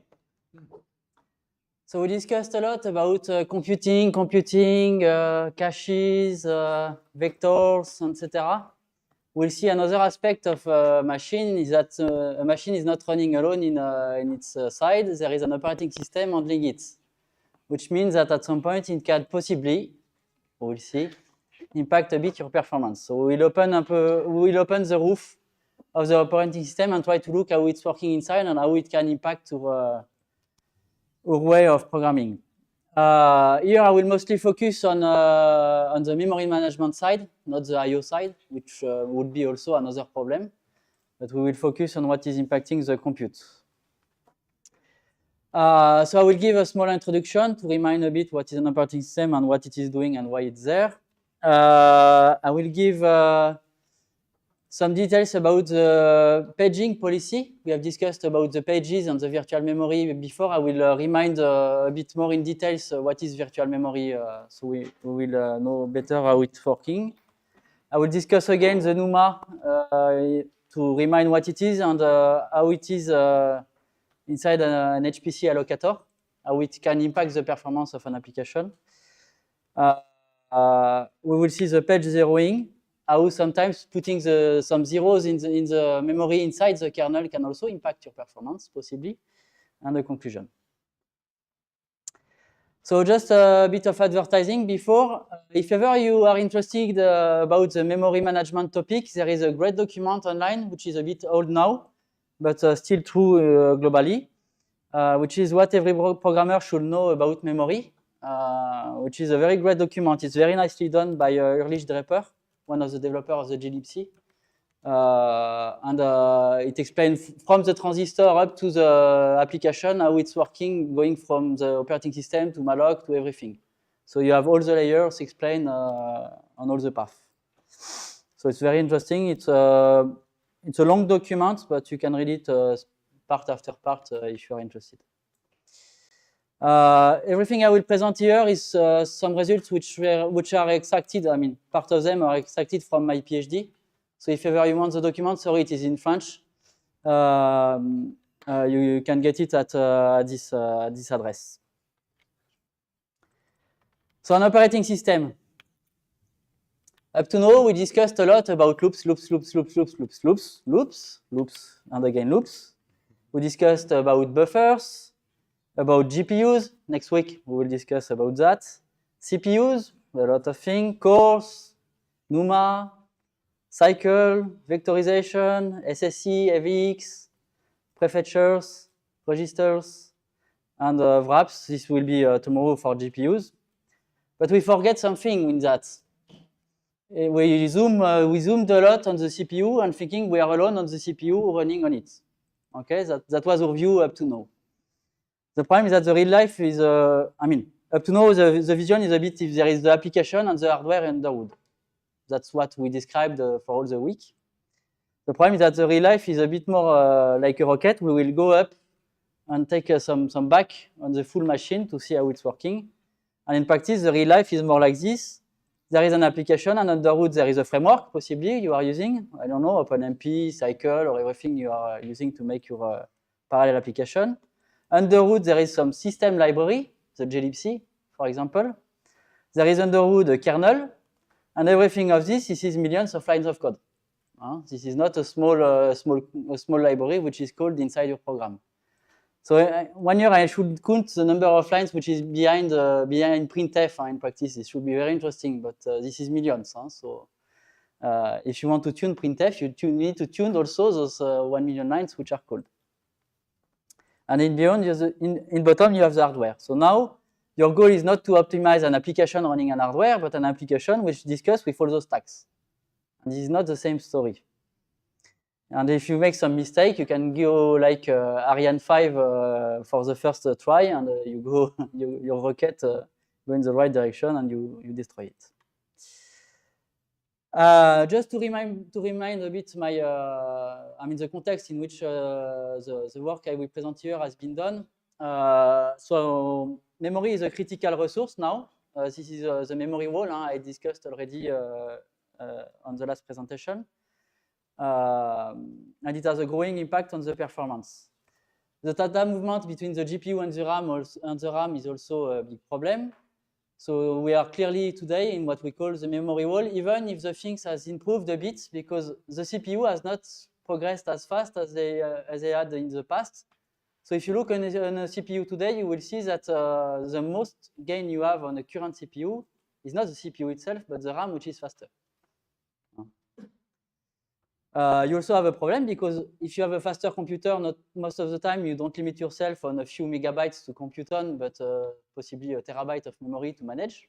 And you need to manage this space. This is millions of allocation again, or billions possibly. This is not for free. In the past, we were saying that the decreasing memory per core was a problem. Today, this is not what we are seeing. The memory per core is a kind of stable or going even a bit up. But the context of the work was done at a time where we were asking if we are already at a limit on the number of bytes we can get per core to make some computation. Oh, sorry, I forgot to translate. The caches. So in order to optimize this problem about the memory walls, the founders about the CPUs, they added some caches. So they said the memory is slow, so I had, when you speak about the CPU, you have two things. You have one side the data management, which is inside the memory, and on the other side the computation, the treatment units. The problem is that your link here is very slow. So you added some cache, as we discussed a lot this week. So I will just explain again. We have the L1 cache, the L2 cache, because a small cache is fast, but is small. And if you make it larger, probably it will be slower. We will see why in the next slides. You replicate this unit, so you get two cores in your machine, and you want to share an L3 cache between those cores to get more data in the cache. So this is the hierarchy you have today. In most of the CPU you have. The L3 cache, we have seen that some Mac hardware have only an L2 and not an L3. So they have a very big L2 and no L3. So it depends on the architecture you are on. The hierarchy can be different. The command size you have for the caches, cache L1, this is most of the time 32 kilobytes. Now you found also some hardware with 48 for some reason which you possibly can understand with what I will explain next. The L2 is roughly between 256 kilobytes or 1 megabyte. This is roughly the size. And the L3, this is 24 to 32 megabytes, quite common on a large server. So the operational data, if you have some caches, you have a data inside the memory. And if you want to access data inside the memory, you need to copy it over all the cache hierarchies. This is what we call inclusive caches, which means that if a data is present in the L1, it is also present in the L2 and also present in the L3. Notice that there is some specific architecture which can use also a different kind of cache, which is exclusive, where the data is present only on one level of cache and not present on all the whole hierarchy. This is not what we use on x86 architecture or ARM architecture. This is most of the time what you find in a standard computer, an inclusive approach where your data is copied on all the hierarchy. You also have some prefetchers, which were discussed before, which to take out the data in the cache before you need it. So it's ready when you really want to access it. So this is already a lot of things to optimize. I plot here a performance. So this is on an old CPU, but the performance of the L1 was here. A few, let's say, two cycles to add to access the data. When you go to the L1, L1, 2 cycles to access a member. L2, we are at 6 or 7 cycles to access. L3, 10 cycles, and memory, 20 cycles. Roughly the kind of gap you find on an old CPU. If you make some tests on a new CPU, there is a benchmark I give you in the memory VM. You can play with it. Sorry, it's not tuned for every CPU, so possibly the graph has some jitter, depending on how you run. But you will find something like this. Now the memory is more close to 10 cycles, something like this, not 20. So the gap has been reduced. And in the past, it was even more. It was possibly 50 at some years. This is for main memory? For main memory, yeah. Here, I mean, when I'm here, I'm outside the L3, so I'm in the main memory. The L3 cache is here. Mm-hmm. So I can show an example on Must, for example. If you go in labs, OS memory, sorry, cache access, you get a benchmark. Oh, I removed the, no, I'm not in Must here. So, cache memory. You have a benchmark, and if you run it with the run script, so it makes the binding to bind one instance per thread on the CPU. So I'm not using hyperthreading to make the measurements, and you will get a plot like this. So this is on Must. So you will see something is that on the new CPUs, the gap between the caches has shrinked a bit. Here in the memory, we are at 10 cycles. And the difference between the L2 and the L3 is relatively small. And now it's 20, I don't know exactly the number, but between 20 and 30% of gaps. This explains why on this machine you don't see a big difference with the L1 blocking, because L1 blocking you are passing from this line to this line, so you gain a few percent, not too much. But when you pass from the L3 blocking to the L2 blocking, then you can get this gap in terms of performance.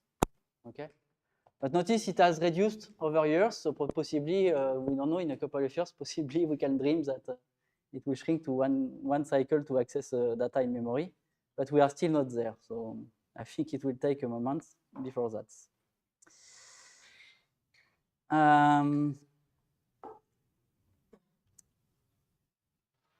Array of structs, I will not do again because Pierre has already explained. You know that in your cache, if you make an array of struct, and you access only one member of your struct over your array. For example, you have a cell like here with U and V, and you make a computation only on U. Due to the cache lines, you remember that in a cache, when you access to, for example, this first U value, you will fetch all the orange part of, all the orange part of the cache line and put it in the cache. Which means that in your cache, you have UV, UV, UV, UV, but you use only U. So you double the bandwidth you require to access your data. Okay, this has already been explained quite well in the previous presentation. Me, I will add something. Already, they didn't give you some measurements, but the measurement is this kind of stuff. You pass from SOA to not SOA, but to AOS. You lose roughly, it's how many? 30, between 30 and 40% of performance, which is quite a lot in a simple example. If you stress more the memory, it can be more. Here I have just two numbers. It's quite a small problem. Now we can do worse. You can put your data in a list instead of a vector. You know std list. The std list, to store the data, you have your elements you put in the std list. So the size t, which I make here, std list size t. I have my u element I put in, but to manage the list, which is a linked list in practice, there is two more elements in the list. Sorry, where is my pointer? Here, pointer and pointer, which point to the next element. Oh, sorry, it should point here. To the next element, or the pointer pointing to the previous element. So if you use an std list already, you have three values in your memory for one which is useful. Okay? So take care of the container you are using, because if you use an std list instead of an std vector to access the memory after that, you will again pay a price just like the array of structure we have seen before. But it's even worse. Here I forget something. The std list make a malloc for every element you add in the list, okay? To select an address somewhere in the space. And malloc, how it's working, malloc, when you need to make a malloc, malloc allocate you some data, the part you allocated. For example, you make a malloc size t, okay, new size t. You allocate 8 bytes. Malloc will add you a small header with 2 pointers inside, or 1 pointer plus some informations, which is 16 bytes. So already for 8 bytes allocated, you have 24 bytes reserved for malloc, I mean, total. Malloc also need to feed some alignments. So if you take the one from glibc, the default allocator from Linux, it requires to align all the blocks to 16 bytes, which means that if you allocate 8 bytes, like here, you have your two pointer in the header, plus some padding to keep the alignment in practice. Which means that for one element of 8 bytes, I allocated 32 bytes. Okay, so I have 32 bytes in my memory. So now if I came back on my std list, this is more this, I have the header of the allocator plus the 2 pointer of the std list plus your data, which is 8 bytes, plus the alignment to feed the requirement for the allocator. Now in your cache, there is a small problem because you can put one element for 8 bytes, for 64 bytes. One element per cache line, roughly. If I look here, my cache line stop here, and I put only one element on the cache by feeding the full cache line which has been loaded. So 8 times the bandwidth to access my elements. Okay, so take care of the structure you select to make your code, because otherwise you can quickly kill your performance. Also the memory consumption, because it says here that to store one element, I'm using 8 times more memory. And in terms of performance, I should have put, I have put it afterward. No, I forget. I have the benchmark. I didn't make the charts. There is a benchmark to just show that in the source code, which is available on the example. If I go in 5 OS memory, sorry, I will zoom so everyone will see more. If I go in list vs vect, I just made a small implementation. Maybe I can show the code. So here I make a benchmark where I access to a container in a loop. Okay, after having put a lot of elements inside, and I made it on top of list or std list or std vector, just to compare. What is the gap? So I say std vector, but if you use an hash map, a tree, or something like this, you get the same kind of trouble in practice. I can launch. I count on cycles per element, the metric which is given here. So to fill, of course, it's more efficient to fill a vector than to fill a list, because I don't have many mallocs when I fill the vector, so this is expected. Fill is, of course, faster with the vector. But the computation, if I don't know how it is stored in memory, I can say, well, I compute on many elements which are already there in memory. I should have the same performance if I don't know the layout. But due to the layout, I pass from 6.9 cycles per element to 1.8 cycles per element. Factor more than between 2 and 3, okay? Just because of the layout of the memory I used. And I'm not making an intensive computation. I'm just going through one array. So if you make a real computation with 2, 3 arrays, your performance will go down even more.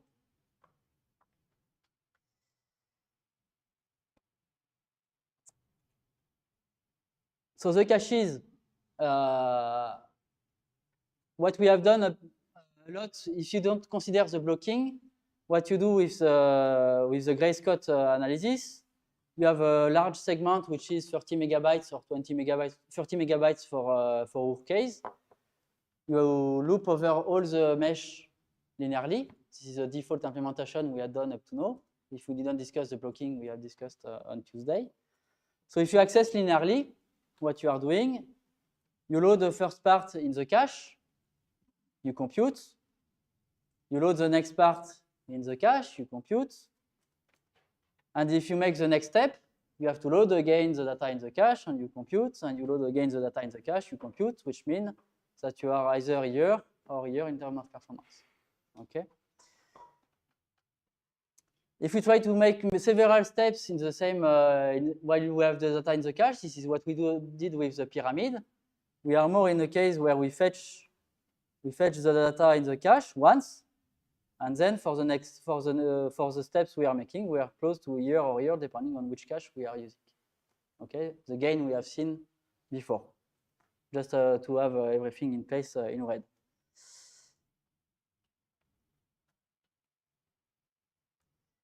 Now you have to take care of something. Sometimes you have this kind of architecture.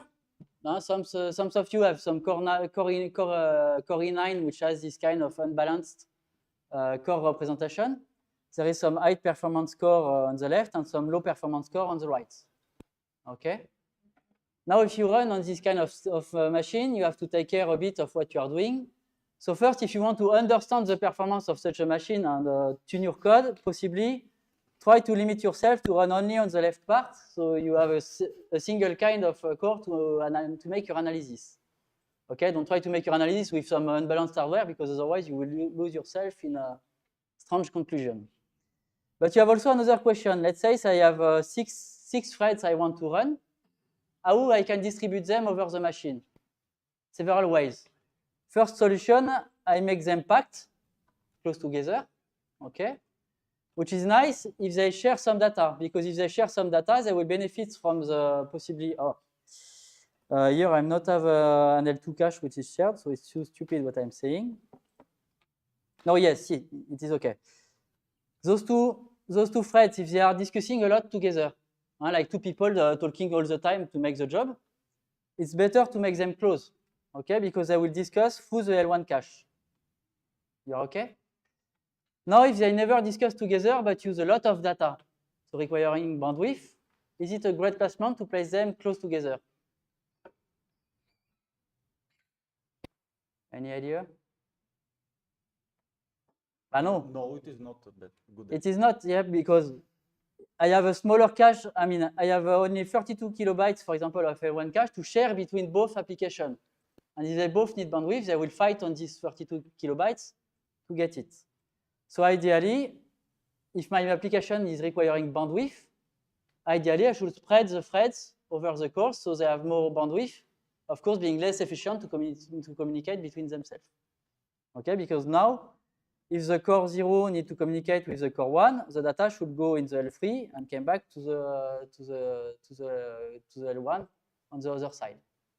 Okay, because to communicate a core, it passes from I mean, when a core wants to communicate with some atomic operation between one core to another, it goes to the higher hierarchy, which is common. Okay, so it's less efficient to communicate, but more efficient to bandwidth. So it depends on the application you have, this kind of binding. You have to choose depending on your case. So to choose that, there is two keywords. So first, with OpenMP, OMP proc bind, you have seen that up to now I was using true, if you remember, in the past days. But you have two other values, which is close, which makes the binding which is easier. Oh, I don't want it to zoom. Yeah, okay.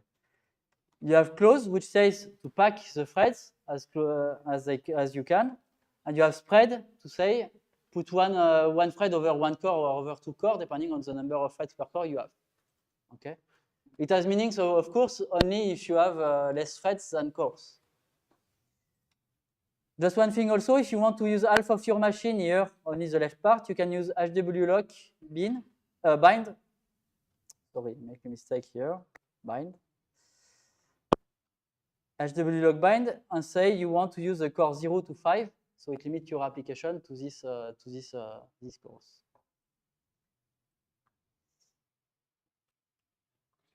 Now there is a question. You have seen that we made a lot of optimization up to now. We made vectorization, cache blocking, tiling, everything. Can we do better than what we have done? That's a great question at some point. So either you go with Macao, The problem is that there is two resources in practice you have in your machine: the memory bandwidth, which you want to stress as much as possible if you can, and the computation side with the computation unit, which you want also to stress as best as possible. To know where you are, depending on your machine, on those two metrics, there is the roofline model. So the roofline model, you try to make a plot with, on the x-axis, the arithmetic intensity, which has already been described by in the previous days. So the arithmetic intensity, this is the number of flops per byte for making the computation. Okay, you divide the number of flops you have done by the bandwidth you have used, kind of, which gave you the point in the x-axis. And on the y-axis, you put the computation performance, so the flops per second you have. Okay, the faster you are, the higher you are here, and the less bytes you are using to make a compute, you are on the left on this chart. Okay, the more data you are using to make your computation, you're on the right. Then you see that there is two lines which show you the limit of your machine here.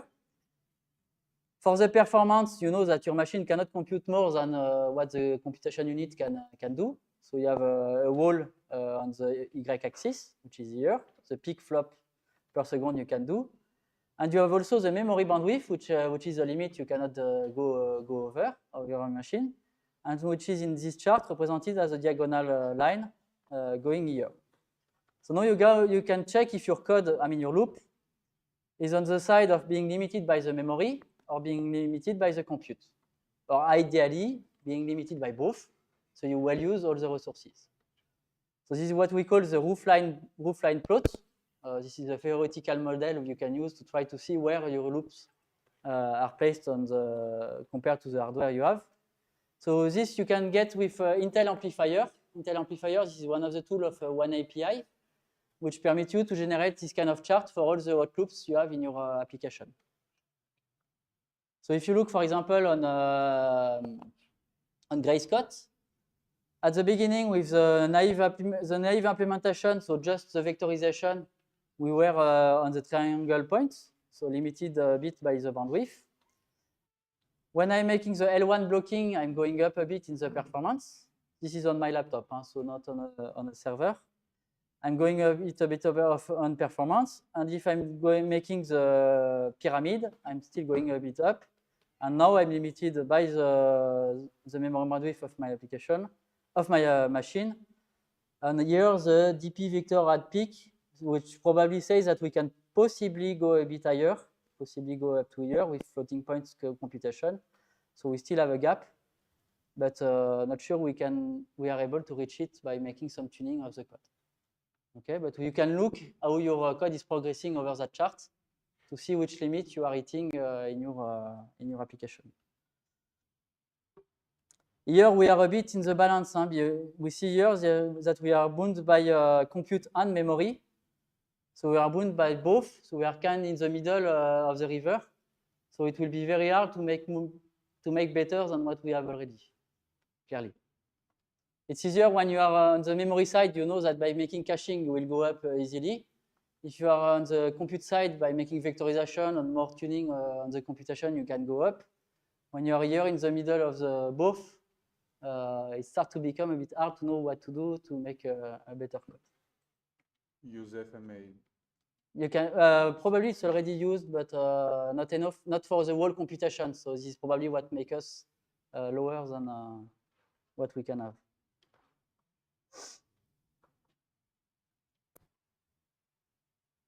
So we discussed about the caches.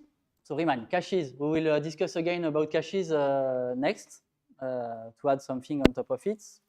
NUMA. So NUMA, we already discussed a bit about NUMA.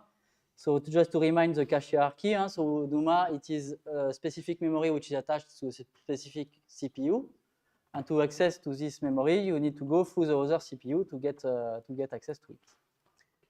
You can get some very difficult, some complex nodes with a lot of NUMA nodes, possibly.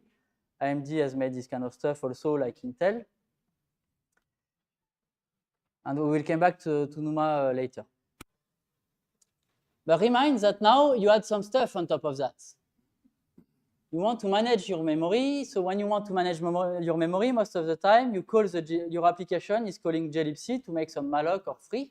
These are two functions you might know to handle your memory. And probably you don't know the two which are underwood. It's mmap, munmap, and mremap.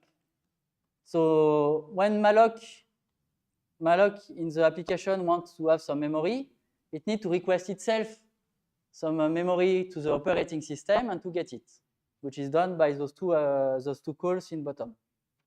We will see that there is a difference between those two sides of the memory management call stack. But the goal at some point is to use efficiently all those calls. So malloc, you already know the semantic, malloc, realloc, free, or new or delete. New or delete in C or C++, it's going back directly to malloc. Behind new, this is malloc, which is called. Just to remind the virtual memory space. So in practice, you don't access to the physical address in the memory space, but to the virtual memory one, which is a nice thing. Because it's a bit, how to say in English, I will mess myself to say this part. The physical memory, you have a few gigabytes of memory to store, but let's think your application wants to use the machine fully. Okay, you want to fully fill the 1 terabyte of memory you have in your node. You will probably have some holes, depending on how you want to place the memory. And if you want to pack everything, it will be very hard to know where to place the next segment you want to allocate. A bit like in your flat, if you have a lot of stuff in your flat, to make some new one, I mean your new stuff you bought and coming back in your flat, you don't know too much where to place it. Same thing for the allocator. To solve the problem, in some ways, the virtual memory is a great thing because it is very big compared to the physical space. It is roughly 128 petabytes today, the virtual space you can walk in. So you can put malloc is working inside this space, can put the data wherever you want in this space. Up to the operating system then to translate to the pages in bottom with the page management 4K per 4K. Okay, 4 kilobytes per 4 kilobytes. So there is a translation unit, which is called the MMU, Memory Management Unit, which is responsible in the processor to translate automatically the virtual address in a physical address every time you want to access an element from a pointer.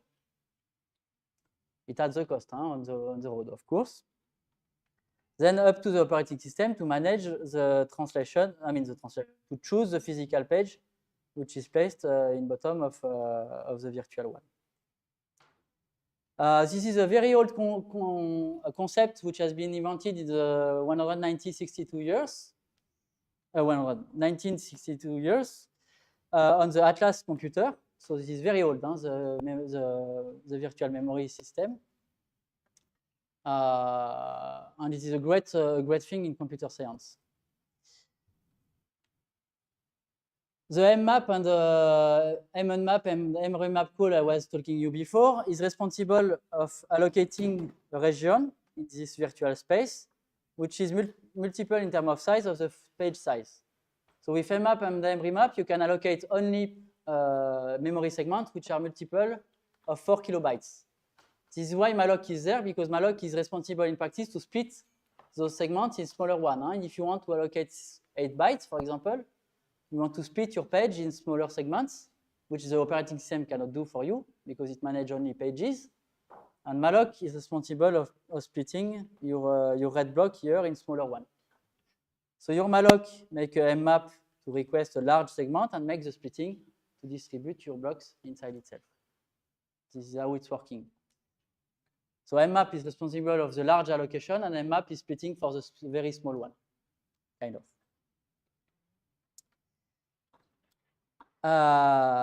This is what I said. Malloc is responsible to hide the pages to the developers. You don't want, as a developer, to see that there is some 4K blocks under you. Otherwise, you have to manage yourself that your allocations should be multiple of this size. And you don't want that, of course, in your code. It's already enough complex like that. The origin of the concept is interesting. This is some people working on storage. on some kind of running tambour to store some data with some punch cards.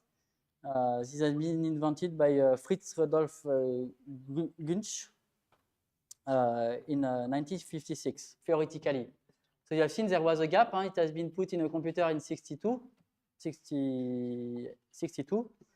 and invented theoretically 6 years before. Because the problem is to make it in practice running efficiently. So in practice, the operating system maintains a page table, a table of page to translate the virtual address into the physical one. This page cannot be a direct map giving an address, a virtual address and a physical address, because otherwise you get a very big map, because I have 128 terabytes to address, too big to be used. And in practice, most of this space will be empty, because your application is using only a few gigabytes or a few megabytes inside this very big space. So it is done with a tree, which is done like this. You have a global directory, an upper directory, a middle directory, and a table and offsets inside the tree, which is giving at the end the pointer to the page. So it is interesting in terms of memory space, but now it makes a complexity for the processor. Because now the processor, every time you make an access to an address, you need to walk from the register which points the page of your current process and walk over all the pages to get the physical address from the virtual one. And you have 1, 2, 3, 4, 5, 6 steps. Okay? So let's think that in the processor, you need to make 6 steps every time you translate an address, which is quite a lot. So in practice, they added in the processor something which is a TLB, translation look-aside buffer, which is a cache also, again, which is responsible of storing the translation which has already been seen before. So in practice, you don't translate all the time the addresses, but the one you are accessing a lot.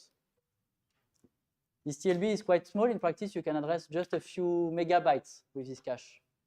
So which means that your STD list example, if in memory you have to jump everywhere in the memory, in a large gap, you will see that the TLB will have a problem because it will lost the translation he has seen before due to the fact that you are jumping everywhere and you manage a lot of addresses everywhere.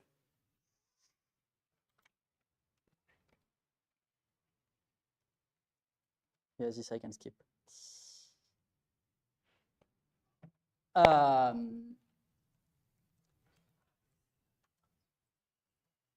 The TLB, I said, is small, but there is one way to make it bigger. So the TLB, in practice, in some, I don't know today if it's the same size, but the number of entries of the TLB is 1,024 entries.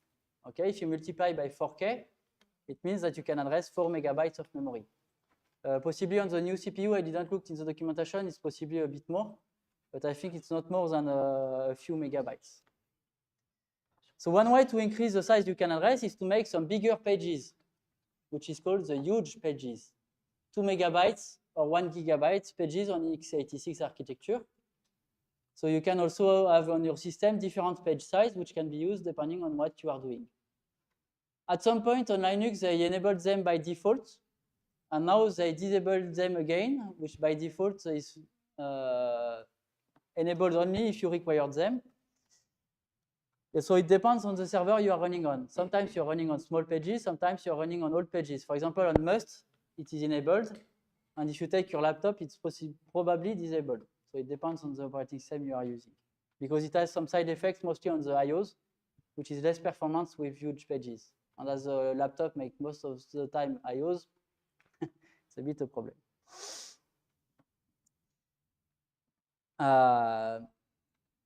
For these 2 pages, I mean, you have to think that you need to implement this in the operating system. So to manage the different page size in the operating system, which is already a complex thing. On Linux, this is 2 million lines of code or even a bit more. And you have to patch the Linux kernel to handle this kind of pages inside. Good luck.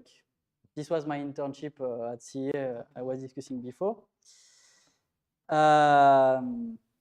So FreeBSD has a nice implementation in 2002, and we see that Linux has the current implementation which is used, which is a transparent huge pages, which is available since only 2011. So you see that sometimes in the hardware they add some new feature, and you have to wait years that the operating system are able to support it. this is not coming out of the box to support everything.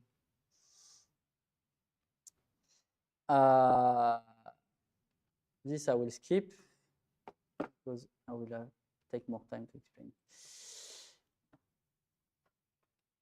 The NUMA, as you remind that we were speaking about pages. When you make a memory allocation, first, the segment is not mapped physically. This is what I said 2 days ago. When you make an mmap at the beginning, it says you are allowed to access to this segment, but I didn't give you pages because I don't know if you will really use it. For example, if you have a global variable in your code you never access, no need to use some physical memory to store it. Okay? And when you make the first access, you will get a page fault, which is said, this is the name we are saying. You access the page, it is not there, so the operating system gets a page fault, so it will go to search to find the page, put the page, and then you came back to the application, which can run and compute with this page. The application goes through the page, makes its computation, then it arrives to the next page. Not there, page fault. Put a page fault, put a page fault, put a page. As we have said already, if the thread 1 is on the NUMA node 1, the page goes to the NUMA node 1, and if the thread is on the NUMA node 2, the page goes to the NUMA node 2. Nice. Now we need to add one thing on this draw. We have discussed the NUMA, the pages, and we forgot the cache, how it enters in the loop.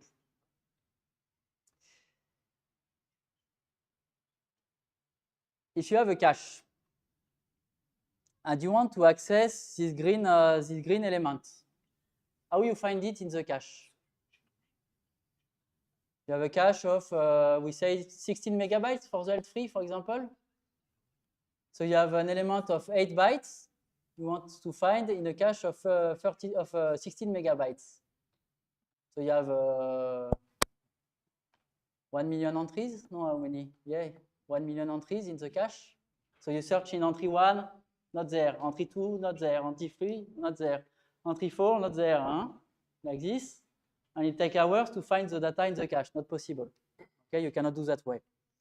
So in practice, most of the caches, what they do is what we call cache coloring. Is that it says that every cache is split into ways. This is the vertical box I have here. And each way is split into lines, which has a color. If your cache line you want to access is green, it can be stored only in 2 places, here in green or here in green. So now if I access to a data, I have only 2 cells to position to check. Position 1, position 2, it's okay. This is nice. But now if I want to access a third data, which is green, no place in the cache, so I need to evict one of the line, put my new line in place, which is fine if I'm not using anymore the old one, but if I'm looping over those 3 elements, my cache will start to lose a bit about performance, okay? Because I cannot store everything in my cache. So you can say, fine, if I'm making a linear access here on my data, I should have green, yellow, blue, red, green, yellow, blue, red, green, yellow, red. So normally it fits in the cache quite well. Okay? So I have a problem only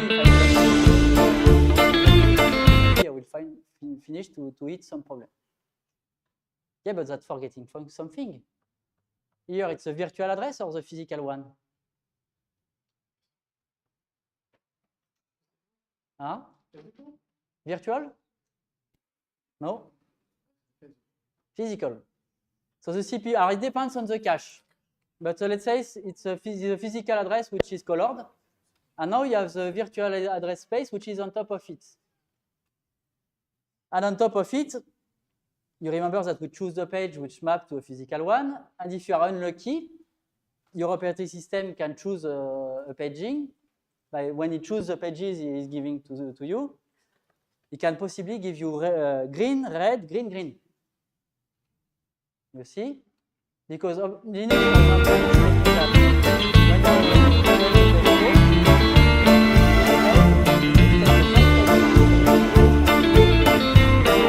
random.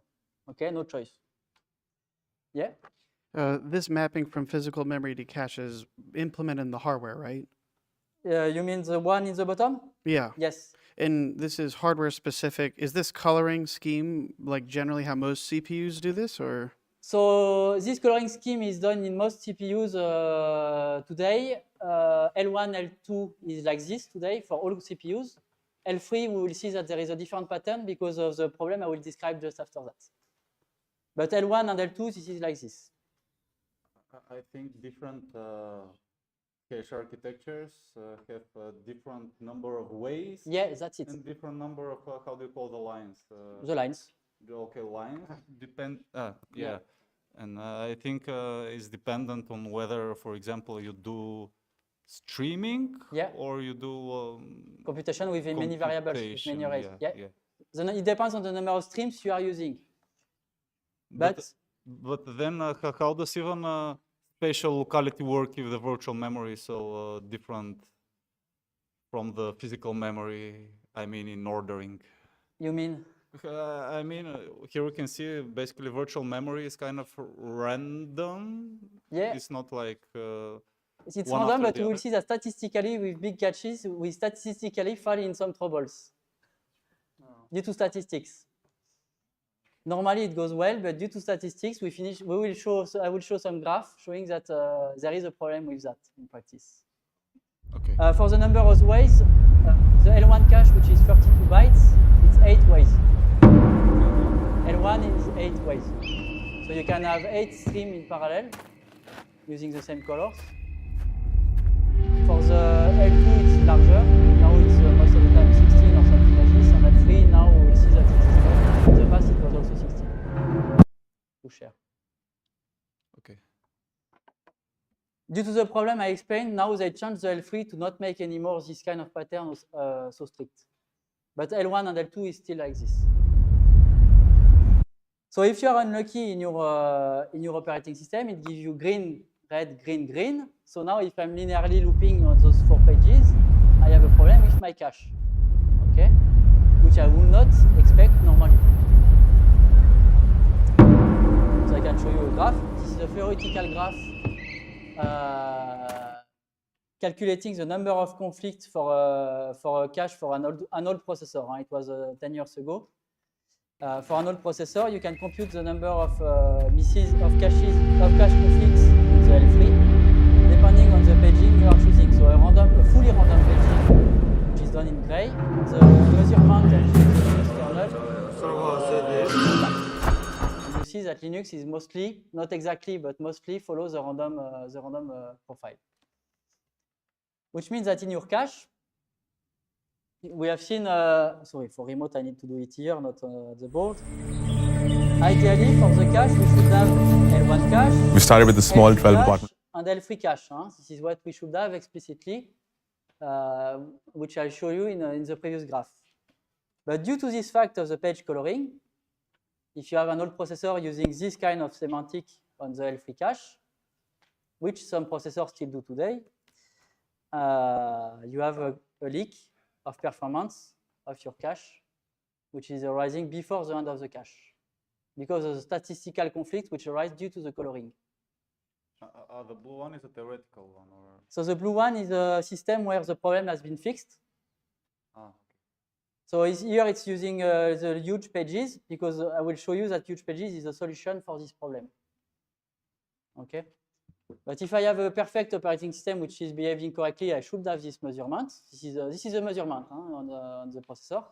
And if I have a 4K management with random pages, I have this. Which explains that sometimes some people are saying, yeah, but you should not feed your cache fully. You remember that when we were discussing the pyramid, I said you that I'm using a smaller value than half of the CPU. This is due to this. So I totally avoid to fall in this problem if it's present.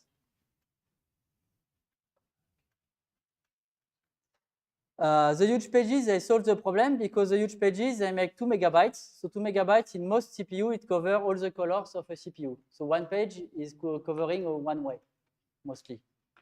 So as it's covering one way, you have the color which is nicely done, which is in the right order. If you want to make some theory, you can also for those who are making physics here, to model these problems, this is exactly the Boltzmann electron distribution equation, which is used to model that in the CPU. Exactly the same statistical problem. So this is interesting to look at. I will not describe here, this is just for fun. So the huge pages, as I said, the huge pages, they are so large that they cover all the colors in one go. So if you are using 2 megabytes pages, you have the colors which is nicely placed. You have green, yellow, blue, red, green, yellow, blue, red, green, yellow, yellow, blue, red. So you have the nice coloring, which is done by default. So it looks nice, kind of. There is some operating system like OpenSolaris or some others, which can do page coloring, which means that when you are requesting a page, instead of giving you randomly a page, it's taking care of the color of the page to map something regularly. Okay? OpenSolaris does that, Linux don't do it. So during my PhD, I say myself, I mean, one of my topic was to study this problem and to say, well, Linux is wrong. Huh? I mean, it should take care of that. And it is a problem for HPC that it is not done. So let's remember, Linux, this is 4K random. OpenSolaris, this is 4K page coloring. And FreeBSD, this is transparent huge pages. 3 different politics. Which one is the slower when we run some applications? Who guess? So I take an application from a numerical simulation from a PhD student at CR, and I run it on several OS on the same machine. And who you guess is worse? Or the best? Who thinks that Linux is the best? Nobody. Who thinks that OpenSolaris will be the best? Making the coloring. FreeBSD with huge pages? 1, 2, 3. Theoretically, this is what we expect, huh? With what I described before. So this was what was described in the literature, because everybody was saying, hey, we should do page coloring. This is a problem known since a long time. And there is only 2 systems which does it, so we can say, well, Linux is wrong by not making it. So. But if we take an application, I take a numerical simulation, and I run on a machine, the same machine, same compiler, same everything, except the operating system. And now you have this graph within blue FreeBSD. Huge pages is close to 2 times slower. And we can do it in parallel also, and it's even worse. I will show the graph after that. Here it's in sequential. I search a bit, because at the beginning I say myself, yeah, but there is a problem with the IOs or with something else which the operating system can make some troubles, because I changed the operating system, the malloc, the IOs, something like this. No, the function which was slower was doing something like this. x1 plus x2 equal x2 plus x3 plus x1 up to x9. So 8 arrays which are summed and stored in a 9-1. So just computation.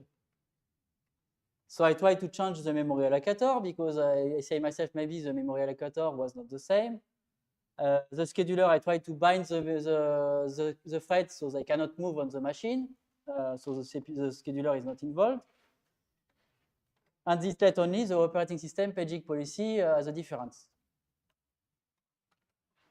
So we can change the memory allocator at some point, because possibly this is the only thing which can make a change between the operating systems, because they don't have the same one. So I made a memory allocator, a very simple one, where I can handle a bit the way they choose the addresses. I'm just changing the memory allocator. Now I have this. So Linux is still fast in red. Linux with transparent huge pages is now slow. FreeBSD is now fast. And OpenSolaris is now slow. Like, come on. I just changed the memory allocator, yeah? What memory allocator did you change it to? To one I developed, which was very simple, so I can understand what happens in. So I just changed the memory allocator. So the only thing which changed is the choice of the addresses, because I don't place the element at the same place in the memory. Okay, so I change, I shift, for example, an array a bit on the right, another a bit making it in the left, and I run again, and it changed my performance. Come on, the choice of the address is changing the performance, but this is not something I expect in practice, no? But in practice, I looked a bit, and in FreeBSD, as they wanted to use the huge pages, they said themselves, yeah, but because I am allocating some 2 megabytes huge pages, ideally my memory allocator should align on those pages. So now I have this. If I have 3 arrays instead of the 8 of the standard L1 cache, just to make the draw a bit smaller, I have my array 1, which is aligned on 2 megabytes. Okay, so it starts in terms of color. As I said, the huge pages, it's the same pattern for the time. Huh? It's green, yellow, green, yellow, green, yellow. For the B, it's aligned on 2 megabytes, so green, yellow, green, yellow, green, yellow. For the C, it's aligned, so green, yellow, green, yellow, green, yellow. Now I'm looking my L1 cache. But when I'm making A plus B plus C, I'm accessing 3 elements.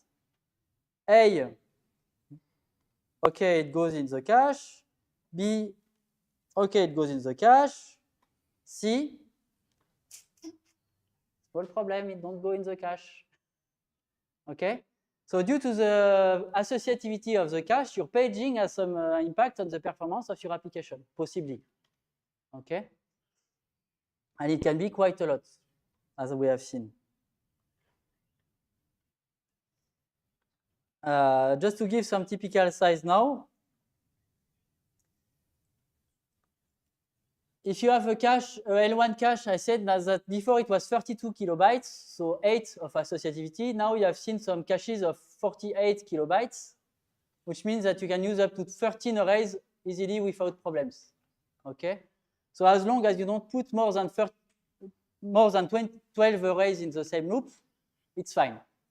You have some problems only when you use more than that.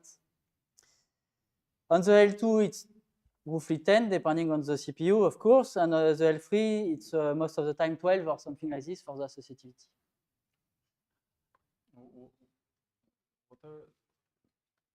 What are the numbers? What are they for? In green, it's the associativity, the number of ways. A number of ways. Yeah, the number of columns here. Okay. So the number of arrays you can access in parallel, in some ways, in the loop, without problems. But here you have 12, but the L3 is shared. So it's shared between all the cores. Now, if all cores is accessing some elements aligned on the cache ways, what I'm killing here is not the L1, but the L3. Which explains why, in terms of performance, I'm going here. Because I'm losing the L3.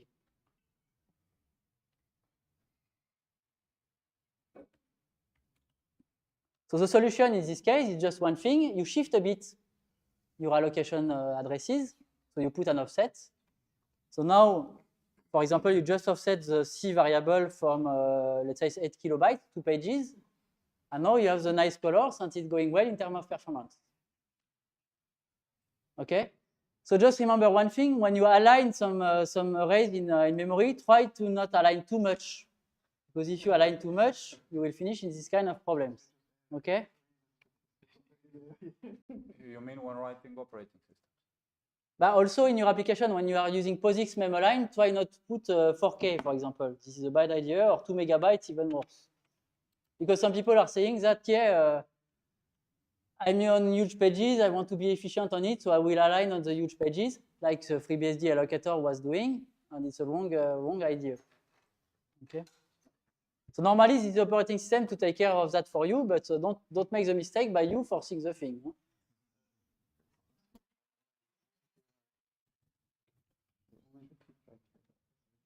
Here, this is the example in parallel on the machine. As I'm trashing the L3, this is even worse than the example I was showing before, because now I'm losing a factor 3 in performance instead of 2. Alors, the problem I explained is now still true on 2 caches, the L1 and the L2. the L3 has been solved because now the L3 is so big that they have to use some other ways. The L3 now is split in slices. So this kind of, if there is many L3 caches shared between all the cores with a ring between all of them to make them communicating. And each of the L3 has their own associativity, which already makes the associativity larger in terms of number. And also, in order to improve the thing, Intel has made some nice thing, is that they have made some hashing function on the addresses. So before placing the data in the address, they hash the address. So it's kind of randomly distributed independently of the pages you have chosen. So I don't know if this is because of my work. Probably they found their solution on their side. But it's clearly going in the same idea I was saying during my PhD, that the huge pages, you need to take care to mix the colors if you don't want to have some issues. So clearly on the CPU, the problem is solved on most of the Intel processors now since a few years. So you should not have the problem on the L3 on Intel. On AMD, this is also solved normally because they use the same kind of architecture for the cache. For IBM, it was not solved on a Power 8. Power 9, it was possibly solved, but I don't have access to some, so I don't know if it's done. On ARM, it was not done on a V8 and V7, and I don't know on the new architecture, but I'm not sure it is done yet. And probably it is not the case, so I don't know. If someone has some ARM to make the measurement, it could be great. But still, it is true on the L2 and the L1 of every processor. So think when you are making hyperthreading, this is one of the reasons also for why hyperthreading is losing performance. Because if you mess up yourself in the L3 cache, you know, L3 cache, I said it is 8, the associativity. But if you have two threads running with the same alignments, you cannot use more than 4 arrays in the cache before having some troubles. Don't forget one thing, malloc, when you make a large allocation, beyond 256 kilobytes, malloc is calling directly mmap, so returning you an address which is aligned on 4 kilobytes. So your block is by default, I mean, for the large allocation, all your arrays are aligned on 4K by default. So if you are using in a loop more than 4 arrays with hyperthreading, you are falling in this trouble by default. This is a problem of the memory of most of the memory allocator which has done today. So with Grayscott, we are not using a lot of arrays, so it's not a problem. But when you are using more complex computing, you can hit this kind of issues. If it's the case, the solution is just to split the loop, making if you have 8 arrays in your computation, you split the loop in 2, each having 4 arrays, and you will see possibly your performance going a bit higher in the cache. And the size of the arrays, what did you say about it? As long as it's, if you are on Linux, the problem arises as soon as you have 256 kilobytes. Okay. 256. Below, it's making some splitting inside its own thing, so it chooses the address a bit randomly. But beyond this size, it directly makes mmap, so you are aligned on the page address directly. Mm-hmm. Plus, I mean, in practice, the page address plus the header of the allocator, so 16 bytes, but all aligned the same way. So sometimes, if you have some, I mean, if you want to check the performance, just shifting a bit the addresses of your array, you will see if you are in the problem. Huh? This is a nice way to detect it. You put plus 64 on your address, and you will see that if your performance is going up, you will see the problem. If you want, you have a small code which make a demo of that in the exercises I give. So it's 4 color issues. And if I'm running, here on the left, this is with alignment, and on the right, without alignment, by desaligning the arrays. So up to 8 variables, the delta is 0.5. And here, when I'm going beyond 12, because this is what we have in this cache, I mean close to 12, I start to see the gaps between the two implementations going up. Yeah, usually we have 8 lines, right? 8 on most, I mean, if you have 32 kilobytes, Yeah. you have 8 lines. If you have 48, it's 12. I mean, it's 12 times the number of pages in practice what you have in the L1. L1 is 12, I mean, 32 kilobytes, okay? If you take the smaller one, it's 8 times 4K, which makes 32 kilobytes. So if you make on your laptop, you will probably see the problem going up from here, from 8. If you're running on a higher end CPU, you will see the problem arising from here, 12. We can make the plot if you want to see.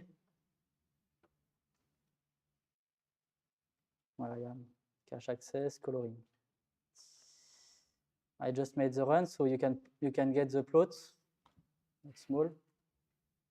Here you see the gap. The red line in bottom, this is by disaligning the arrays, putting an offset. And the top line, this is by getting the alignment. And in X, I have the number of arrays I'm handling in the loop. And you see that the gap of performance can be a factor 2, 3, 4, more. This is the same function. I just, before calling the function, I just shifted a bit the array with an offset and calling the same function. Okay, so the number of lines is the limit of the number of arrays. Kind of, yeah. And the number of ways is the limit of, is it the limit of something? This is hardware. Yeah, it's the choice of the hardware. So most of the time they consider that you don't use more than eight arrays in your loops, which they consider that it is fine for you. But what is the limit of the number of the arrays? The number the lines or the ways? The ways. The ways. Yes, the ways. Okay, and the lines are the limit of? No. Of what? The lines, the only limit of the lines is the number of bytes and the size of the element you fetch from the memory in the cache. The block size, which is 64 bytes on most processors. I mean, any you have today is 64 bytes. So do you have to take this into account when writing the code? You have to take it into account due to everything I was discussing before with the structure of arrays or arrays of structs. This is where it impacts. Okay.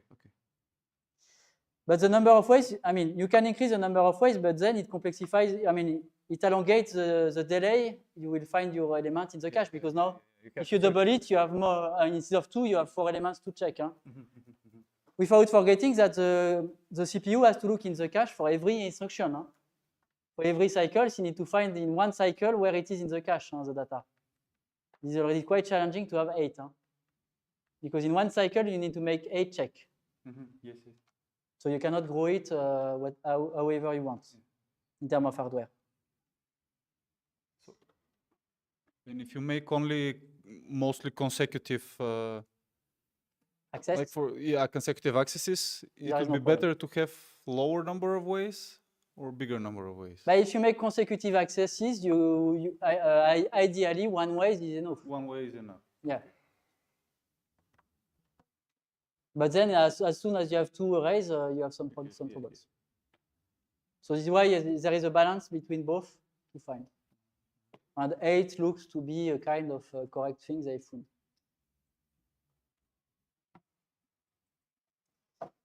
What time is it?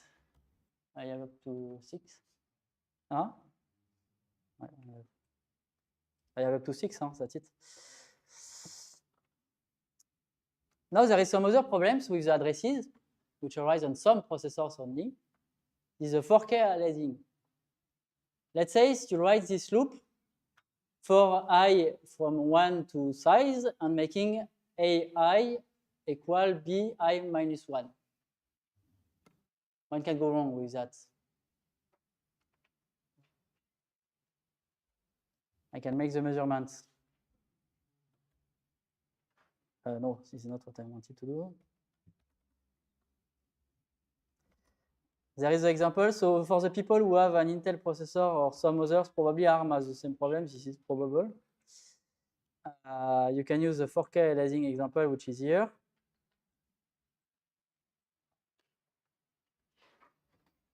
No, I'm not in the right window. Where is my terminal? I want my terminal. CD 4K, no. 4K aliasing. So here I'm making the loop I have shown before, A equal B minus 1, crochet I minus 1. I can show you the code. This loop. Okay, this code. A equal B minus 1. It's simple, huh? So we should not have some problem with that, huh? Normally. Life is always more complex than what we thought. So here I just allocate my arrays either aligned on the pages, which is the default, huh? Remember if your array is a bit big, or by shifting a bit by some elements. Okay, I just add some offset. Now we run. 4K aliasing. Ah, but here I'm on AMD. No. So it depends on the processor. Some processors have solved this problem, but some still don't have. So here we will see there is no difference. 16.9 cycles per access. Okay. Now I will run on my laptop.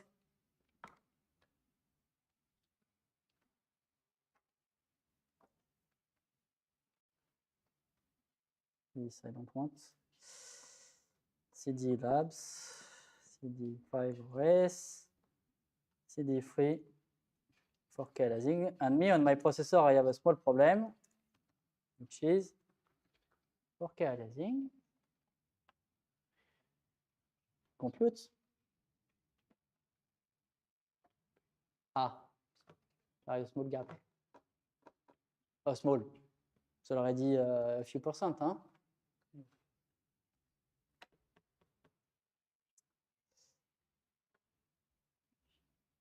In practice, there is a problem because when your hardware wants to access to a page, to a data in bytes, it needs to ensure that the two addresses you are writing are not the same location.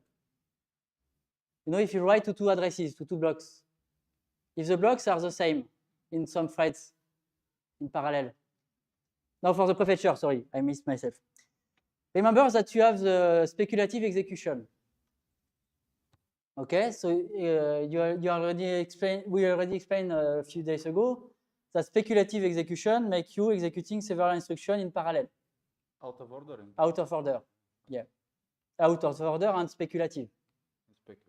Both. So this loop in practice normally translates like this. You need to load B. I need to load B0, okay, first element. While I'm loading B0, I cannot do anything in parallel, so I'm loading B0. Then operation, I need to store my register into A. So I'm loading A1 and putting and storing my data in. At the same time, I can speculative exec or out of order exec and load the next B. Okay, so in terms of loading, because I can make several loads and store in parallel, because there is several pipe, I can have both both made in parallel. If B and A are the same address, it's easy to load, to write and to read an address at the same time. It's not a load. If A and B is the same address, it's wrong to make a load and a store at the same time. So in the hardware, there is some check to check that the addresses you are making load and store in parallel is not the same. The problem is that the check, to be faster, they make the check modulo 4K. They don't check all the bytes of your address, just a couple of them, because it's enough most of the time. But in some cases, you find some problem because now, in my case, because I am aligned, I cannot load at the same time A and B because they are aligned on 4K. So the addresses modulo 4K make the same number. So the address say, no, but this is, for me, this is the same address, so I cannot load them in parallel. Okay? And it explains the performance gap I have shown before. So you see that the choice of the address is not something totally naive, where you can ignore it totally. So yeah. You can avoid this by not making the size of your arrays 4K, or it's not Not the size, but the alignment. the alignment. Okay. Again, if I shift a bit the array, if I shift it a yeah. bit, I avoid the problem. But how can you know exactly the alignment where it is? Which one is the good one? Well, how can you check if they're aligned? Like you get their, if you want to check, I mean, you their make the address addresses and, modulo 4K, and you will see how it you is have aligned. to have access to their memory address. Yeah. Okay. Okay. But if you have access to their address, you can check by printing the address and making a Okay. modulo on it. This is what I did here. The case I give you is making it here. I make a modulo 4K and it is aligned. Modulo 4K equals 0, so I'm aligned on 4K. Also because I asked here.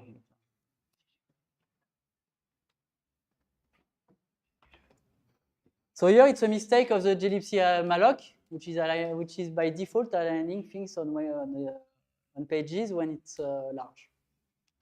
Default of the memory allocator, which is not fixed yet, so you have to take care. This example comes a bit more quickly than some others. A equal minus something minus 1, it's quite often you are doing it.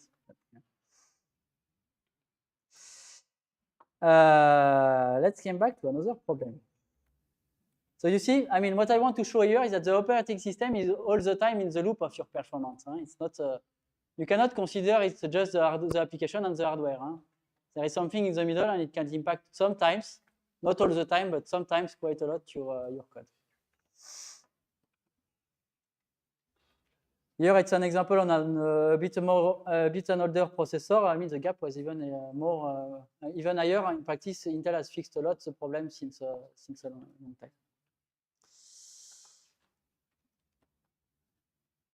Now I will come back to a larger application. So not looking anymore the alignments, but another problem, which is also arising when you are computing.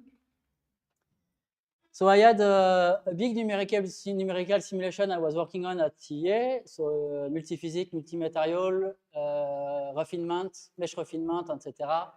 I mean, you put everything you can do in simulation and you put in this code and you have a bit what it was.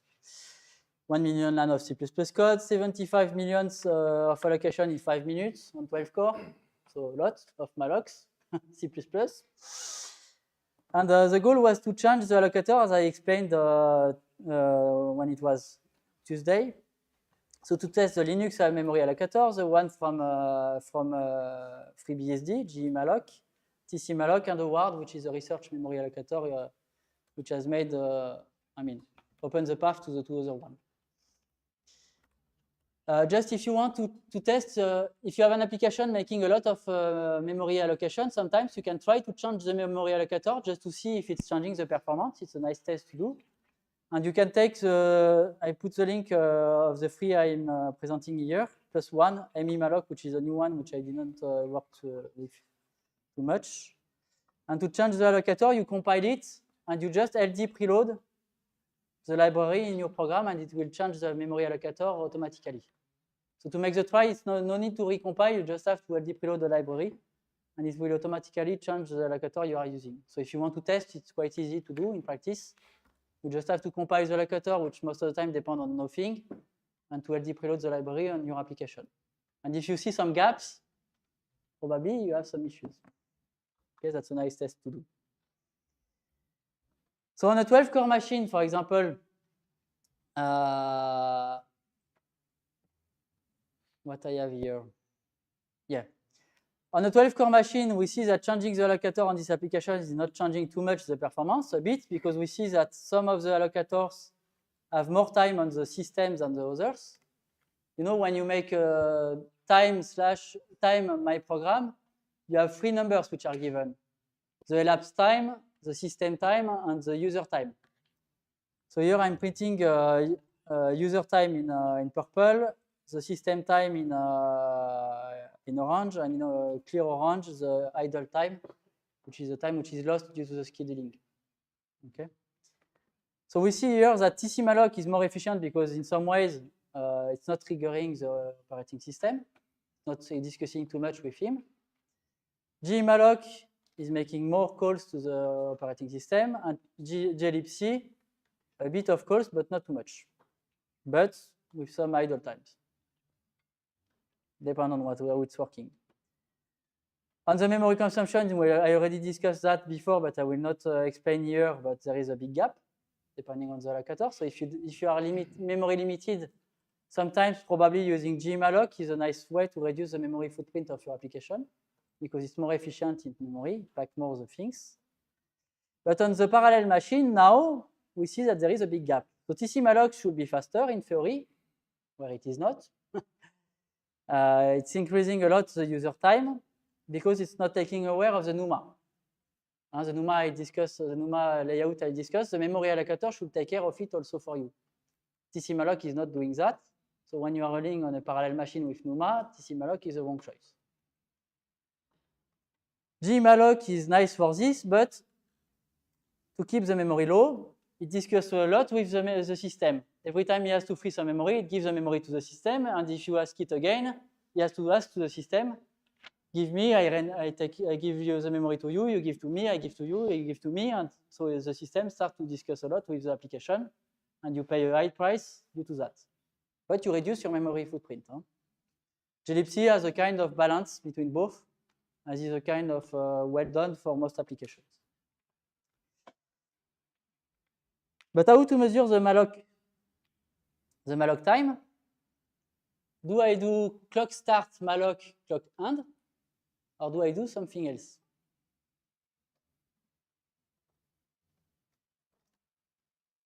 If I do clock malloc and clock,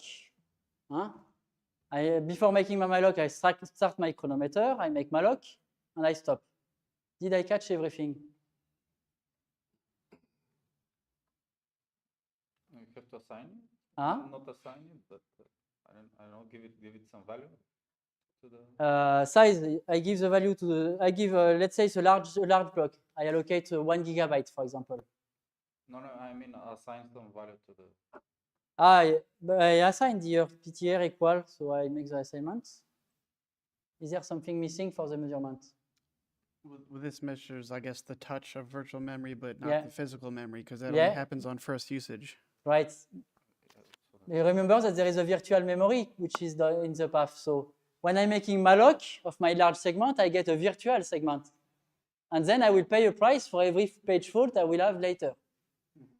So in practice, if I want to measure the time I'm making a malloc, I need to make the malloc plus making a first touch of my segment to get the real price. And the gap is not small, because the gap is that if I take a 4 gigabyte segment, the malloc time in a million cycles is 0.008. So it's a million, 8,000 cycles, something like this. The first touch, 1 billion cycles. So when people are using perf in the back, saying that with perf I will track the mallocs. Yeah, but with perf you will see this time here, okay? But not this one, because this one is paid in your computation, not in your allocation, okay? So that's a problem when you're allocating. If you make a malloc free with some big segments, you will have the impression, because some people, they make some measurement of malloc, they say, yeah, but it's free for me. I mean, I measured, I passed no time in malloc. Hey, yeah, but this is your computation which will pass time. At least you're in it. So in terms of measurement, you will not see it easily in your profiling tools because it's hidden behind the first access. So in some way, perf is showing it a bit. You will see page fault in practice. So it's not hidden, but it will not be printed in malloc. So I studied a bit this problem because I had some issues due to that. Because most of the memory allocator, they do caching for the small blocks. If you allocate 8 bytes, they take a page, put the 8 bytes in. If you return the 8 bytes, it is still in the page, they kept the page, and later they give it back to you if you ask again, without discussing with the system. But for huge segments, they make mmap and unmap. So every time you free a segment larger than 256 kilobytes, it gives it to the system. Okay? Now we have a small problem. So this I will skip anyway, I don't care. If I make a measurement of the page fault, I want to measure for every page how much it costs to me to get a page. Okay? So I make a malloc, and an mmap here, but this is the same for a large block. And I make a time distribution measurement for every access with CPU cycles. And I make a distribution. I get this. Here it's in sequential. Here it's in parallel. In parallel, it costs me more to allocate to make the page faults. So I can make a plot like this. If I have one thread, I pay 4 cycles per 4,000 cycles to make a page fault on the system. But now if I have all my threads making page faults, all the threads are touching the memory after making some allocations, I pay up to 128 cycles, 128,000 cycles. So it's not scaling. Your operating system is not scaling in terms of page fault, okay, when it's parallel at a large scale. On a smaller machine, it's scaling a bit, but not too much. If you have threads, it's not scaling because there is some locks inside the kernel. With processes, it's fine because every space is different. If you have some processes, every process live in their own virtual memory. So you don't have to take some lock to access this page table. But if you have some threads, they share the same one. So you can say, okay, page fault costs to me. So probably better to use larger pages because I will have less page faults.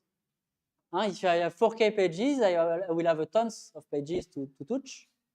If I have a 2 megabyte page in my segment, I will have less pages to address my segment. You agree with that?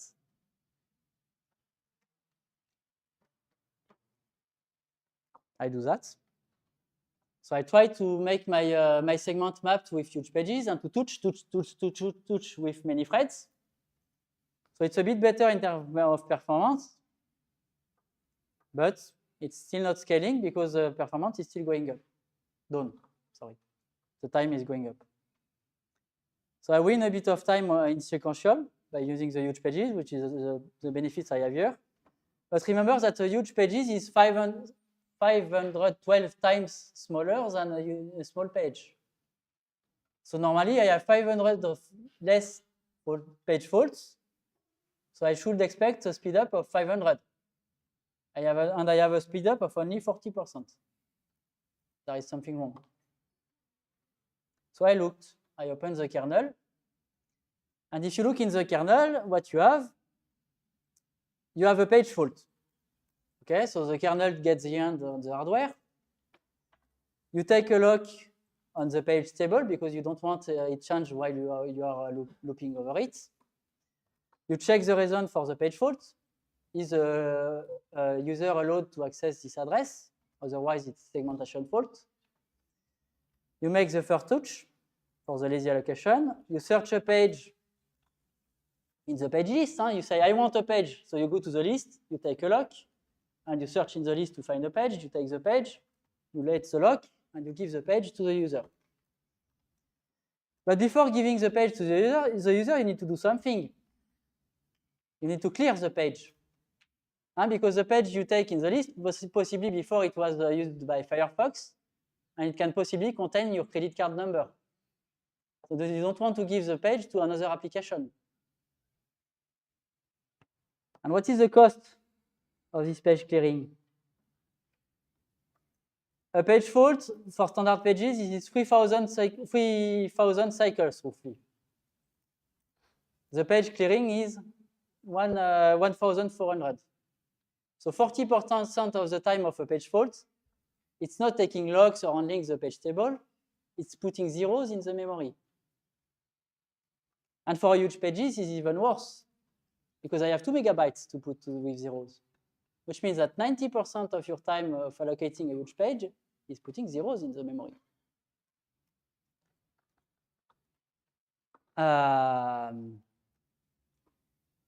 So take care when you are making malloc and free and free with big segments, because you will pay a very high price in practice due to this on the system, mostly if you're in parallel, because you will pay the 0 plus the fact that it is not parallel and not scaling. So me, during my PhD, I made a try, but it is not yet in the kernel yet. We didn't work for that for now. It is an idea to attach a cache. If you have a page on a process 0, it goes on the free list and wait to get a request, so it is required. So when the process 1 make a page fault, it gets the page and which is mapped in its space. Okay. Problem: this process 0 can be Firefox, and you can probably have written your credit card number in this page. So of course, before giving the page to the next process, you don't want to let it go. You want to erase its content. Security all if you don't erase the content. Me, what I tried is to put a local pool here. So when a process allocates a page, it puts the password in, and the page is not going down up to the global list, but jumping from the local pool to the application. This way, I can avoid to make the page clearing. You see? What is the performance gain of that? This. So on 4K pages, I'm with my kernel patch, I'm in blue, where we were in red before. So again, it was I forget the number, a factor.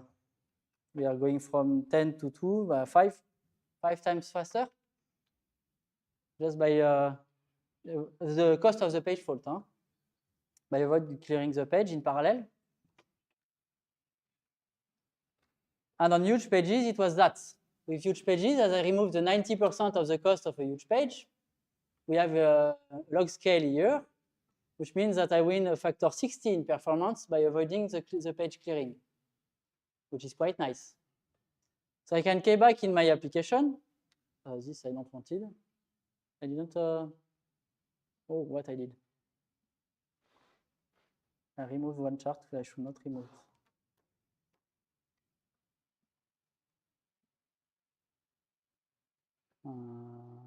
Where I have it? I removed it? No.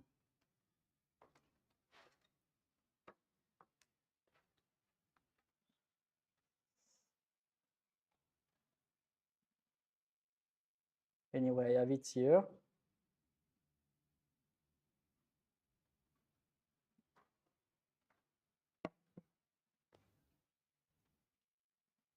Remember this chart I have shown you before in the past? Where it is? Here, this one. The gain which is here is exactly this. The 20% I gain here is by avoiding the page 0 clearing. So you see that on a real application, you can gain by avoiding this kind of mistake to win 20% of performance. Okay. On a real application, 1 million lines of C++ code, plus gigabytes of memory, millions of allocations, and everything, just by avoiding a mistake in the system.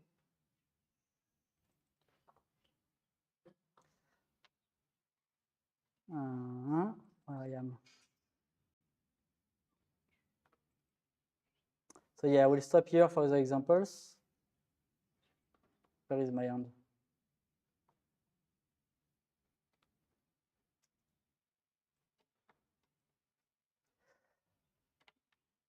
So the paging, the virtual memory concept is a very nice concept which has been done by great people. So it solves a lot of problems, but we see that in terms of performance, it's posing us some troubles, which we need to take care sometimes when we fall on these kind of issues.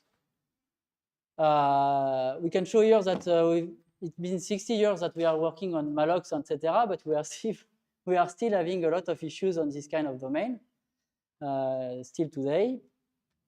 The NUMA is a big problem, and we can see that the impact of the memory management side is not all the time 1% or 2%, but can be far more in practice, so you have to take care about it. Okay? So take care what is behind malloc, because it can hit you a bit faster than what you expect.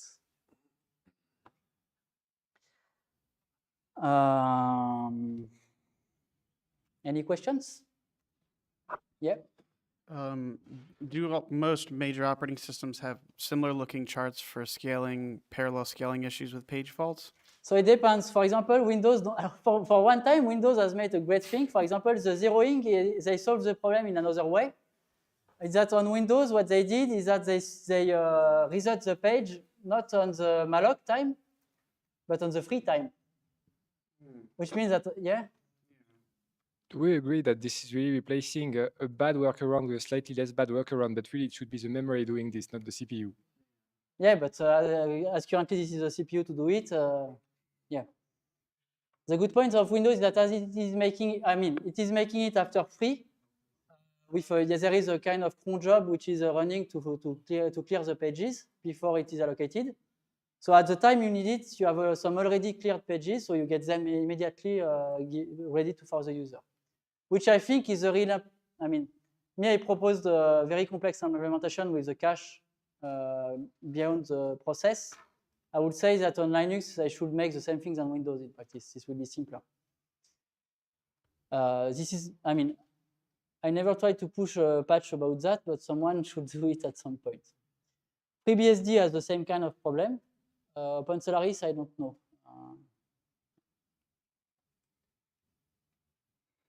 But Windows, no, they don't have. For once, they made a great thing. Better than Linux for one point.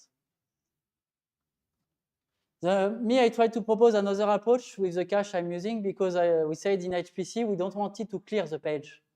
Because still it uses some bandwidth, etc., which in HPC, we want to keep the bandwidth for the computation. So I tried to use another approach, which was a bit more complex, but also more complex to implement and to maintain. For this, try to put to make the patch in the kernel. There is one line to patch to, because in the kernel you need to take care when you update the TLB, the cache which is handling the page table. You have to take very care on when you are flushing it or not, because otherwise you have some security leaks. So for this patch, I have one line where I passed 1 month. Here, no, I cannot put here. Here, no, here. And by looking for every line, if I can put that at the right place. So this is a kind of patch which are not easy to do. Hopefully, as a user, you don't have to touch about that. Does it make sense to like pin this local pool to some cache, or? Yeah, this is what possible? I did. This cache, which is this pool here, you can have it. You can have one either in the operating system or either in the malloc itself.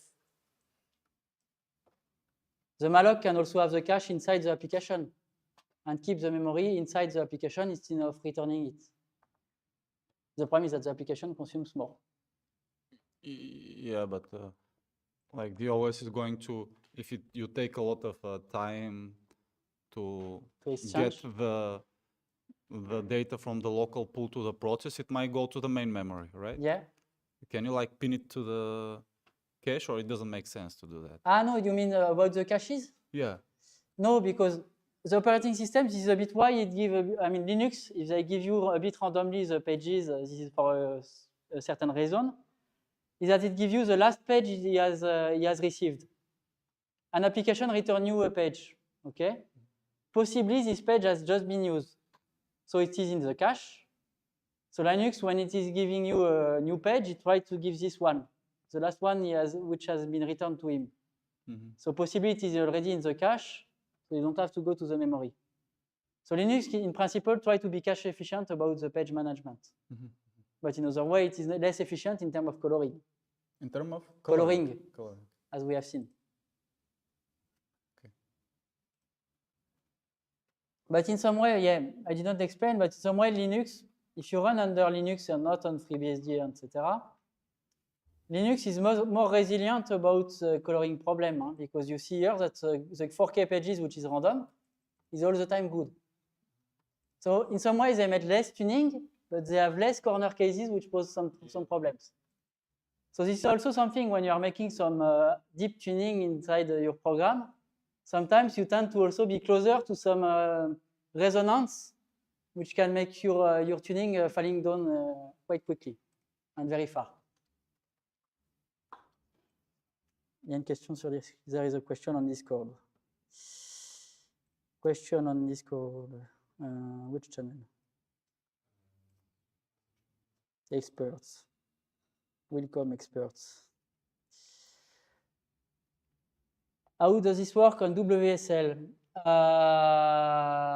Frankly, I did not make some measurements. So WSL, it's using, I don't know exactly how they work. So for me, they made an emulation of the Linux API on top of the Windows one. So probably they use the Windows paging system, not the Linux one, which in principle, they will probably have faster results than under Linux. But I did not measure, so I'm not sure.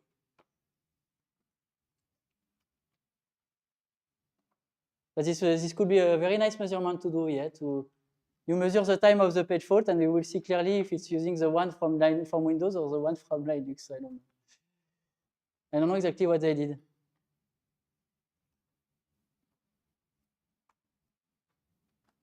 Because I'm not sure WSL is running a full kernel, but for me, they made some kind of emulation. But yeah. It depends which version of WSL you're looking at. WSL versus 1 used a feature of the Windows kernel, which is actually cool, which basically allows it to pretend it's Linux. But it was also a huge pain to maintain. So at some point, Microsoft gave up and just used a virtual machine like any sane person would do. So if it's a virtual machine, then and that's called you pay the price WSL of version 2. So on WSL2 is on first touch or free? What you mean? So WSL2 is first touch or free? But it should be, you mean when it makes the clearing? Yeah. If it's a virtual machine, it will be Linux, which will make the free at log time. Plus Windows Underwood getting a page, because you need to get a page from Windows also. Huh? So you chain both with a virtual machine.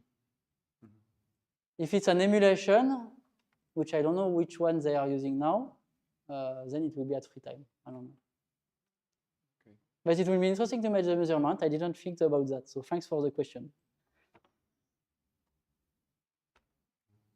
So the question is, can this page pool allocation approach be re-implemented in user space to get the same advantage than the system one? Yes, we can, and this is exactly what I did during my PhD. So this chart here, this one is not with making the system patch, but user space one. So getting a malloc, which is making the cache in the application. The problem is that now you have a small problem, is that your application is consuming more memory. And also, now it's up to the malloc to handle your NUMA effects. Because now it's malloc which is responsible of giving you a segment which is nicely placed in terms of NUMA, not anymore the system page per page. Which is what I did during my PhD, because I made a NUMA-aware memory allocator, which is the one which is developed for the MPC framework at CEA.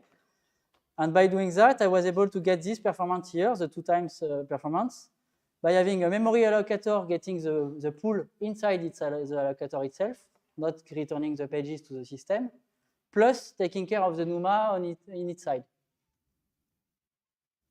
Let's say that in some ways it was interesting, but I had a tendency to consume more memory. So it's a balance. But yes, it can be done, and this is what I did during my PhD. The next study I made on the system side was to try to avoid the problem in the application side and try to say we can possibly solve the problem underwood. But the problem is that we never took the time to push the patch to the Linux community. Yeah, PhD work. The problem of the postdoc where you don't have the time to make those things. Yeah. I'm not super familiar with this, but is there any like research done with trying to do some of this stuff in kernel space with like eBPF and stuff so that you don't have to put it directly in the kernel? Sorry, ask again the question. With eBPF, what? Like, is there any type? I think eBPF lets you write some code and kind of execute some stuff in Yeah. the kernel without, basically like executing code in kernel space. I was curious if there's any like research or stuff done for like memory related stuff with that. But I might be misunderstanding because I don't use Yeah, this but technology. here you need to patch the. I mean, in the kernel you have every operating system you have a core part which is two things: the scheduler plus the page system. So in terms of patches, for this patch, you have to patch the very core of the kernel, where you cannot work with BPF or this kind of stuff. Well, yeah, I was just thinking if you wrote the memory allocation in user space already, like a similar type of thing that's pushed lower, I guess, down. No, you cannot, because you have two. You have two layers. The operating system has to handle its part on the bottom with the pages, and you in malloc you manage the blocks, in the segments you ask to the system, and to split them. Okay, so these two things differently and both communicate. But BPF don't help you here. Or I misunderstood your question.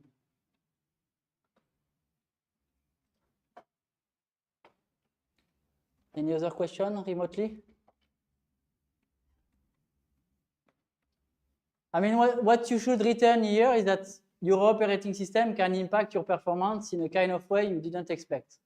So sometimes it's nice to look a bit with the addresses if you shift them a bit to see what you can do. I mean, if shifting an address changes something, it's probably that you fall on one of the problems. So me, at some point, I made a small allocator which was just randomly shifting the address and to see if it's changing the performance of the application. This can be done quite easily. And for the zeroing problem, malt can also be a way. If you see that you are making too much large allocation, it's probably that you are falling on the problem. Because malt is counting the number of mallocs, and you can find the large ones. So you can find them. How much is a larger one? The large blocks which is allocated, malt can report you how many of them you have. So you can check with malt if you are not seeing too much large memory blocks allocated or deallocated. In malt, I want to add a metric which reports you this zeroing time, but I not yet did it. What is considered a larger block? How much? For me, you have the problem when you are managing more than, if you are playing with more than 100 megabytes segments and allocating and freeing them quite oftenly, then you have some troubles.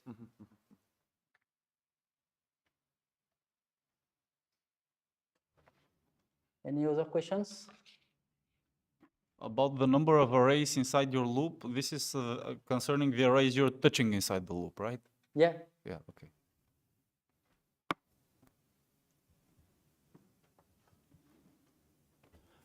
Can you control the prefetching strategy? You can ask. Yeah, or is it just a strategy in the OS, or can you? For what? For the pages or for? Well, in the beginning of the presentation, you had some prefetching, probably from the memory to the cache or something like that. Yeah. You have it here. So here it was not prefetching, but reordering. The 4K aliasing problem? That's what you think about, or? It was more in the beginning. I just said that there is a prefetcher, but I didn't. Yeah, prefetcher. I didn't discuss anything about the prefetcher. The prefetcher is handled only by the CPU, so the operating system has nothing to do with it. I didn't study more of this part of the prefetcher, so probably there is some side effects, but I don't know some of them. Okay. Yeah, maybe I can comment on that. For the prefetcher, if you want, the documentation is not that easy to read, but you have basically an Intel 5 type of prefetcher. And the strategy I used was to use all the 5 and keep the best one. Because you have different strategy of which blocks you go down in your caches or not, depending on the line cache, stuff like that. So you can configure like for the whole. Yeah. Basically, you give you set to the CPU. I promise you, I will at some point read this data, not too from here, and then you elaborate on that. You cannot control it from the application. You can put the intrinsics inside the application in a for loop, for example, if you want to read a lot of data, you can. But you have to play with them because the documentation is not, there is practically no documentation, and the name are not really that nice. So you have to improvise a bit. Maybe I can add something also. There was a question about if you make the allocator making the cache, what is the problem about the NUMA? Let's say you have two threads on your application. Okay, thread 1 on NUMA node 1 and thread 2 on NUMA node 2. So you say you allocate some memory block on the thread 1, which is now pinned on NUMA node 1 due to what we discussed, and you return it to the allocator by making free, and you say my allocator is making the cache, the pool. We said in user space. Now, if your allocator don't take care and return this block to the thread 2, now your thread 2 has a new block, but which is already mapped on NUMA node 1. So you see that if you are making the pool directly inside the user space, you need to take care inside the user space about the NUMA. This is where most of the current allocators are failing, because they need to distinguish the NUMA lanes which is attached to each thread. So gmalloc in some ways is doing it right way, but not totally. I will not discuss here, but I made some improvement in my own one on this aspect.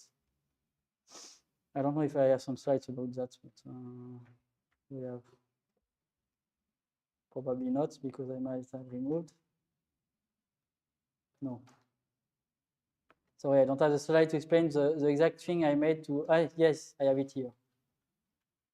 I have it. So in my memory allocator, which I did, I had some kind of local app, so a kind of malloc, a specific malloc for every thread, which is exactly the same way that gmalloc is doing, plus a NUMA memory source. So when a memory allocator requires some memory, it asks to the memory source, which is a cache attached to my NUMA node inside the process, inside the application, on the user side. And then if this NUMA source has no pages, it asks to the operating system for some memory. The good point is now, as I'm structured like this, the pages, the exchange between the two allocators, which are here, between the same NUMA node is going only between those two, so locally. And those two threads, which are on another NUMA node, are exchanging only with the NUMA source, which is here. And both are kind of cut between the two. So there is no exchange between one NUMA node to another. Okay, so it fixes the problem. So, but there is a small problem in that, is that not all the threads are pinned. You know, there is some threads which are moving everywhere because you didn't bound them to one core or one NUMA node. And the problem if one of such threads arrives to put some segments which is badly bind in one of your queue, here in one of your cache, you will break all your application. So me, in my allocator, I had a trick, which is to make a specific kind of unsafe common memory source for the threads which were not bound. So the threads which were bound have the same common cache. The thread which is not bound have a common cache also, but not discussing with the threads which are bound. So I mean, if this thread is moving and putting some NUMA segments everywhere, they stay here in this cache, where the NUMA threads which are bound and take care of what they are doing, they are isolated in their own sub-allocator in some ways. This way, I was able to gain the performance I have shown before, which is the factor 2 I win on the big application.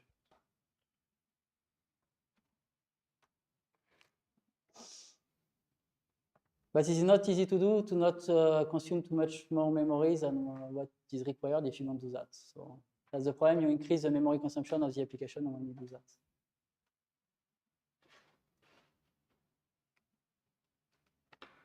Any other question before we stop?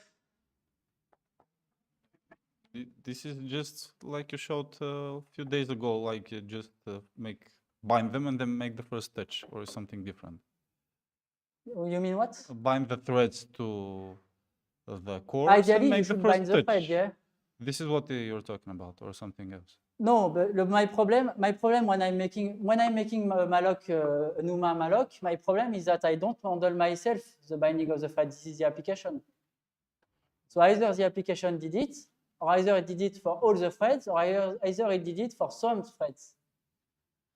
And if there is some thread not bound in the application which were moving because the library, for example, spawned some threads not limited to one NUMA node, it will break all the application in terms of NUMA. So me, what I try to do is to say I have an allocator dedicated for the threads which were bound, and another one dedicated for the threads which were not bound.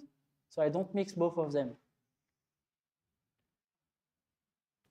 And then you get the performance. This is something you implemented, this Yeah. allocator. Yeah. Okay. But you have to detect the binding of the threads in the allocator, etc., which is not easy because you have to remember that the allocator is the first code which starts up. So you have access to no library to make it, to detect the NUMA, etc. So you have to do it by your own. So it's not a trivial thing to do.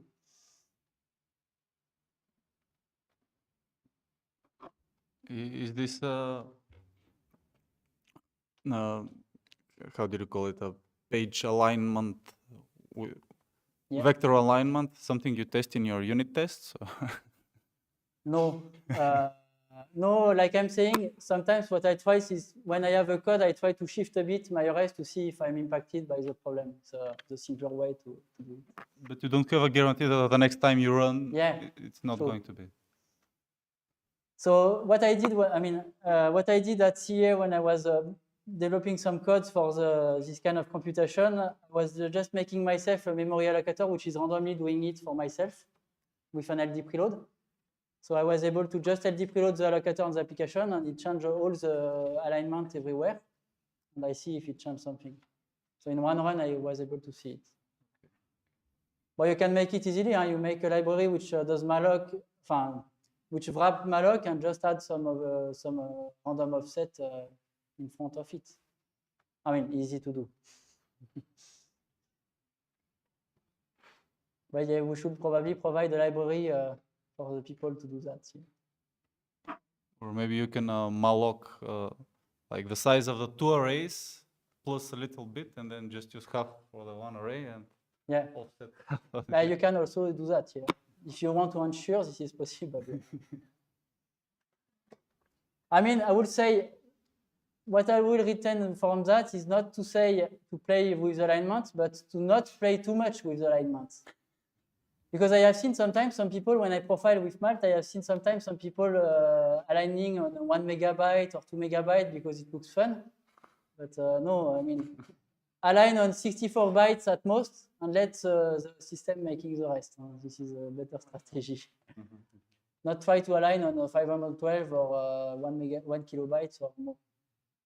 Beyond 1 kilobyte, it's a bad idea to align, except for the IOs if you really require. For the infiniment possible.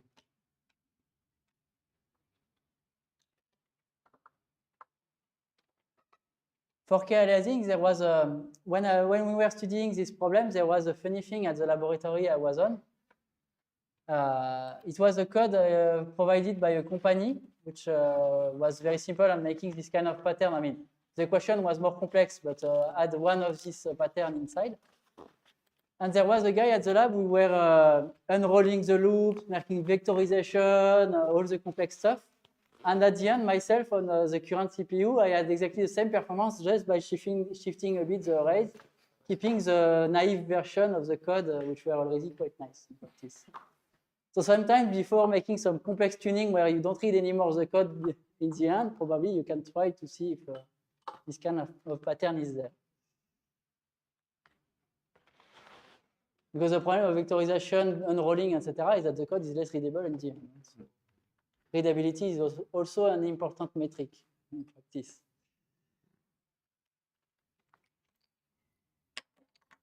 Also, what you can do about the performance, you say about unit testing, more about the performance, there is one thing I'm doing is that I always keep the naive version by hand.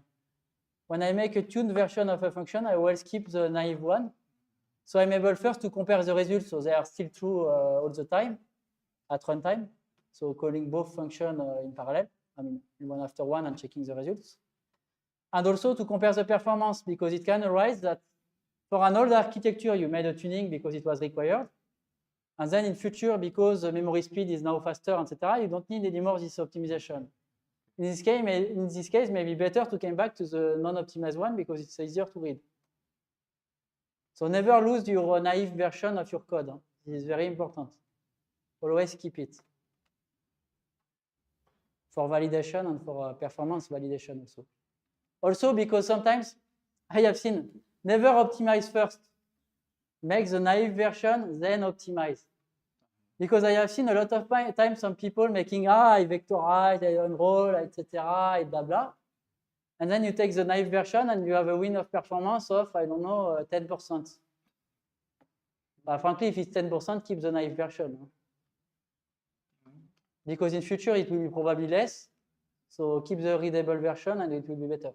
So always make the simple version naive and compare the gain you have by making the tricks. Because if the tricks is winning only 5 or 10%, to be choose if it's really required. Any other question remotely before we stop? Bad password.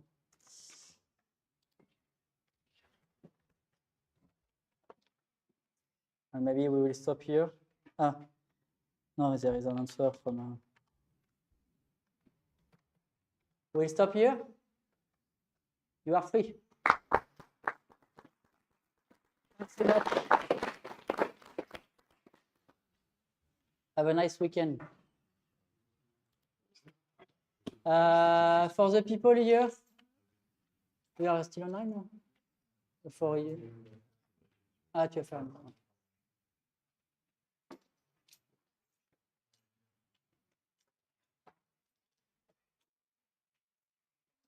Okay, yeah. Yeah, so it's the end of the week. It was dense. So we'll wrap it up for today. And next week, it will be the week of the GPU with a bit of CPU at the very beginning. And yeah, I think that's it. Tomorrow? Yeah. So we'll wrap it up for today online. Tomorrow it's a special day for here, so we'll discuss that just after it. So hopefully you learn some stuff all these weeks.